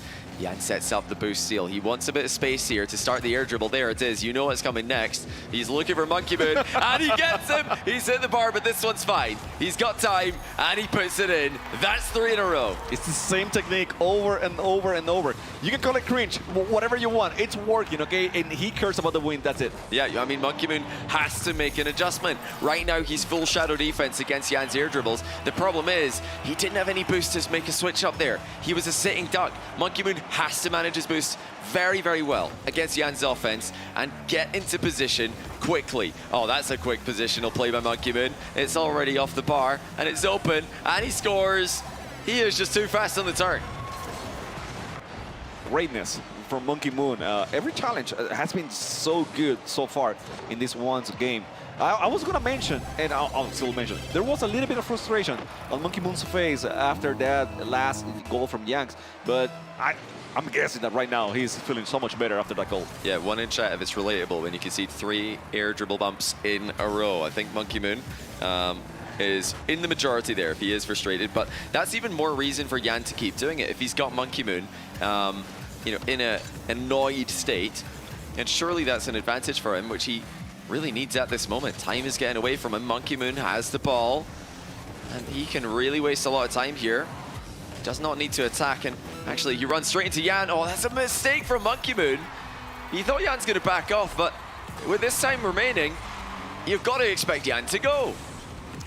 Yeah, definitely. I mean, with so little on the clock, Yan is going and pushing forward, so Monkey Moon needed to hold onto the ball and just control it a little bit longer. He had a 2-goal lead, which is nice at this stage. Yanks faked the kickoff, but still, I mean, Monkey Moon was able to win it, and now he has a solid chance here. Yeah, Monkey Moon saw that. Oh, he's turning again, and Monkey Moon can just stay close to this ball. He'll deny any air dribble bump from occurring. Yan looking around the ball to see where Monkey Moon is. He saw the jump. Beautiful vision by Yan. He drops the ball into the low 50 at perfect timing. Monkey Moon, who wanted to challenge early, he doesn't want to back off and get air dribble bumped, but Yan adjusts accordingly. Stone cold Yanks, stone cold completely. I mean, the weight, the patience on that play was excellent. Now, I mean, kickoff here. Let's see how it goes for either of these two players. Oh, it's Yan. He's got the boost steal. He's going to have a chance for an aerial play here. He can go all in with this one if he wants to. Monkey Moon gets back, but it's going to be Yan again. Ooh. Monkey Moon's got plenty boost, but what can Yan do with the ceiling reset? The flip, it's denied. Monkey Moon with a huge save. I wanted to see the bump. I really wanted to see the bump here, but I mean, it didn't happen. Let's see. Kind of a good kickoff for Monkey Moon, but Yan takes a shot early on. Monkey Moon, there's nothing on the tank for Yang, so this is very tough on the Brazilian. Yeah, so much boost for Monkey Moon. The right shot set up, and it's Monkey Moon who wins. He lost his lead late in regulation. He wins it not long into overtime. Full volley, Monkey Moon, too good with the ground shots. He survives and even thrives in 1v1. And everything came down to those 3 goals that Monkey Moon had at the beginning of the series, of the game. He had the lead, and then it was catch up every single time for Yanks until he was able to tie the game, but he was never on the lead. He was never putting the pace and dictating how the game must have been played. So those 3 goals early on really took Yanks off guard and gave the win to BDS. Oh, well, you know, right now I'm just really hoping we make it to Game 6. I want to see that again. Can we see more Yan Monkey Moon 1v1? I'd love it in Game 6 if we can have it. Yep, thank you very much, teams, for editing the script. Because, yeah, I'm sure that Furia would love to see that matchup again. You know, the offense started to come together there for Yan at the end of the game. The air dribble bumps were firing. Monkey Moon didn't look comfortable against that. He started to gain confidence in defense as well. You know, it was definitely a better second half of the game for the Brazilian. Monkey Moon got the job done early. He built a substantial lead, and for the rest of it, he just held on for dear life. Yanks really needed the win with the bump. And yeah, the reason why is if you win that way and then you go onto a 3v3 mode or 2v2 mode and you keep bumping, Monkey Moon might leave the building. He might just get up and walk out. I mean, he's actually on the side of the stage closest to the door, so conveniently placed if that's what he plans to do. But yeah, he didn't get the last chance to make that happen. It was a quick recovery by Monkey Moon, quick challenge as well. That's the key to stopping those big solo plays. Okay, we're going back to 3v3s here. And it's a 2-game lead for BDS. Something that, to be honest, I mean, if we're looking at rankings, the second best team in the world right now is BDS. So nothing to be surprised here. But Furia was playing so well so far in the tournament that maybe this is a little bit surprising for a lot of folks watching from home. Yeah, you know, the 1v1 will definitely be a surprise. That was a big step up for Monkeyman. He's been, you know, far less active than Yan over the past year for 1v1, so that's a big win. Oh my goodness, what a save by Seiko. Yeah, how did he predict where that shot was going to go? Yeah, it needs to be a win here for Furia. Hey, unless they want to get another reverse sweep at Gamers8, that would be pretty cool. And make the El Clásico with the guys here from BDS instead of Falcons, or maybe, you know, train for Falcons, maybe I should say. Well, I mean, whatever happens, we don't know the script here. It's not still Oh, you haven't seen the script? I haven't. I asked for it, but they didn't give me permission. No, wait until you see what happens next. You're not going to believe this. Yep, crazy. Lost 1v3 play with no boosts. You're not going to believe your eyes. Stay tuned. Yax with a shot. Good save by Monkey Seiko towards Rise. Rise has been a little bit quiet on this series. Feels to me that he should be more strong on the offense for BDS. Although, I mean, we gotta say, Furia's defense has been great so far. But I want to see Rise. I want to see him be active here he for is. the team. No, there he was. And now it's Furia going the other way. Seiko again, that last defender for BDS. Once again, quick recovery, right back into the play. Seiko recycling himself beautifully, keeping Furia at bay. And with BDS strong 2v2, I really do think this is a must-win for Furia. You know, reverse sweep aside, in fact, they've done that before in this format. This is going to be a very tough team to do it against. Right now they're tied. They're playing BDS very close to threes, but that's a big miss. It was a lawsuit. Just didn't have the last touch that he needed, the last lean that he needed to reach the ball. Oh, what is this? The whips, the fakes are too much. I mean, yes, I like fakes, but at some point you gotta shoot the ball on the net, and that's so close from Seiko. Yeah, Rise quickly back into position. He's got Monkeyman in the middle, tries to go solo. It's off the post. Seiko's gonna get there first. His shot denied well by Lost, but the boost has been stolen by Seiko. Everyone in Fury on low boost right now. In fact, that is a massive clear that's really gonna help them even out the boost disadvantage. Actually, only Lost got some boost. Other than that, no one did. So this is still very critical for Furia.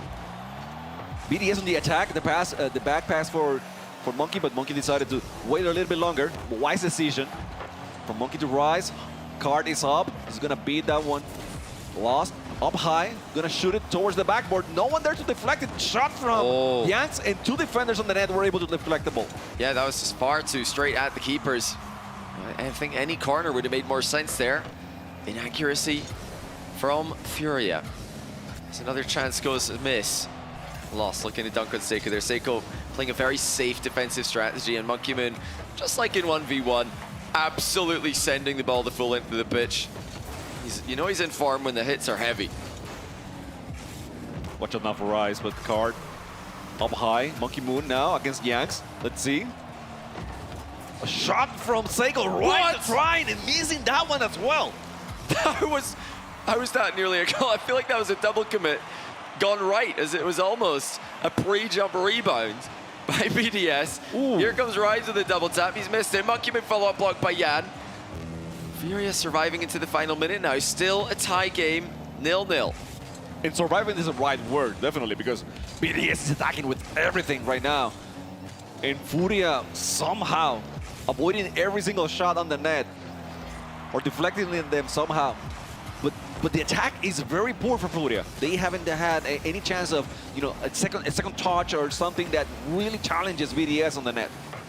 Yeah, they just need that piece of magic from one of their players. We know they're all capable of magic when they're on form, but it's BDS to look more lively. Rise starting to come into the picture more and more in offense. Cuts rotation again. Doesn't get the double tap middle. Seiko's goes back though, and BDS following up each other's touches so quickly, really putting a ton of pressure on Furia here. He's starting to crack. Double commit, defended well by Yan. I feel the same way, yeah, they're cracking a little bit here. Getting desperate, the attack is too much, and Rise, I was asking for him. He has been trying, you know, just putting the ball very closely with individual plays, allowing Seiko and Monkey Moon to take a breather, you know, and relax and maybe go for boost, get a better positioning, keep attacking. Rise has been doing so much, but somehow BDS still hasn't found the goal. The speed of Monkey Moon taking card out of the game there. Lost has Yan to his left. He decides to go down the right-hand side of the pitch instead. Card now joining the attack. Quick wall dash. Only able to get him as far as Monkey Moon. And once again, look at the hard clears from BDS. Whenever they need to get out of trouble, they absolutely send the ball down the other side of the pitch. Fake wall pinch there by Monkey Moon. Backs up the defense. It's gone middle for Rise. Deflected backwards by Monkey Moon. I think he anticipated a save there, so he's done that intentionally. No, it was the right idea. Completely right idea from Monkey Moon. Yeah, the save was going to be there. Seiko now, a good shot. Oh, There it is. There it is. BDS just find a way through. Card all alone here. Needed to make a touch to deny Rise, but he had no boost left to make the follow-up save. Furia need to do what they did last year. Reverse sweep in a best-of-7 crew battle, starting with 2v2. So, who do you send as 2v2? Because we know Card is a very good 2v2 player.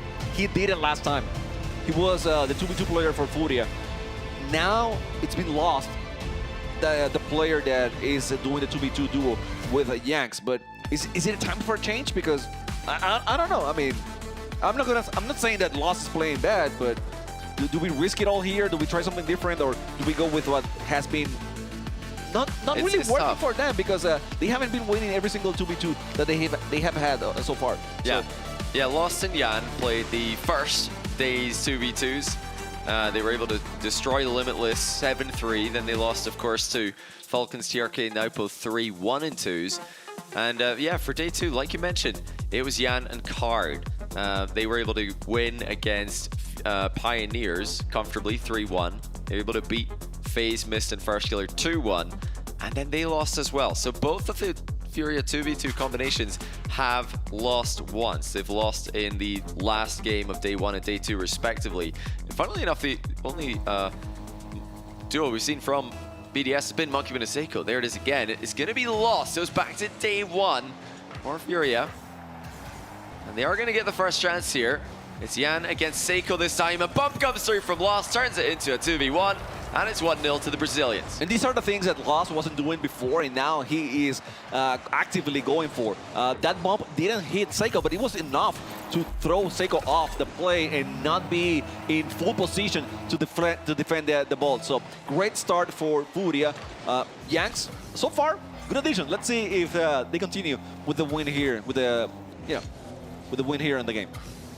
Yeah, it's BDS who have the undefeated 2v2 once again, and just like we said earlier on today, they've only played one of them. So yeah, they only played the one to the 2 1v1s. They've only played the 1 2v2 before this, so we haven't really got a lot of evidence. Oh, what a save by Yan. It's off the post. Can he read the bounce? It bounces too high. That's a heartbreaker.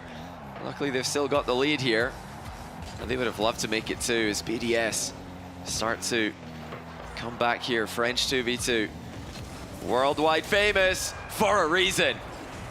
Seiko has been a sharpshooter so far. Like every single shot from Seiko has been powerful, well placed. Monkey Moon definitely, making it easier for him, just going for the bump, and Lost not being able to get right on the ball as he needed to. But still, I mean, Seiko in every single mode that we have seen on 3v3s and 2v2s that he has played, been deadly attacker.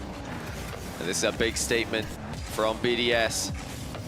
Obviously, they're fully focused on their opponent's Furia right now, but if they can sweep the defending champions this side of the bracket, and indeed everyone remaining in the tournament will be terrified, but it's Furia who fires second. Yan makes it 2-1. It was Lost who set it up. Positioning of the back post for Yan was critical. Lost just blocking, dunking on that save, on that clear from BDS.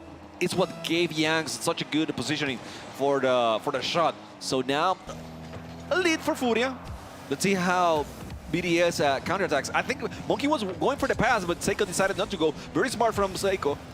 Opportunity here, but Yanks gets the ball out of the way. Passes towards Lost. Lost in too up front on this situation. Wasn't able to get the pass. Seiko now attacking by Yanks, and it's Monkey Moon with the clear. Seiko very close to that ball, in a bad position for Lost, but he was able to reject the shot. Yeah, another lead for Furia. Not really been able to establish strong leads in any of these games here. It's always been coming back from behind. It's always been just holding on to 1-goal leads. It could be so valuable to get another one, but here comes Seiko again with the air dribble bump attempt. Lost has kept it out, oh, beautifully as well, fully controlling the ball, putting it in a place his teammate you could follow up on. Now Monkey Moon backflips, maybe getting a little bit of a reminder of his first 1v1 of the tournament there. Just trying to get up so quickly there. Monkey Moon obviously has a ton of respect for the speed of his opponents. I gotta say, I'm enjoying so much the back and forth here in this match, and the passing plays from BDS. They're looking for each other the whole time. Oh, that's close. Like, they know it's going to be very hard for them to beat in a 1v1 the players from Furia. So they're doing everything they can to involve both players on the plays, and in that way open up the net. Yeah, you could have absolutely nothing on the line here, and Monkey Moon and Seiko would be sweating. This could be a private match for $0, and they would still be trying to defend their pride. Their 2v2 mastery. Ooh. Oh, that's a big dunk, Jan! Out of nowhere makes it 3-1. Seiko is trying to keep control of the ball in the back corner, but he lost control, and again, it's lost actually with a little bump. That put Seiko on the wrong side of the ball. And the ball went in with a blue trail, so it actually hit Seiko in the end and somehow still went into the net. So good play by Yanks, but again, a little bit of luck here. That, oh, Surely. what a shot. That's so close. Seiko coming in clutch to save that one. Yeah, I love the shot selection there. Hasn't gone in though. Now here comes Monkey Moon. Another lean back reset. Another fake. This time, the follow-up is coming through first for Furia. Good bump. Couldn't get the ball, but the bump is good. Just takes the ball away completely from BDS. However, BDS challenging fast, forces Furia to go for the ball in the air. Now Lost has a chance of 1v1 against Monkey Moon. He decided to go. Well, he didn't have that much in the tank, but that's a gift. That's a present to Monkey Moon. I mean, he's really hoping that Monkey Moon pre-jumps to try and defend against an aerial play there. Just switching things up, trying to keep BDS guessing. It's BDS who really have to start taking risks, something they don't often do, but they've got to play here. Seiko hits the bar. It was its very tight angle open net with the rebound. Monkey Moon left the net open for him. It's been such a physical game with the passing plays. Here's another one, and it works out for BDS. Jax didn't have that much on the boost tank for that. Actually, he had 50-something. No, he had enough. He had enough. He just wasn't sure where Monkey Moon was going to place that ball. He kind of had an idea of where Seiko was, but not completely. Is Card sleeping or meditating, by the way, on stage? We need to get someone to take a picture of Card right now. Is he meditating? Is he praying? I don't know what he's doing, but he looks like he's visualizing. Either that or he just can't watch because it seems life's on the line and there's nothing he can do about it. It's BDS knocking at the door again with only 45 seconds left. Good defense from there from Furia. Keeping the backboard covered. Keeping the ball in a safe position. They might actually be able to double up again. Not with the quick recovery from Monkey Moon. 30 seconds here on the clock. BDS needs a goal, and it is now. Jax, kind of a doink here. Not the best. Lost with a beautiful 50.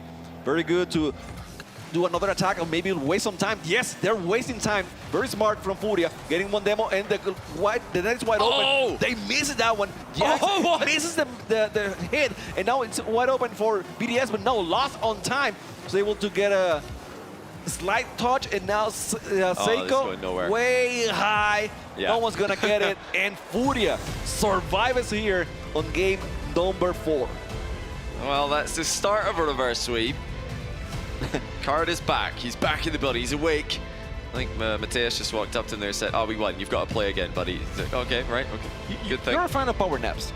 I love power naps. You need to learn how to power nap at some time in your life. Sometimes it's like a reset. You know, whenever something's broken and you want to fix it, you just turn it off and on again. It's the same thing for humans. You just have a quick power nap. You're ready to go. So Card back in the building. They've lost both the 3v3 games so far, but I can't wait to see what a non-sleep deprived Card is going to do. He is going to be a different beast. Yannon Lost know what to do in 2v2. It's clear. It's very interesting, actually. One more win for Furia, we might go back to 1v1. We could be going back to 2v2. I mean, it's hard to say because we kind of expected BDS to have the slightly better 2v2 and maybe Furia to have the slightly better 1v1, and they've both gone against our predictions. But the thing that isn't, I mean, is going exactly as predicted is that BDS is dominating the 3v3s. Yeah. And so far, we have seen 2 of those. Close one. The first one was very, very close. Actually, I feel like Furia was looking a little bit better until they were not, right? And now they have a chance to continue here, right? Furia did it last year. They were in this same position and they kept winning and winning. Maybe this is the fire that they need to survive here and get the win against BDS. Oh, you know, the pressure is so different in the crew battle when the reverse sweep is on the cards. You lose game 5 and suddenly it's a 1 game difference, sorry. Half your match points gone. And you're going into a game mode that is not a 3v3, no matter what. Game 6 will be 1v1 or 2v2. Which it is, we'll have to wait and see if Furia can get their first win in 3s. The only team who's been able to stop BDS in 3v3 is Vitality. That's not what Furia are. Monkey Moon sends a long shot into their net as Furia tried to get the attack going. And that's careless from Jan, straight towards Monkey Moon, who read the 50-50 perfectly and pounced on it. Careless from Yanks, card didn't jump on the hit, and we have seen it over and over and over. I mean, in the 1v1s, that's basically how Monkey Moon was able to win. Power shot after power shot after power shot. He is so precise on those shots. They're going towards the net. So, early lead now for BDS. Let's see what they can do. Continue here. The opportunity, that was a little bit open, but still Monkey Moon was able to receive it. Yanks in midfield, playing. Monkey Moon receives it, let it for Rise. Good defense on the backboard from Furia, but the continuation from Yanks a little bit questionable. And again, Monkey Moon just reading the game so well there. Both of those 50s going his way. Lost having his save. Top corner shot from Rise now. The Seiko lunging in. They're testing Furia's boost management here. Seeing if they can survive. Only Lost has a lot of boost to play with here, and he's next up on the play. Can he keep control? Well, he doesn't have to. Monkey Moon's actually driven past it, but in comes Seiko. It's in front of the net for Rise. Jan doing a good job to clear it. Furia have survived. No, Lost the 1v1 against Monkey Moon, going for the bump, but they missed the bump. Maybe Monkey Moon is learning a little bit after that 1v1 with Yanks. Open net and Seiko. No, he was there. He was there. He was able to catch it. Move forward. Rise with the pass. Seiko with a shot. But the Lost was there on the backboard waiting for it. Yeah, Lost with 1. Reset clear. And then a block as well. The whole team's going to commit here, but they do have Lost recovering for the BDS counter-attack. Again, it is mostly BDS pressure. They're in their comfort zone right now. Like we said, there's only been one team who's been able to stop BDS from doing this. It's Vitality, who are on this side of the bracket. Furia have yet to find success against BDS in 3v3. They need to right now, or they will be eliminated and unable to defend their title. Seems like this playstyle is kryptonite for the Furia. Definitely from BDS. Oh, what a close shot, but Lost is able to get the rebound and put it on the net. We have a tied match. Well, just when it looked like Seiko was going to be the hero for BDS again in defense, we realized he's crept off his goal line. Slightly out of position there, Seiko, for the shot, but you know, he wanted to be close to potentially defend against a one-touch shot, so tough position to be in, certainly. He's been so strong in tough positions all series. Now Furia find a way through him. Rise getting a lot of power on that clear from the wall. Card up front, but it's Seiko up high who's gonna catch the ball. Yanks waiting for it, couldn't get any contact with the ball. Lost way back now. Seiko waiting for him. Seiko couldn't hit it. Lost now. Waiting for the pass for Card. Card in position, but not able to make contact once again. Yanks pushing forward. The ball still in Lost's hands. Very close to the net, but BDS somehow is able to pull it to the wall and not exactly get the clear, but at least get a breather from the play. Well, Lost pre-jump there is nowhere near the ball. That's bold. I mean, it shows that Furia definitely feeling confident right now. Here comes Rise with a big mind game. He's bumped off the play, and the follow shot is saved. Well, Furia are doing a great job to survive here, but BDS are really starting to test them with follow-up plays that are coming in so quickly. Both sides allowing the ball to get very close to the net. Interesting at this point in the game.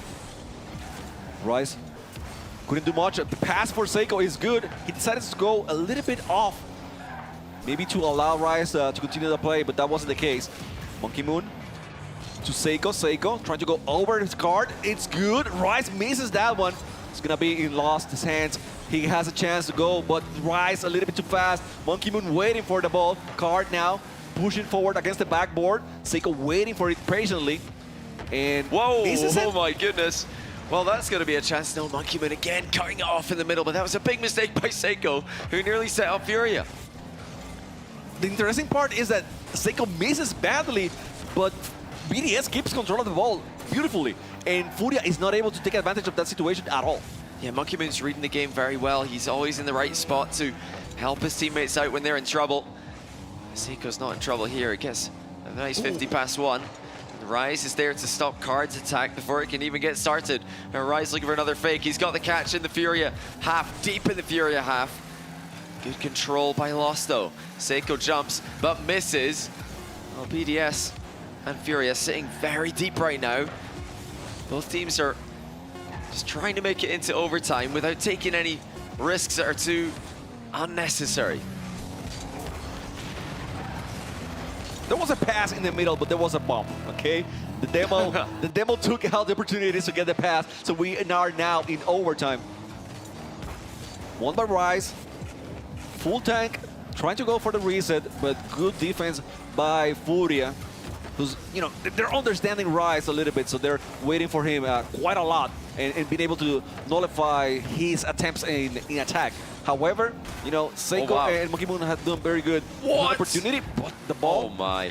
Monkey Moon just played that perfectly. He had no boost in a 2v1, and he managed to clear the ball, not just save it. Seiko and Rise were completely out of the game there, but great defense from Monkey Moon. Now can he win it? You bet he can. BDS advance. The defending champions are no more. Lost had the right idea, but sweaty hands, spaghetti hands, whatever, I don't know. Something happened in there. Wasn't able to go for the attack. And Monkey Moon, who has been such a sniper, such a power hitter throughout the whole series, finishes off as you expect from him. You know, one of the best players in the world. And that's the end of Furia's run. Still, I think a good end to this season with the top 8. They couldn't make the World Championship, but they're still showing that they're one of the best teams in the world. But nobody can stop BDS so far in crew battles. Or one of only 3 undefeated teams left in the tournament. Yeah, goodbye to the defending champions. They could not replicate last year's performance. It was a great fight though. I'm sure there's plenty more in the future for these players, for this team. But wow, BDS are absolutely here to play in crew battles. We wondered if their 1v1 was going to show up as huge as it has, but Monkey Moon remains undefeated.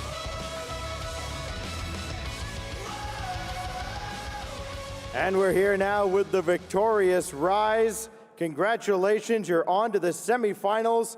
So many overtimes now, what, 4 overtimes in that series. Seiko won a couple of them. Explain for the mere mortals here how you stay so focused in overtime.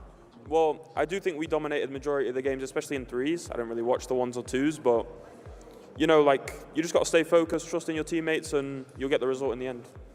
معنا رايز اعزائي المشاهدين. فريق بي دي اس كان يتكلم عن وش اللي صار في المباراه، بالذات سالناه عن الاوفر تايمز اللي صارت في المباراه الماضيه، 4 اوفر تايمز بشكل كامل. فقال انه بصراحه احنا اكثر شيء احنا نسويه بالاوفر تايم ان نحاول نركز، نحاول اننا نوثق بالتيم ميت اللي معانا، ونحاول اننا نركز على انه خلاص انا عارف انه ان شاء الله بيقدرون يفوزون، والثقه هذه هي اللي تخليهم دائما يقدرون يركزون ويخلصون الجيم لصالحهم حتى في الاوفر تايم. We're all well aware of Furia's history here at Gamers8. You go up 3-0 in that series. It looked like Mew had kind of an extra message for you guys. What was he telling you going into Game 4? Just that we're the better team, that we deserve to win the 2s game as well, is what he was saying. Don't know if that was true or not, but, you know, I mean, Mew always just gives us, like, rallies us before games, gets us, like, hyped up, and it works. أحد الناس اللي موجودين من فريق بي دي اس كان شاهدناه قبل ما يدخلون على المباراة. قاعد يكلمهم بشكل خاص، يعني كان قاعد يقول لهم كلمه، فكنا نسال وش كان يقول لكم ذاك اللحظه؟ كان يقول انه اكثر شيء كان يركز عليه، يقول انه بس حاولوا انك تفوزون في المباراه، وبالذات ركزوا على التوز، لانه هو يبدو لي انه هو الشيء اللي بدي اس ممكن يكونون ضعيفين فيه شوي، لكن كان يقول لهم حاولوا تفوزون بالتوز اكثر شيء وركزوا عليها. With this win now, you've amassed at least 200 grand out of this event as a team. Has it sunk in yet now that in the past 2 weeks, your team has raked in $600,000? Like, what do you do with that kind of money? You're going to be swimming in it by the end of this. Wow, you know, the money is the secondary. We don't think about the money, we think about the result, we think about winning. I've come second too many times this season. You know, that was the revenge for Worlds last year. Got my boy Vatira back for that one as well. Next we win. زي ما تشوفون رايز في آخر سؤال اللي كنا نتكلم عن كمية الفلوس اللي قدروا يكسبونها منظمة بي دي اس، خصوصا انه الان بعد الفوز هذا قدروا يضمنون $200,000 من هذه المباراة فقط بتوجههم للنصف النهائي. فايش شعورك تجاه الشيء هذا؟ يقول انه صراحة احنا الفلوس بالنسبة لنا يكون هو شيء ثانوي، ما هو شيء اساسي ابدا. اكثر شيء احنا نركز عليه انه نبغى نفوز، نبغى اللقب ونبغى الكأس، وهذا هو الشيء اللي احنا نركز عليه. لكن اكثر شيء ايضا انه كان ودنا نتغلب على فيوريا، لانهم السنة الماضية في كأس العالم فازوا علينا، والان قدرنا ان نردهم الصعصعين وقدرنا نفوز عليهم في Gamers8. Winning is everything. That's why this is one of my favorite competitors out there. Congrats again on the win. We'll see you in the semifinals tomorrow. Onward to the desk. يعطيكم العافية أعزائنا المشاهدين، جاء الوقت أن نروح الآن للاستوديو التحليلي نتكلم أكثر شو ممكن يصير في المباراة القادمة، إن المباراة الأخيرة هي المين ايفنت عندنا في هذا اليوم. And Team BDS moving their way on in the bracket to the semifinals. They join Version 1 and Team Falcons with that wonderful title of top 4th Furia.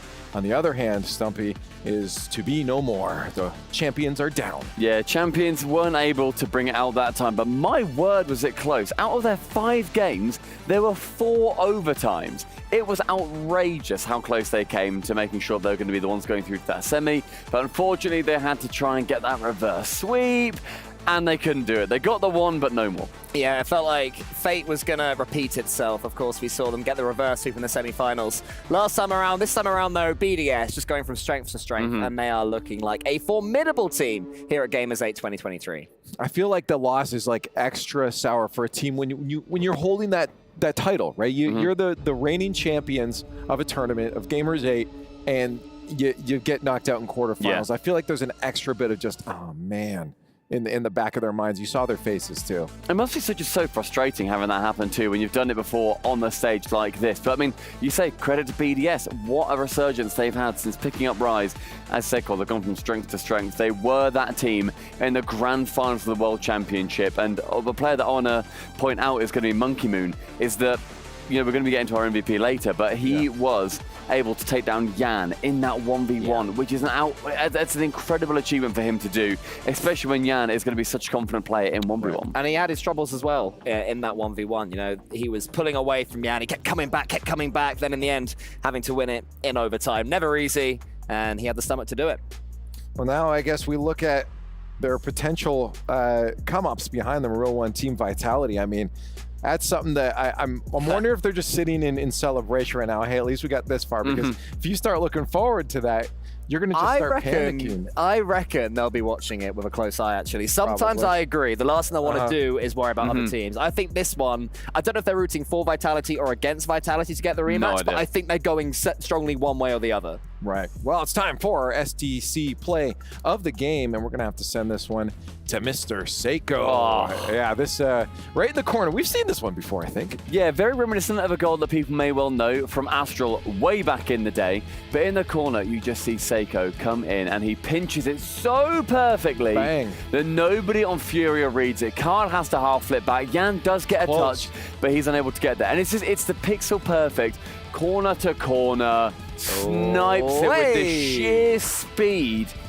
And I just love seeing them when you probably slice the net in half. And you don't know what to do as the defender either, because suddenly it's background behind you. Yeah. Well, let's bring it right into our Kitty MVP then, because, well, it's the same guy. Yeah. Good job, Seiko. It's going to go to Yeah, for Seiko sure. getting both of these awards, Cole. Yeah, I mean, if you get the overtime winner, then you know you're going to have a good chance, especially if it's the goal of the game. But in general, Seiko was magnificent. He was on the end of everything that Team BDS were doing. Of course, with him there repping the Marseille FC decal, he was getting the lovely pinch in the corner. And then it's just the simple finishers. But when you get some of the overtime goals, here as well, look at this, flicking it. It was the simple plays as well as that pinch, all combined to make Seiko the most valuable player for Team BDS. Yeah, fabulous playing from him all along. I made sure that he wasn't just playing that offensive role. Defensively, he was diving in front of that net over and over again, keeping Furia at bay and definitely frustrating Furia a lot of the time too, assisting his two teammates. Right. Monkey Moon, of course, being a player that I want to shout out as well, but Seiko, yeah, he wasn't a player that played the 1v1, and we definitely like to show off the players who aren't in that 1v1, but made sure that, you know, he was in that 2v2 and was instrumental. I'd like to shout out Rise as well, because I was thinking when we were watching that one, when was the last time he made a top 4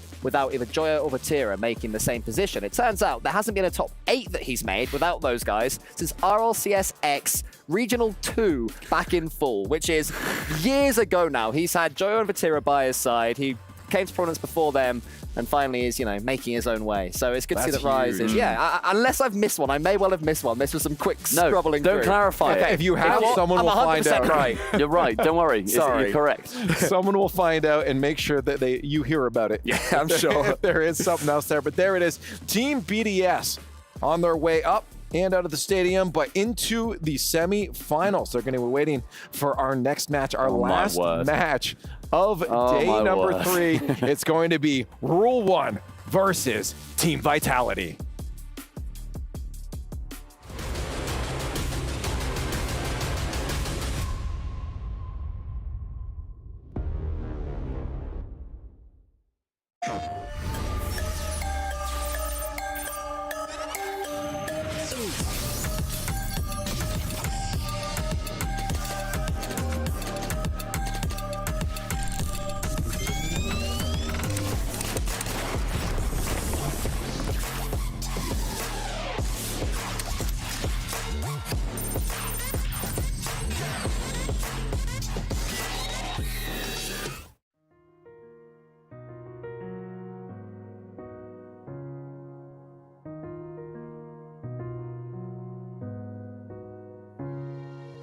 الحياة لحن، ولأننا جزء من مقطوعة عظيمة تحركنا، تلمسنا، تصنع من لحظاتنا ذكريات بديعة. لأن الوجبة، التجربة، المغامرة، حياتك بعد جديد في هيلتون الرياض.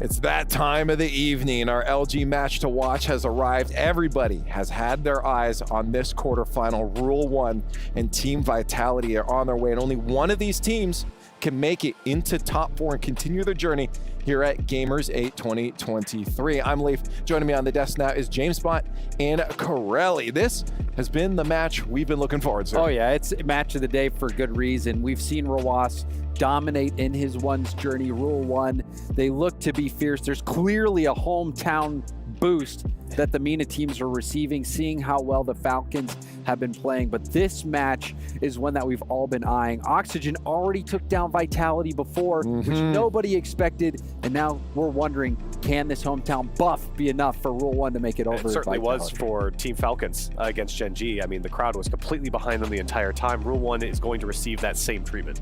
Well, Vitality, again, coming in as the reigning world champions from the RLCS, have a lot to prove up against Rule 1, but Rule 1, again, have a lot to prove, just especially with this roster. They're looking hot right now, but we heard from Team Vitality, I think, recently with Hercules, so let's take a listen. Hi guys, I'm here in the player lounge with Vitality's coach Farah. And Farah, I just finished talking to Mohsen and I asked him, scale of 1 to 10, how confident he was that Zen was going to take the 1v1. Man's called a 10 out of 10. I gotta ask, where are you at on the 1v1? It's a surprise. It's a surprise. All right. And for the fans at home, obviously you give the most iconic fan speeches out there. Do you have a mini speech for the fans at home cheering you on throughout the rest of Gamers8? If we win. Okay, we're gonna save these ones for if they win. So you guys, make sure you keep watching the stream here and don't go anywhere. I mean, it's going to be Zen, right? Yeah, of course. Of course. That'd be crazy. Sub in Farah. I don't think they can do that. I don't think they're allowed to do that. I think we saw him on stream. He's like in Diamond right now or something. He hadn't played for like a year. Yeah, because he was focusing on coaching, and he's winning. No, that's fair enough. But that's really, I think, not to discredit the other players on the teams, I do feel like that's what everyone's really got their eyes on, is that 1v1 specifically with Rawas and Zen. Like these are the two best 1v1 players. 1v1s for sure. Also that 2v2 I feel like is going to be kind of fun to watch as well. I saw a tweet, I think it was the Twins with Mohsen and Zen. Zen and Mohsen versus the Twins was happening off stream just as like a little pregame scrim. So the 2v2s will also be exciting. It definitely seems like the biggest hurdle for Rule 1 is going to be the 3v3 game mode. We know that Rawas can beat Zen. We've seen him do it before. The Twins in 2s are rock solid, but it's the 3s game mode. The world champion Vitality team owns that game mode. They have been dominant in that game mode, but they have shown some vulnerability this turn. Hey, we just heard from Vitality. It's only fair if we hear from Rule 1 as well. Hi guys, it's Hercules and I'm here with Rule 1's Crespod and Mohsen. And you guys, you're about to face off against Vitality here for a chance to continue on through Gamers8. Are there any nerves going up against the currently reigning world champions? Yeah, it's not going to be like an easy matchup for us because, as you said, they are the world champions. They got 3 regionals wins in a row. They got a major win.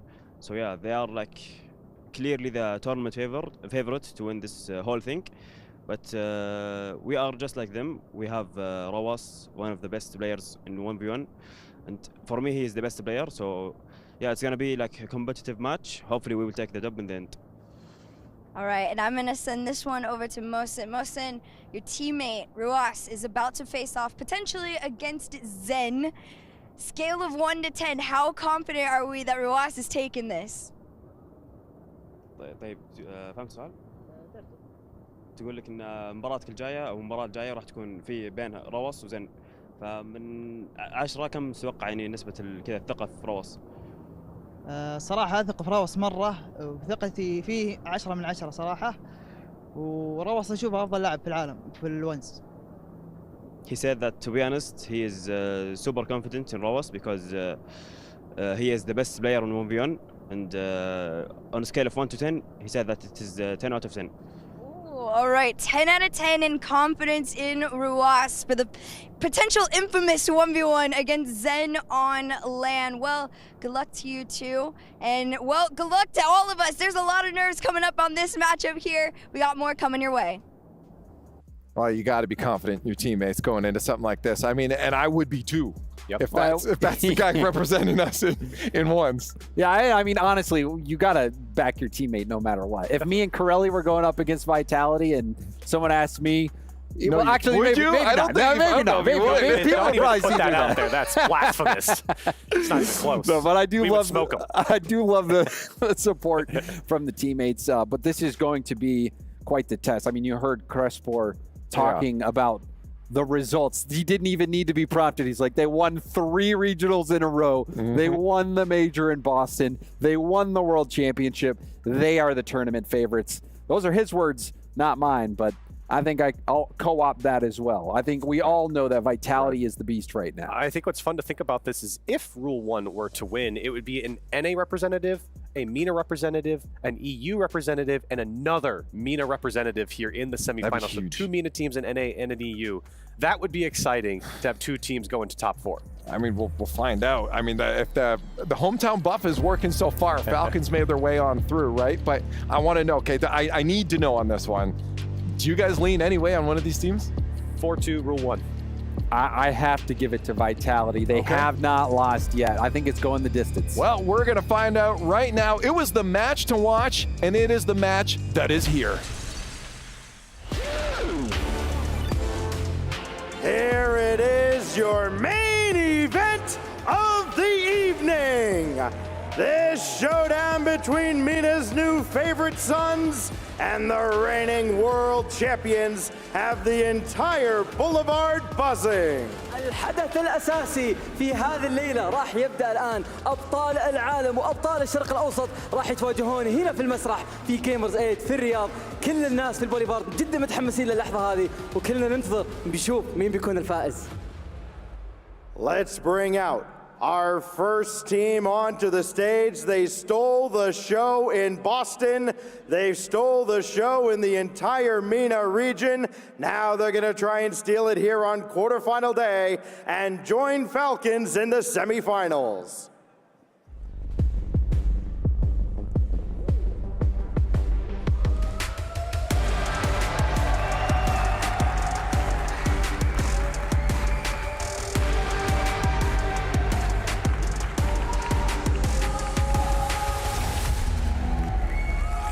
It's a party in the KSA. Please welcome Rule 1!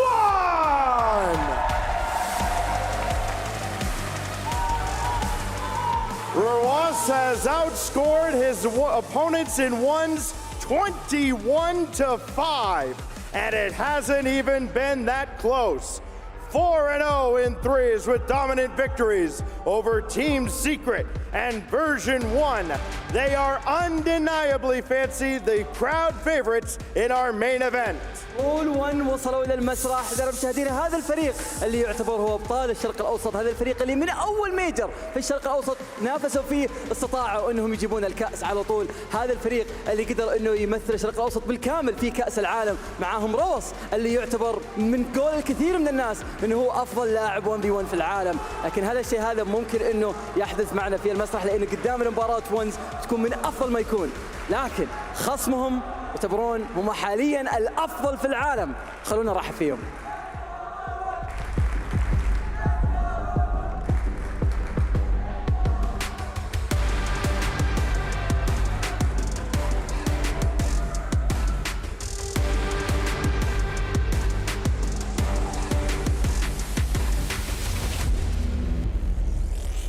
أبطال العالم تيم فايتاليتي.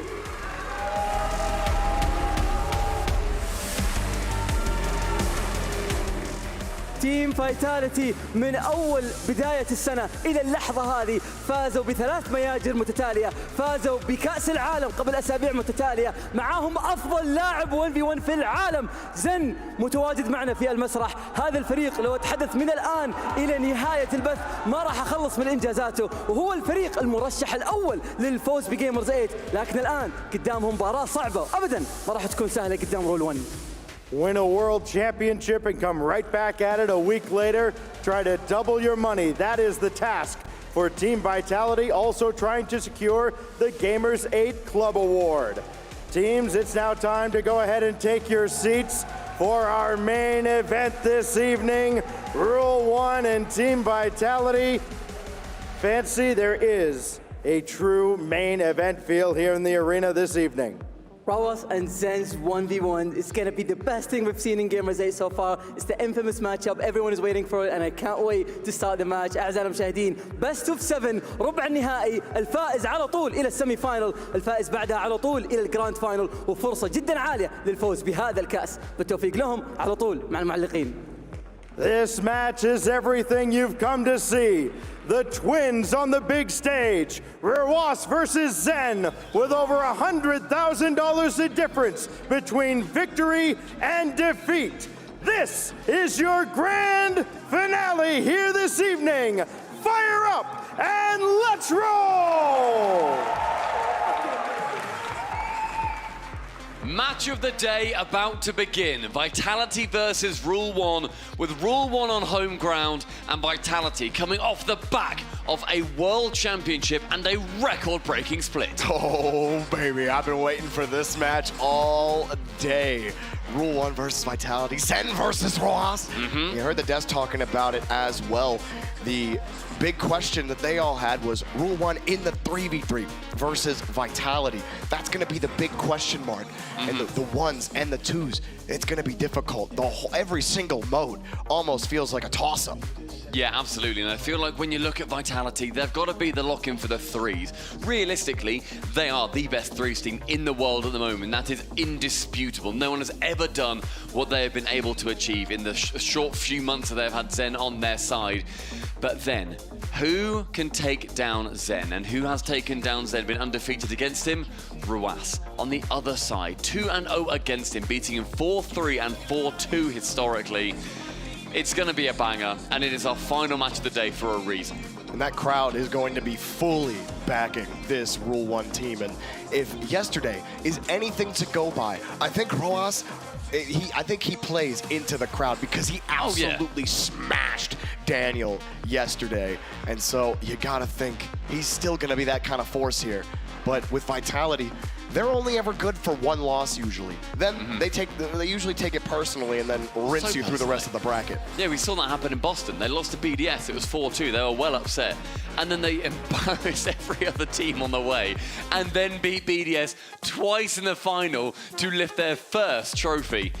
But they got beaten earlier on, of course, by Oxygen back in the groups, and then they went unbeaten in order to get through as the second place team from Group A. Oxygen are now out, the only team that have beaten them so far. It's a chance for Rule 1 to do the same. This home turf has been instrumental to the home teams. Falcons, they went 4-1 versus Gen.G. Can Rule 1 do the same and ultimately achieve the near impossible? We didn't even talk about Kaliers, who I think has had an outstanding tournament so far. You know, Ross gets a lot of the praise because of his 1v1 prowess, but Kaliers in every other mode, every bit as good. And even got MVP a couple of times in the matches that he's played. When the Twins take the pitch, you know everybody's gonna have a difficult time. Twins, of course, that 2v2 team as well, going up against one of the best 2v2 teams in the world with Alpha and Zen.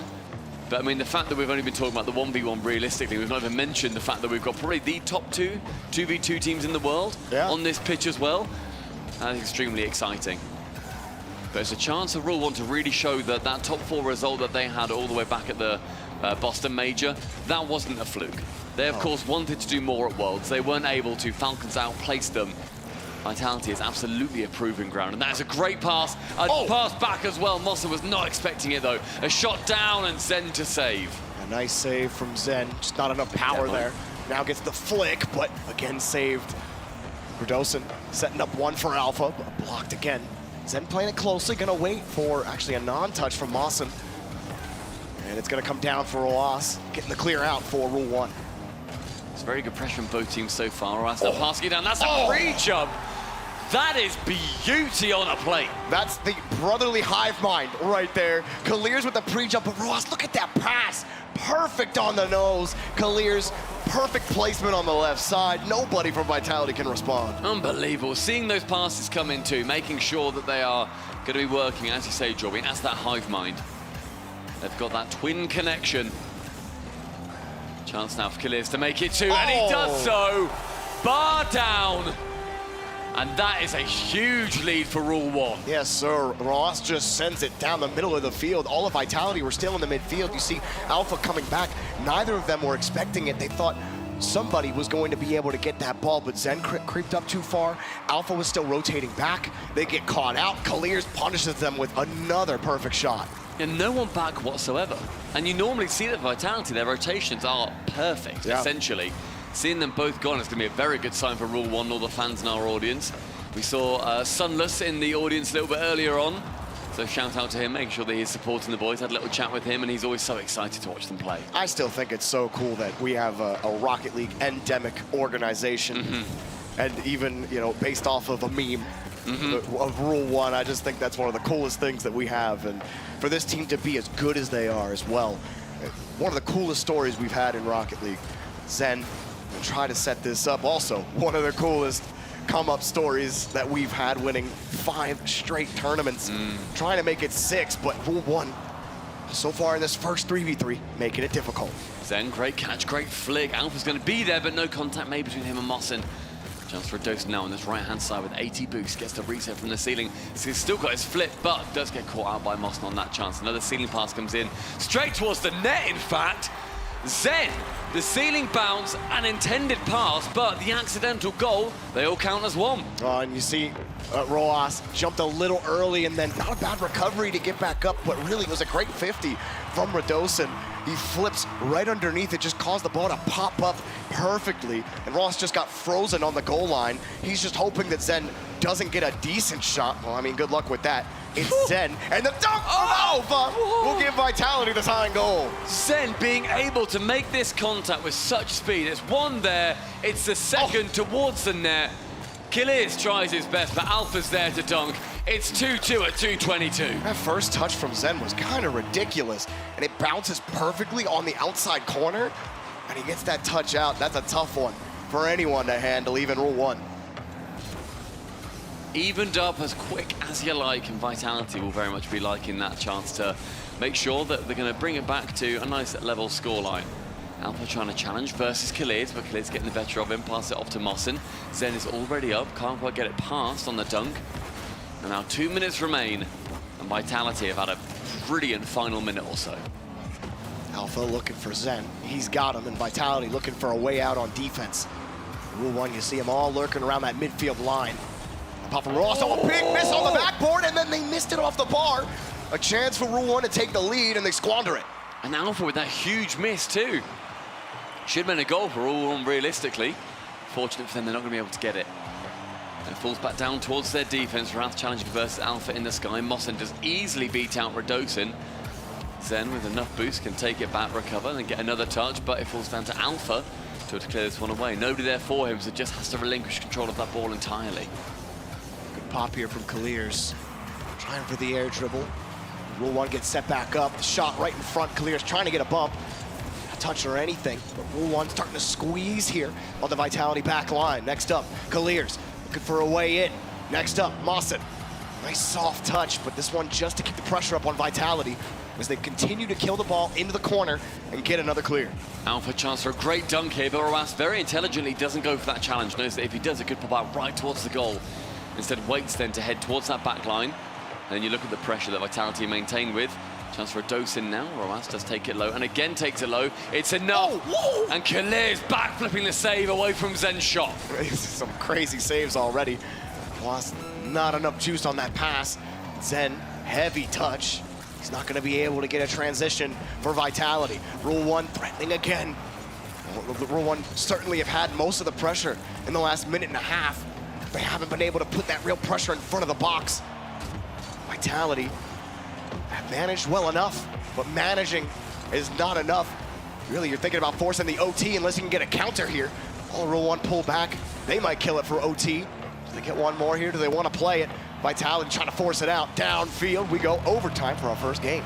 Yeah, let down to the ground by Vitality, knowing that relatively low on boost, didn't want to risk it. I think the right decision. Overtime is going to be where either of these teams can just take this first 3v3, and then the question mark arises. do you go twos, do you go ones? I think it's going to be a real coin flip. Neither matters. Zen up for one reset. Can't get it past Mossen, however, who's been defending brilliantly in this individual game. Kalir's chance to get over Zen, doesn't manage to do so, and Radosin has to dive in before Mossen gets a chance to shoot. Now, that back corner, falling prey to yet more 50-50s. Vitality do work it out, but Radosin has to wait back. That's a shot very high up. Radosin does get a touch to the ball, and no shot from the double. Radosin playing cleanly, as per usual. The pot shot easily taken away by Roas. And now Rule 1, again, the overtime was probably the best thing that could have happened for Vitality with the amount of pressure they were facing. But Rule 1 are back on offense. Nowhere for Kalir's really to go. He does get a demo on the back line, forces Radosin to be clinical here, but there he is, gets it back to Alpha. Alpha and Radosin working well. Alpha shot denied by Kalir's. And the denial is beautiful. Manages to get it away into a great position too. But then Alpha comes back in again. He strikes twice. Venom is going to be lurking in that Rule 1 vein. Minute 15. Now Alpha on the right-hand side with 50 boost. Can he pass this? He'd take it lower. He said no, it bounces very well for Vitality, but Mossen yet again completely dusting Radosin. So fast coming off the goal line. Just nothing for Vitality to work with. As soon as they get to the edges, ball killed out to the corner. Like you said, Mossen just quicker to it. And there's Kalir's taking away another play. They're having to take these high balls. Zen looking for the bump. He misses him. Boss gets right over him. And Radosin trying again, but he's got no boost and no dunk. A couple times Radosin's just hoping to get that lucky dunk, and he just can't quite get there. Again, taken away. Great pre-jump from Zen 2, shuts down that midfield play. Radosin now can pass it central. Zen was there, while the Alpha was there to shoot. Now Zen has to challenge for the 50. The midfield controlled entirely by Vitality. Rule 1 struggling to work their way out. Until finally it gets only as far as Zen with a block, with a dunk, with a second. And then finally in and out save from Kalir's. Lanai unstoppable, but who but Kalir's to shut down Zen? You got Mossen in the thirds, you got Kalir's on the goal line. Rule 1 playing some immaculate defense to keep themselves in this overtime. About half a game of Rocket League played already. And yeah, I think some of these plays are already kind of living up to what we were expecting, Stumpy. Yeah, we expected magic, and already it is huge, and again, Roas comes out, the Twinergy, save after save, no problem for then, until finally a flip from Kalir's isn't able to quite sneak it past that Vitality defense. Well, the Frenchman starting to struggle, but Alpha able to take that one away off the bar. Still Rule 1, they have possession and control. Zen has no boost. Push back to the corner, but Vitality are there. Alpha next up, he's over 1, no boost. Flip to keep momentum. Just takes the shot before he gets deleted. That's all he could do. And Rule 1, playing that ball in the corner. Radosin forces one off of him. But again, where are they supposed to go? There's just nowhere to go. You push it across, there's a Rule 1 defender to take it away, but they can't get a hold of the midfield. Both these teams so deserving of the eventual win that will fall one of their ways. 3.5 minute elapsed. Kalir's is up, and leaving that ball gets the call that maybe Zen was already up, and Zen's pre-jumps have been monstrous so far. Radosin waits central, hopes for a Mossen miss, but it's never going to be coming in. Not at this point. Bounce off the ceiling. Who's there first? It will be Zen from a miss. Roas turns with that 100 boost, but Kalir's going to be taking over instead. Love that from Roas. Fakes going for the touch, just takes the boost. Zen was sitting right there. You don't want to force that 50, put your team in a bad spot. Try to give yourself the best option on counter-attack. The pinch, a light pinch, and easily saved somehow. Zen now to the ceiling with 40 boosts. He can get one and the second. That's on target, but Roas flies high, saves it away. Will Radosin go central with this? Instead he goes solo. There's one. The second is not going to be there for him. Alpha jumps in a little bit too late, in fact. Now Mossen's got a great chance down the other end. Just has to beat Radosin. Isn't able to do so, but Kalir's, his backup, will be there. Little high ball for Rule 1. Ross trying to force that ball across, but Alpha, another good 50, but he's out of boost. Dunk out. Rule 1, win the corner boosts. Ball's a little far away here for Radosin. You see him wall dashing to try to catch up. He'll take the boost instead. But here they come again. Rule 1, have control of the midfield. Roas with the catch. Whoa! The shot and it bounces right down. Are you kidding? The impossibility continues. Vitality, what a save across the two. And Rule 1 are going to be hurting, thinking that's gone in. That was 95%. Oh, a full game of Rocket League has elapsed up high. Oh, Clear's just trying to get in the way, maybe hoping he gets a bump. Rule 1, a couple of close ones. Vitality, a couple of close ones. But no one can seem to break the door down. Complete deadlock here in our first map. 5 minutes, a whole game again, Jorby. Radosin, right-hand side, will be following up his own touch, but can't quite get it. Mossen with a little bit of a lazy one, a little bit of fatigue starting to come in. Boys, it's game 1. Whoa. Zen's up Whoa. with enough boost. Oh. Takes the 1, the 2. Can't get the bump. Roas is there again. The air dribble bumps are just failing. They have them red. Rule 1 will not be chipped off the play. They're going to get the save. They're going to hop right over you, and they're going to win the game. Rule 1, a deserving victory in game number 1. And my word, did they sweat for it. Here out in the desert, the boys have managed to get number 1 versus Vitality. It took them 2 games worth for a single point. And now we go to either a world-class 2v2 or a world-class 1v1. Honestly, I don't, what do they choose? Who knows? What a treat either way. You're strong in every mode, so it doesn't matter. Crowd elated about that game. Man, the Saudi Arabians held the wall. A couple of nasty saves from Kalirs. Roas had some as well, Mossen too. And one juicy counterattack. Vitality just couldn't hold them back. It was like 10 minutes, 40-second game. Oh, that save was ridiculous. That's like how many times you just own goal that as it bounces off the bar? But no, perfect flip and it bounces out. And Kalirs, actually, I didn't even notice, Kalirs fakes that ball. It falls back down to Roas, and then he can take the shot. Again, those 2 working in tandem. Faked out a defender. Alpha had no idea what to do on the goal line. Beautiful play from the fellas. And in the last 2 series, Jorby, that is going to be our 5th overtime in, 6 games. Unbelievable. Oh. So close here in the lower half of the quarterfinals. Is every game going to be like this? Is it going to be this close the whole way through?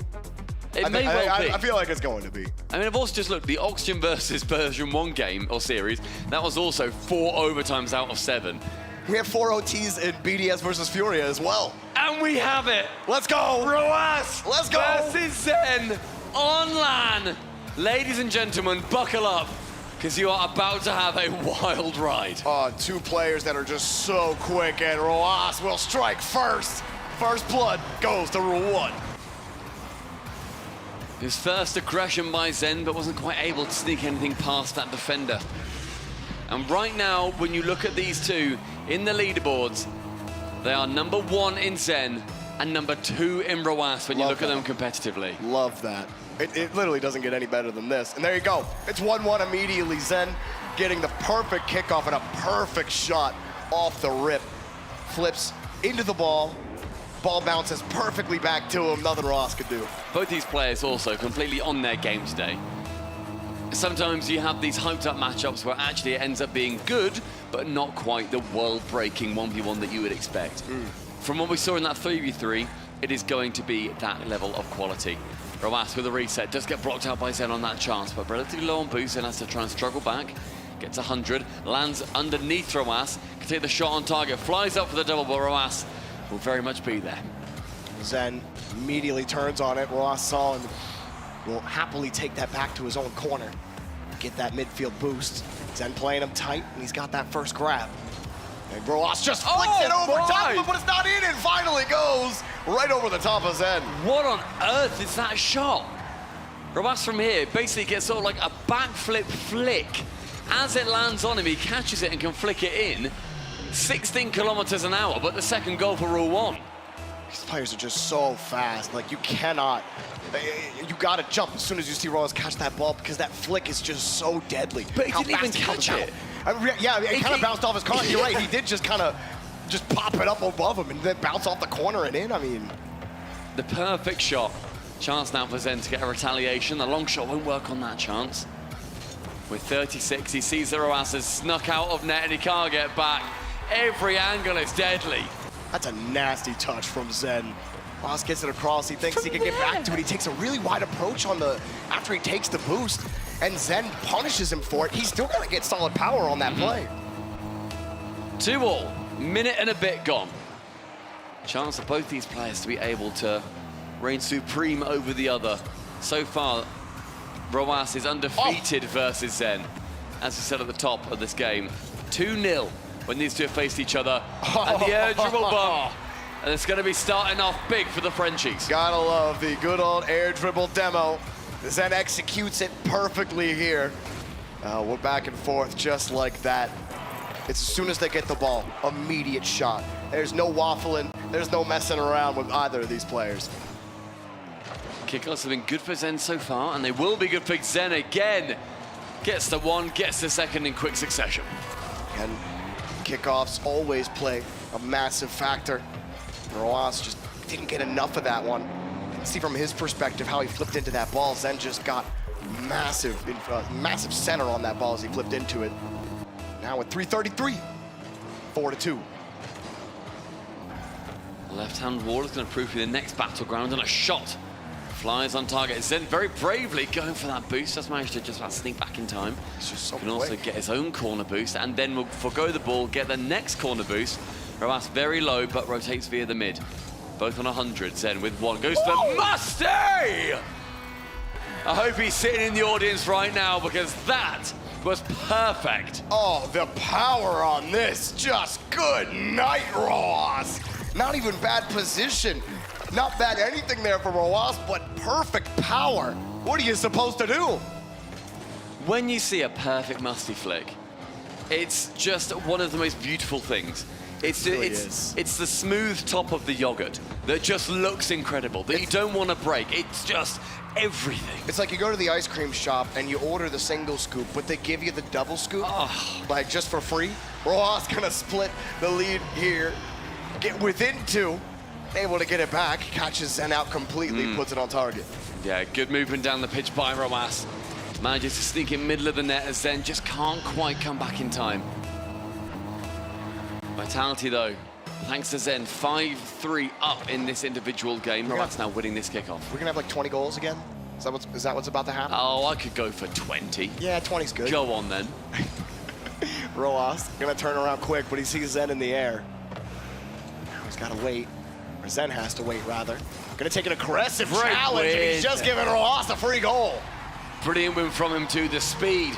Not being deterred by the fact that he was 2 or 3 goals down. Just outspeeds Zen completely and catches him lacking. But Zen with 0 boost had to do something. If he starts to retreat, if he tries to shadow it back, it becomes a little bit more awkward to save. If he can beat out Roas there, then they're both in the same boat, both with very low boost. Took the risk, but the reward falls the way of the Rule 1 player. Roas has not let this game get out of control. Oh, Zen another quick one, and he whiffs it. Roas will happily take the game-tying goal. Another dive in from Zen. Thinks he can outspeed him, and if he made that contact, that's a goal for Zen. Yeah. Again, high risk, high reward, but just did not judge it well where he was going to be exactly. I think it's fine to take the risk there, to take the aggression. I mean, you saw he was pixels off of even just making contact. Then it's at least contested afterwards, but you miss it, you get punished, and what a flick! Oh, that's disgusting! 4-goal comeback! My word! That's a filthy flick, Stumpy. Oh, gosh. My God. From the back of his car as well. Doesn't even roll up onto the back. Something you get that double hit in tennis. And he goes bang, bang. That's what it was. From the hood of his car all the way to the back. Flicks it straight over. Zen not able to deal with it, but a shot just wide of target sees Roas have to stretch. And that's 4 in a row for Roas. Zen needs to get something. The dunk does go just wide of the net. And the boost very much in favor of Zen. But the mid boost now picked up by Roas, up for 1. Now the airdrop bump, it's going there again. Manages to just sneak round.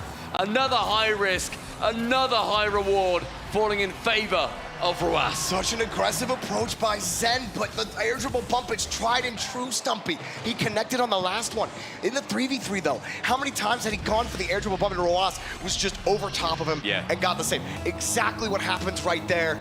And the aggression from Zen has just not worked out. Roas has punished him every single time. 5 straight goals for Roas. Minute 45, Zen has to try and wrestle back 2. That's 1 up, then goes low with the challenge. But that's the thing, Zen and Roas, if they're losing, they can both mix it up. They have different play styles they can go to. The aggression so far for Zen has become predictable. He's gotta mix it up. Gotta find a way in, but It's so hard. Roas, one of the best defenders in the world. Maybe if not the best defender in the world. Roas taking another shot. Just trying to dump that off, get some boost. He's got it now. Zen. Oh, Roas fake challenge. Forcing Zen to give that up, but Zen still has control. Zen trying to force his way through on the ground. Got the 50, got the bump. He's got to turn quick, and it just goes away! That's what we talk about with the mix-ups. The sheer wrestling him, gets him in an armbar, lets it roll its way in. Get in the corner, Roas. You are not saving that. You know what they say about strikers, Stumpy? Get him to the ground. Zen, full grapple on the play. Puts himself within one. He's not out of it. And a minute remaining. The fight is in Zen. Stinging like a hornet. Roas not quite being able to be removed from the pitch with that demo attempt. And with a lot of boosts on both sides, it's going to come down to those mind games. A tap over top, the in and out, the recovery is there. Roas has to shoot it wide of the net. Boost being grabbed by neither of his players, and they find themselves low again. But Zen to the ceiling. Gets one. Roas meets him there. The 50. So quick. Goes sideways across our pitch. The lateral plays. Now Zen, opportunity with 30 boost. Goes low with it. He is learning, but as is Roas. And the long shot. It's 8 for Rule 1. Absolutely clinical from Roas. He does not give Zen any space. If he has the boost, he's in your face. He does not let you play with the ball in his half. He is so quick. One of the quickest defenders I have ever seen in every mode, especially 1v1. He won't let Zen have his food. Roas eating good right now. 25 seconds. This game is his to lose. Has to try and bring something back though, does Zen. Goes low with that challenge, but as does Roas. Bumped away from it. But gets bumped into the ball and the recovery. He manages to stay in the play, and these seconds tick down. Roas pumps it up again. Zen's got a full boost though. Roas has nothing. He's only got one. He needs the corner. This is a chance for Zen. He needs to get it with time. The bump! He misses! Roas got the touch! Zen needs time! He's got none! Roas taking down Zen in the ones! A spectacular game from both players. Two Titans battle above the city of Riyadh. And only one victor, Rule 1. They go 2-0 up in the series. Vitality, you have not got a second life here, lads. You've got to win a few on the trot. Dare I say it, Stumpy, I don't think that was the best 1v1 from Zen. I think he was a little too aggressive midway through that series. He started mixing it up too late. And by then, Roas, he already had the confidence. He was so fast, he could never get starved. Like, Zen just didn't have the force to beat him, and Roas's shooting was too good. His flicks were insane. His ground game has been immaculate. I mean, what was Zen supposed to do? And that Musty was sick, but that was all he had, man. Yeah, but an aggressive challenge from Zen, too, just... Zen's aggression let him down by just a couple of goals, and that is all it took in the end. This goal was filth. Oh, love that. Out there like the cold side of the pillow, just pure satisfaction seeing it roll in like you cannot get to it. There's few things that feel better than that.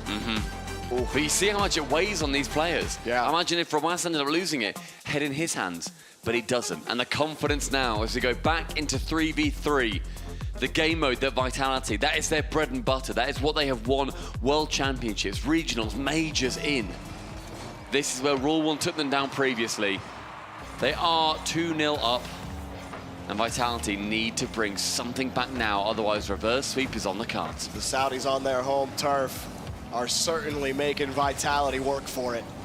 But Vitality, they have not collected a paycheck. They really haven't gotten the work done. It's been a little too difficult. That Rule 1 defense in the first 3v3 was impossible to penetrate. See what Vitality can do this time. But how many times did we see them try to push the ball? They don't have a lot of boost. Something's got to change this time for Vitality. On the side of Rule 1, however, keep it the same. You have been doing an incredible job making sure that you're shutting down Zen as and when. You are being aggressive when you need to. Their ground game has been absolutely spectacular. The 50s going so incredibly in their way over and over again. And a lot of the midfield possession, especially in the way of boost, has gone the way of Rule 1 too. So, same Vitality to focus on. It's making sure that they are working back and pushing back against the dominance that Rule 1 are starting to really display.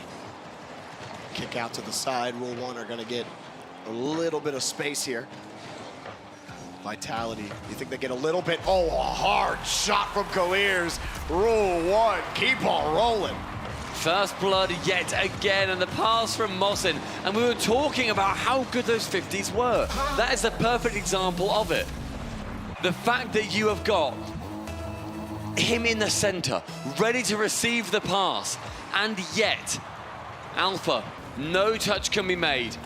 Brilliant move from Rule 1. Here we go, Vitality, another shot. Now one up high.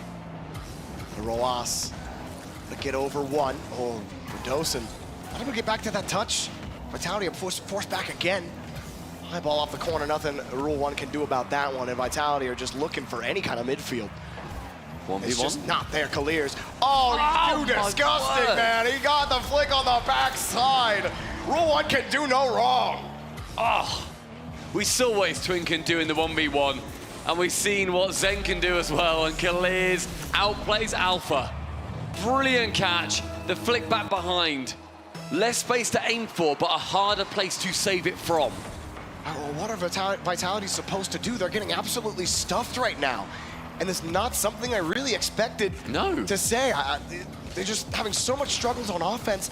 They're not able to dictate pace of play at all. It is all Rule 1 right now. A miss from Alpha, sees another clear from Roas from the backboard. Now Zen has time, he has space, he has boost, sends it high, and Kaliers, he reads him immediately. Great catch from Redosin in the midfield, but challenged again by Roas. Roas has a shot, but the 50 denied. And Kaliers just going in, being annoying. You know, it's a nuisance when you think you have a clear, and the player just sitting around, flipping in front of you, taking the ball away, taking your boost away. And Redosin looking for a pass, and again, no connection for Vitality. Halfway through the game, and Rule 1 with that 2-0 lead. It's going to stick so far. Kaliers now pushing up the right-hand side. Alpha manages to get a challenge, but no one really following on the side of Vitality. Some space here for Kaliers. Oh, hops right over one attacker from Vitality. Gets over two, but gets chipped off the play. Chance for Zen, but a heavy touch. He is going to get another chance at it. Again, that heavy touch, the ball just forced into the corner. Not much he can actually do on that play. Vitality's still in retreat, so it's Rule 1's ball. They have completely killed this clock as well. 3 minutes gone, and Rule 1, they really haven't made Vitality look threatening at all. An own bump as well is going to be throwing off that Vitality defense, puts them a little bit into shock. Redosin now pushing up the pitch. Gets a failed flick, and Roas able to read him quite handily. Alpha passing towards Zen, but Zen has to take that risk. He takes it, and now Mosin is going to be on that counter-attack. The shot can come in. Instead, it just goes a bit wide, and Redosin's able to clear it away. Cool. Pass from Roas. He's there. How does he get the touch? There's nobody from Vitality to challenge that. It just goes over two defenders.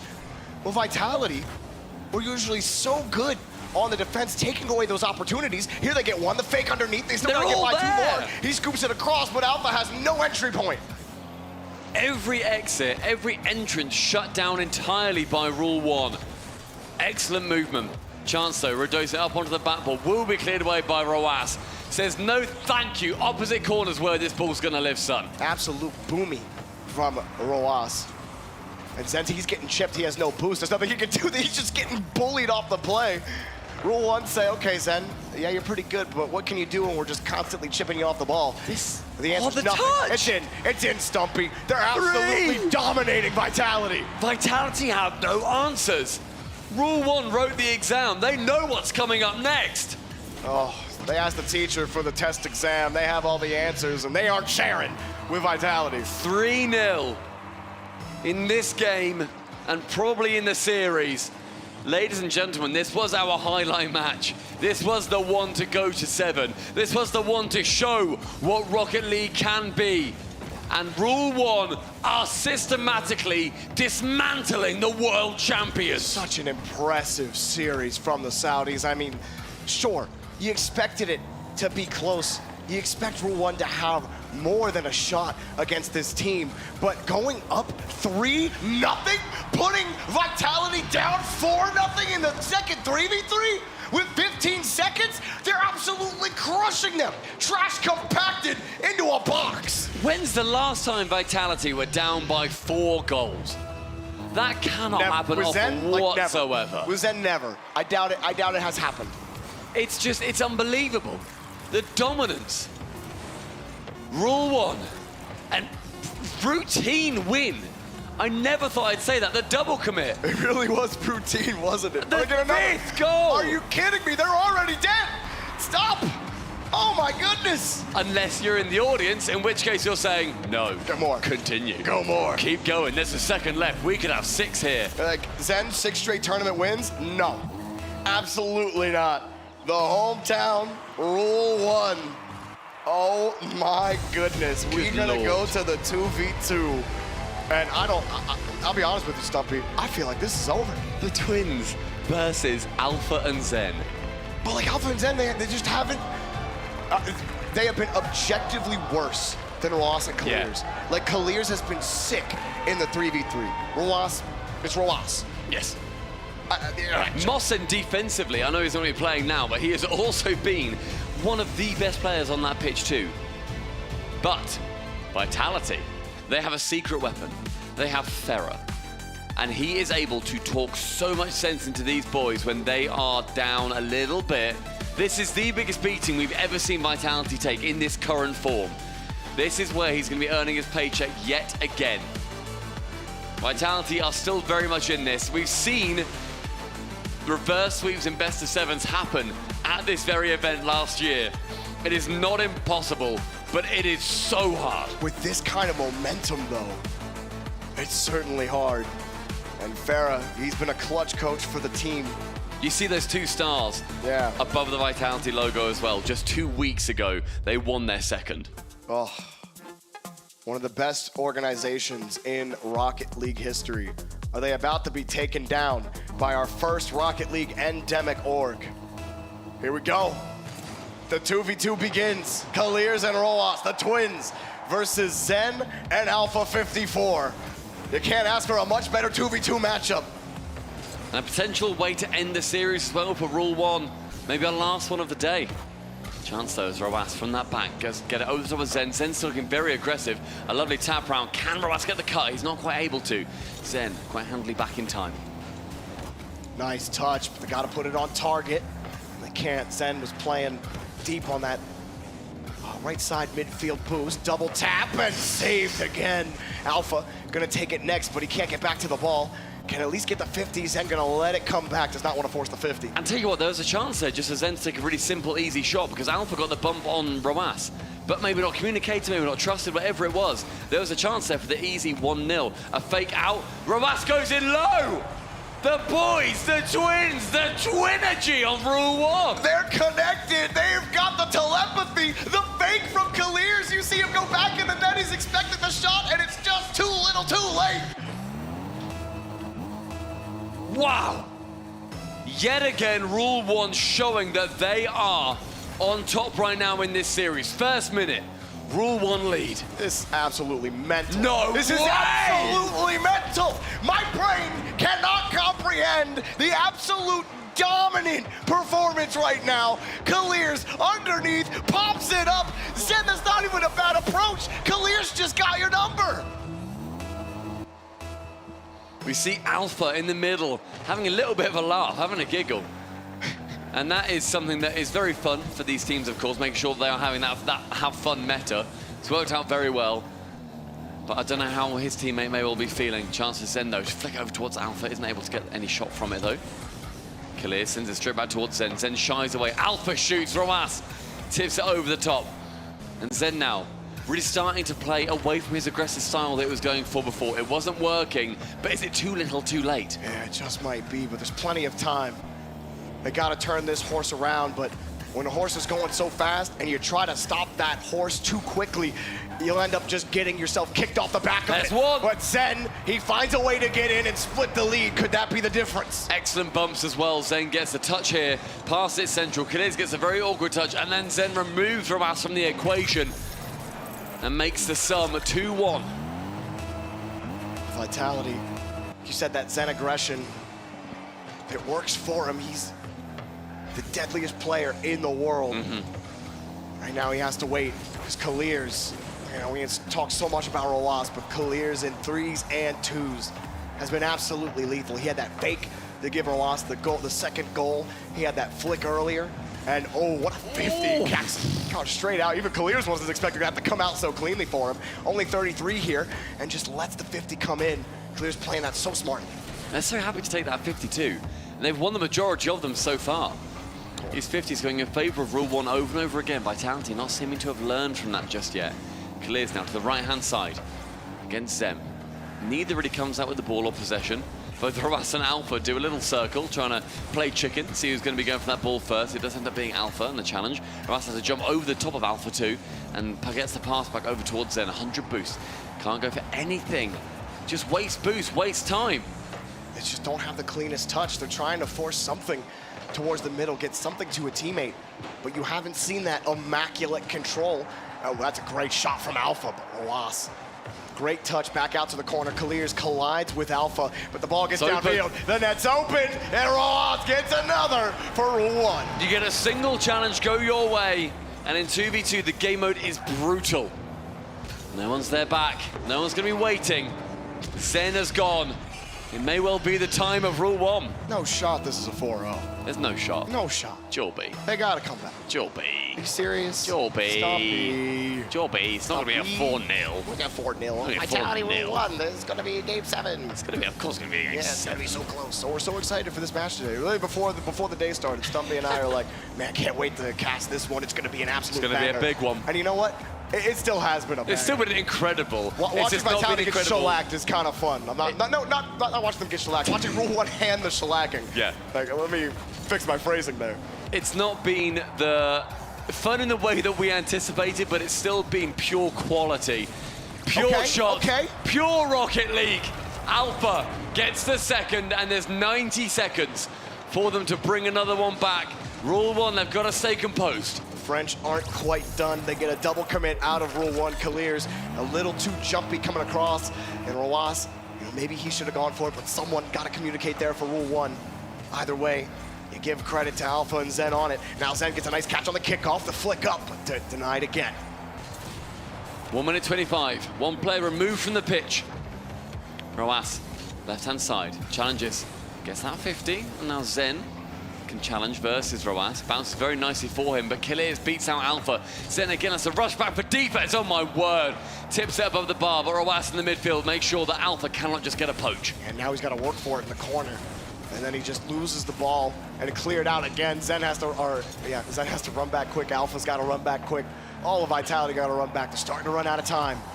Cleared out. Roas has got plenty of boost, trying to fake Zen into a touch. Good demo. To open it up. Roas trying to kick it over Zen. He's got no boost, and he just gets the touch to take it away. 40 seconds. Alpha now, midfield, sends it long. Roas able to get that clear away. We can see that trophy that these two teams are vying for. Zen again gets that last second touch. Up again. High ball for Vitality. This is it. They have to find a way to start this reverse sweep. Zen flipping it over once. Got the bump. The shot. Goal! Roas helps it on its way, but the physicality Vitality finally pays off. Big goal. Zen, the classic air dribble bump attempt, forces Roas back. Nothing he can do to get the touch. Alpha collects on the shot. 24 seconds. It could be another OT, but they just win the kickoff. Clear's got the catch. Try the low 50. It's not going to work against Zen. 50 goes in favor. Zen gets a long shot. Roas is there. Goal line clear. One demo. Second pump. The double demo, and Alpha's on target. Vitality. What a recovery. If you can't beat them, don't lead them. 1, 2. See you later. Alpha will put that one in, and Zen the Headhunter takes them all out. Vitality come alive once again. Resuscitated on Wasteland. But there's still 10 seconds. Roas, midfield. Who's bumping? No way! It's Roas shooting!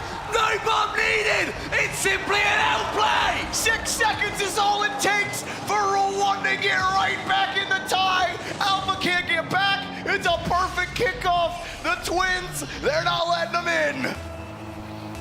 Final 6. Vitality, do they stay firm?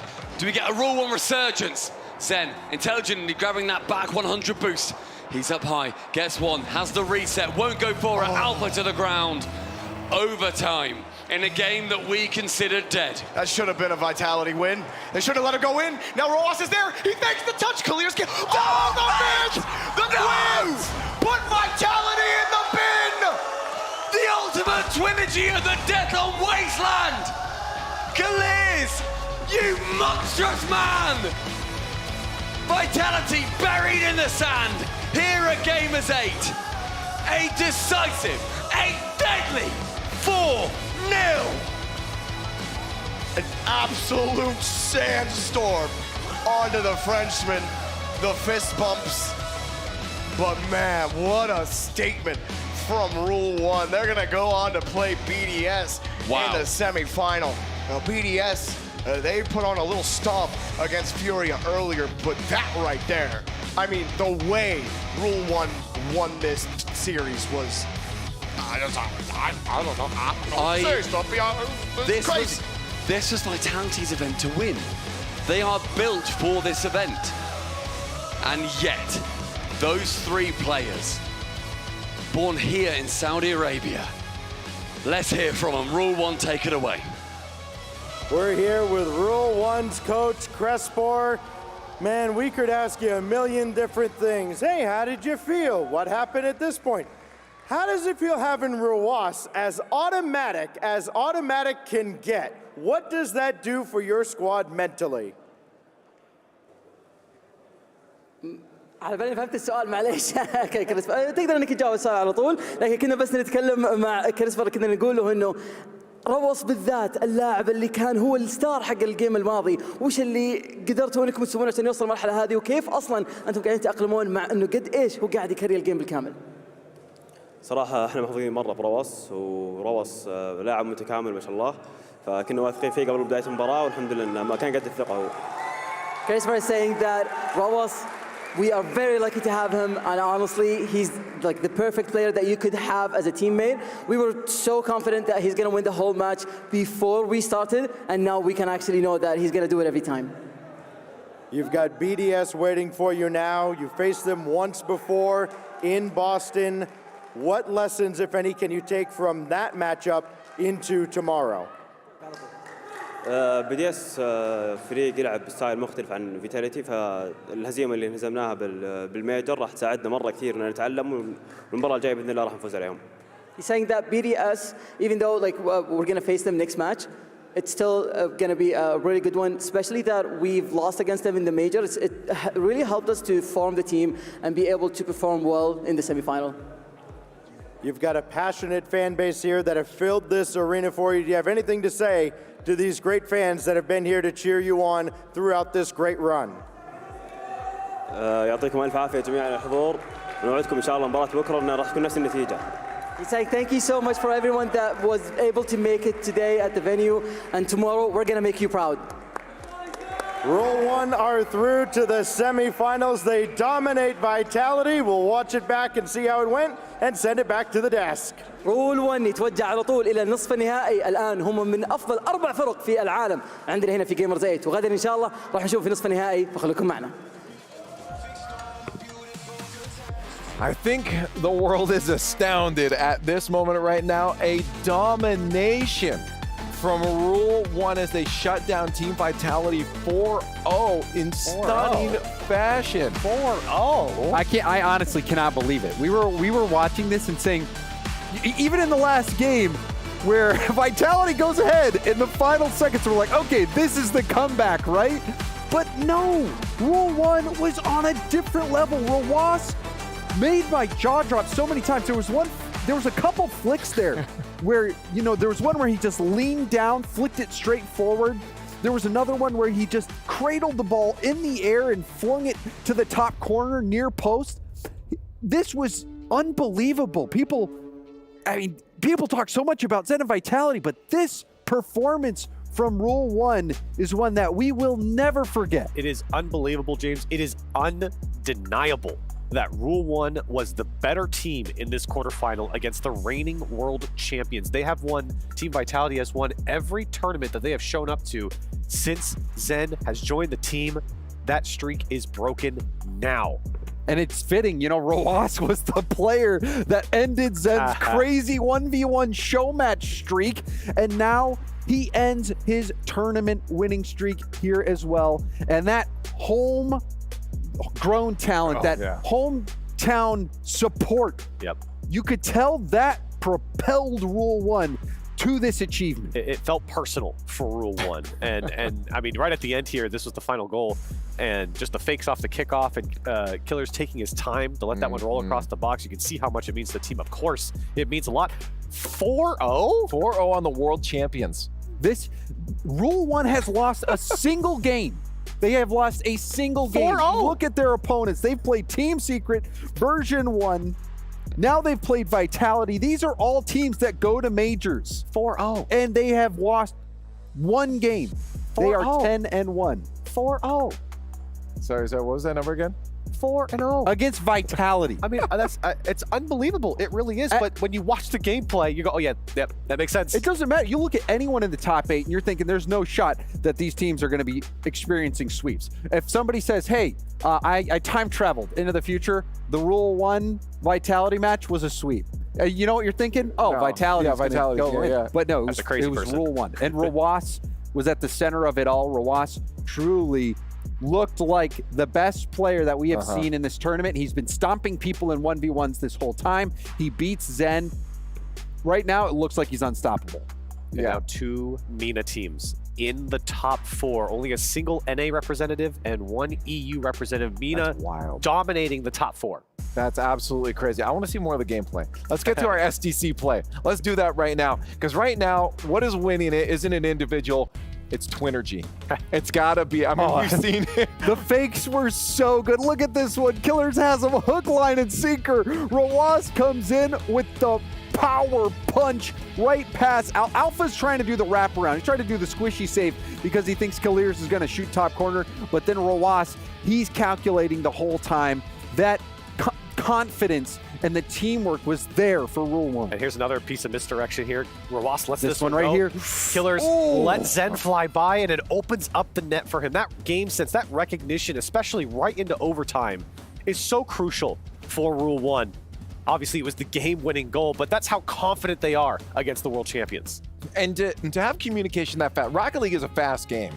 And the comms have to be really quick and concise, and there can still be a little bit of brain lag on that. But well, telepathy is unfair. They didn't got the same DNA. I can imagine in the movie remake when they'll be like, oh, "The microphone came unplugged," and they're like, "It doesn't matter." Yeah. You know? that was just crazy. That to see that from Rule 1 for Vitality's win streak to come to an end in this fashion. It's stunning. It's phenomenal. I mean, it just as a Rocket League fan, you had to enjoy what you witnessed there. Let's move it on to our next award here. We got the Kidia MVP, and this one is going to go out to none other than Rawas. Is that what you guess? If it's anybody other than Rawas, you should riot out there in the streets. Rawas, the beast. The saves he was making. I mean, on every side of the ball, in every playlist, Rawas was number 1. Yeah, when you talk about impact player, as James just said, when you're making this big of an impact in every single playlist here. That flick was so sick. It's incredible, especially when you're playing against, what is renowned as the #1 player in the world in 1v1. I think Rawas probably has taken that title here, but my goodness, Rawas getting the job done on both sides of the field, maybe even more importantly, and he definitely deserves this MVP. Rawas, an absolute monster. I think anyone coming up across him on the other side of the field now is going to be absolutely terrified, especially if you're put down there by yourself on the pitch. If you got to stare down just him, I mean, I personally just walk away from the computer for about 5 minutes. The stage is set for tomorrow. It is going to be so exciting. Right. The storyline is insane. We've got multiple regions represented. The most represented region is MENA. It's possible that we have Falcons versus Rule 1 in the final, but there is still some tough teams out there. Version 1 was looking good. Yep. They brought in Beast Mode, who surprisingly beat Daniel. And Monkey Moon looked very good in his ones as well. BDS is a very solid, very consistent Well, while team. you're talking about, let's look at the bracket while you're talking about it, because I mean, Version 1 on the side of Falcons there. I mean, in my opinion, I feel like we're guaranteed. I love to see what Version 1, but we're guaranteed, in my opinion, a grand finals with a MENA team. I don't think so. Guaranteed. Don't jump the gun. Guaranteed might be a little strong. Nothing is guaranteed just yet. Now, I don't know. This hometown buff is... Honestly, the BDS Rule 1 matchup is going to be really tough. I think it's not a given. Team BDS could beat Rule 1. I think Rule 1, after what we saw and after everything we've seen, they are the favorite by slim margins. And I think on the other side, Falcons is going to be the favorite against version 1, who's had some flip-flopping on who they've sent out for the 1v1s. Yeah, I think BDS certainly needs to focus on the 3v3 in that matchup because I feel like Rawas is just so hot right now. No, absolutely. Either way, we got some really strong teams in the quarter or the semifinals right now, and that's going to be a phenomenal day tomorrow. But that, of course, is tomorrow. It is time now for our last award, and it's going to be Dr. Solomon Al Habib Save of the Day, and this one is going to go to Zen on the other side. Sure, in they overtime. did just lose. Look at that. Off the bar. It's almost all the way in. That was in overtime. It kept vitality in it. They ended up not winning that game. But look at that. Off the bar, going for it. I've seen players just give up in some of those situations where, that ball's just in. But Zen played it till the very end, somehow reading that. Calm. Collected. Zen. Yeah, there you go. Still lost, though. Still lost, hey, though. We had to give him something, that's for sure, at least. But speaking of tomorrow, we have those great matches. We actually just put something together for you guys. Before all of that, we're going to be having a little show match for you guys. I think you guys have heard of this one, too. We're going to be doing, I believe it's at 6:30, so it'll be before the rest of the games. A little matchup between, what are their teams? What a treat to get to see Corrupted G and Chrome play on LAN in the same event. That's going to be wild. But yeah, we got coaches versus the creators. Sunless, Mertzy, and Musty going up against Fossey, Corrupted G, and Andy. Beefy. I know. I was thinking like, wow, it's a great name. I mean, I don't know who's favored there. I think the coaches. I really think the coaches. I think so, I don't know everyone's skill level. I have seen Sunless Khan play a coach before who was a former pro. Okay. He played against Fireburner in 1v1s and almost beat him. Almost beat him in one. Really? So I will not discount. I think Sunless Khan's better than people are going to give credit for. I think Musty's probably the best on that team. I think Mertzy's pretty good as well. But. Yeah, but I've seen Musty hit some clips. Yeah. But it's going to be a competitive match. It's not about the style. Well, let's take a look at that schedule for tomorrow then, so you guys know what you're getting into. A champion will be crowned by the end of the day here at Gamers8 in 2023. We start off, as we mentioned, with that show match, Beefy versus the creators. And then version 1, Team Falcons will kick us off with BDS and Rule 1 right after that. And then, ladies and gentlemen, we got our grand finals. NA versus MENA, EU versus MENA. Back-to-back here. This Gamers8, I said it before on the desk, was shaping up to be one of the most competitive we've ever seen. I think it's lived up to that. Oh, yeah. Especially with teams like Rule 1. Version 1, a lot of people, I mean, all of NA are behind version 1 at this point, despite, as you mentioned, some issues that they've had in the 1v1 department. Beast Mode's been able to step up, so it's highly competitive here in this top 4. Yeah, I don't really know what to expect tomorrow. I hope we see at least one MENA team make it. It would be great to see them defend their own turf here in the grand final. But BDS, I think Rule 1 is the team that has been shocking us with this huge win on Vitality. Falcons, we've seen them make a grand final before. We've also seen Rise take on Falcons before back in London as well. So, it's true. It's one of those events where you do not want to forget to set your alarm clock. Do not miss this. There's going to be fireworks. Fingers crossed I didn't jinx it by saying guaranteed at least one team in the grand finals. But yeah, I would love to see it. Honestly, at this point, just seeing what they can do on the field, I'm a fan. I think I'm behind Rule 1 in this tournament. Final thoughts before we go. What are you guys looking forward to tomorrow? I would love Rule 1 to go all the way. You got Sunless Khan here, the ownership of the org here. I'm sure Falcons ownership is here as well, but I'm on board with Rule 1 at this point. I even called it before this series. I said 4-2. I was wrong, but I was still right. So okay, you're Gibbs in it right now. It does feel like with the way that the cookie has crumbled so far, the stage is set for a Rule 1 Falcons grand final. That's what I'm hoping for. Well, ladies and gentlemen, whichever way it goes, it's going to be exciting. I don't want to keep us here any longer. I think we should all just sleep right through so we get to these matches faster. Tomorrow, we crown a champion at Gamers8. Please show up. It's going to be amazing.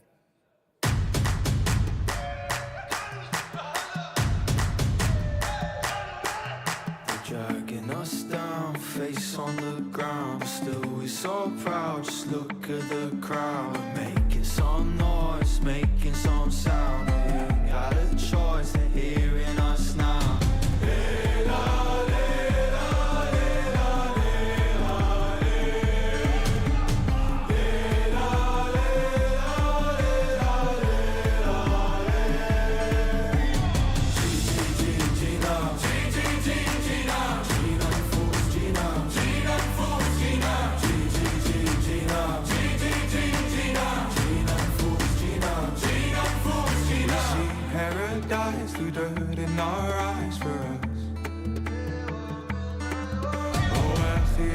try, yeah, أخي, I'll fight for us.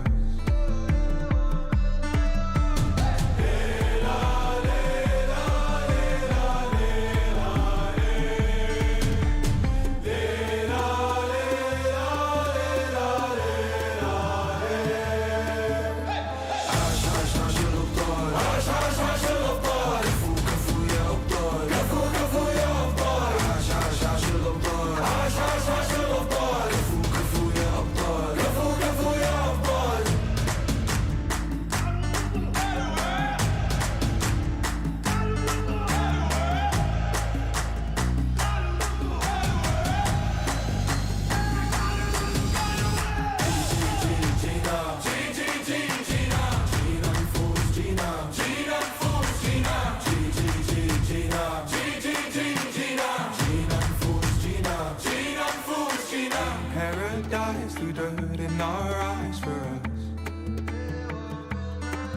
Oh, أخي, I'll try, أخي, I'll fight.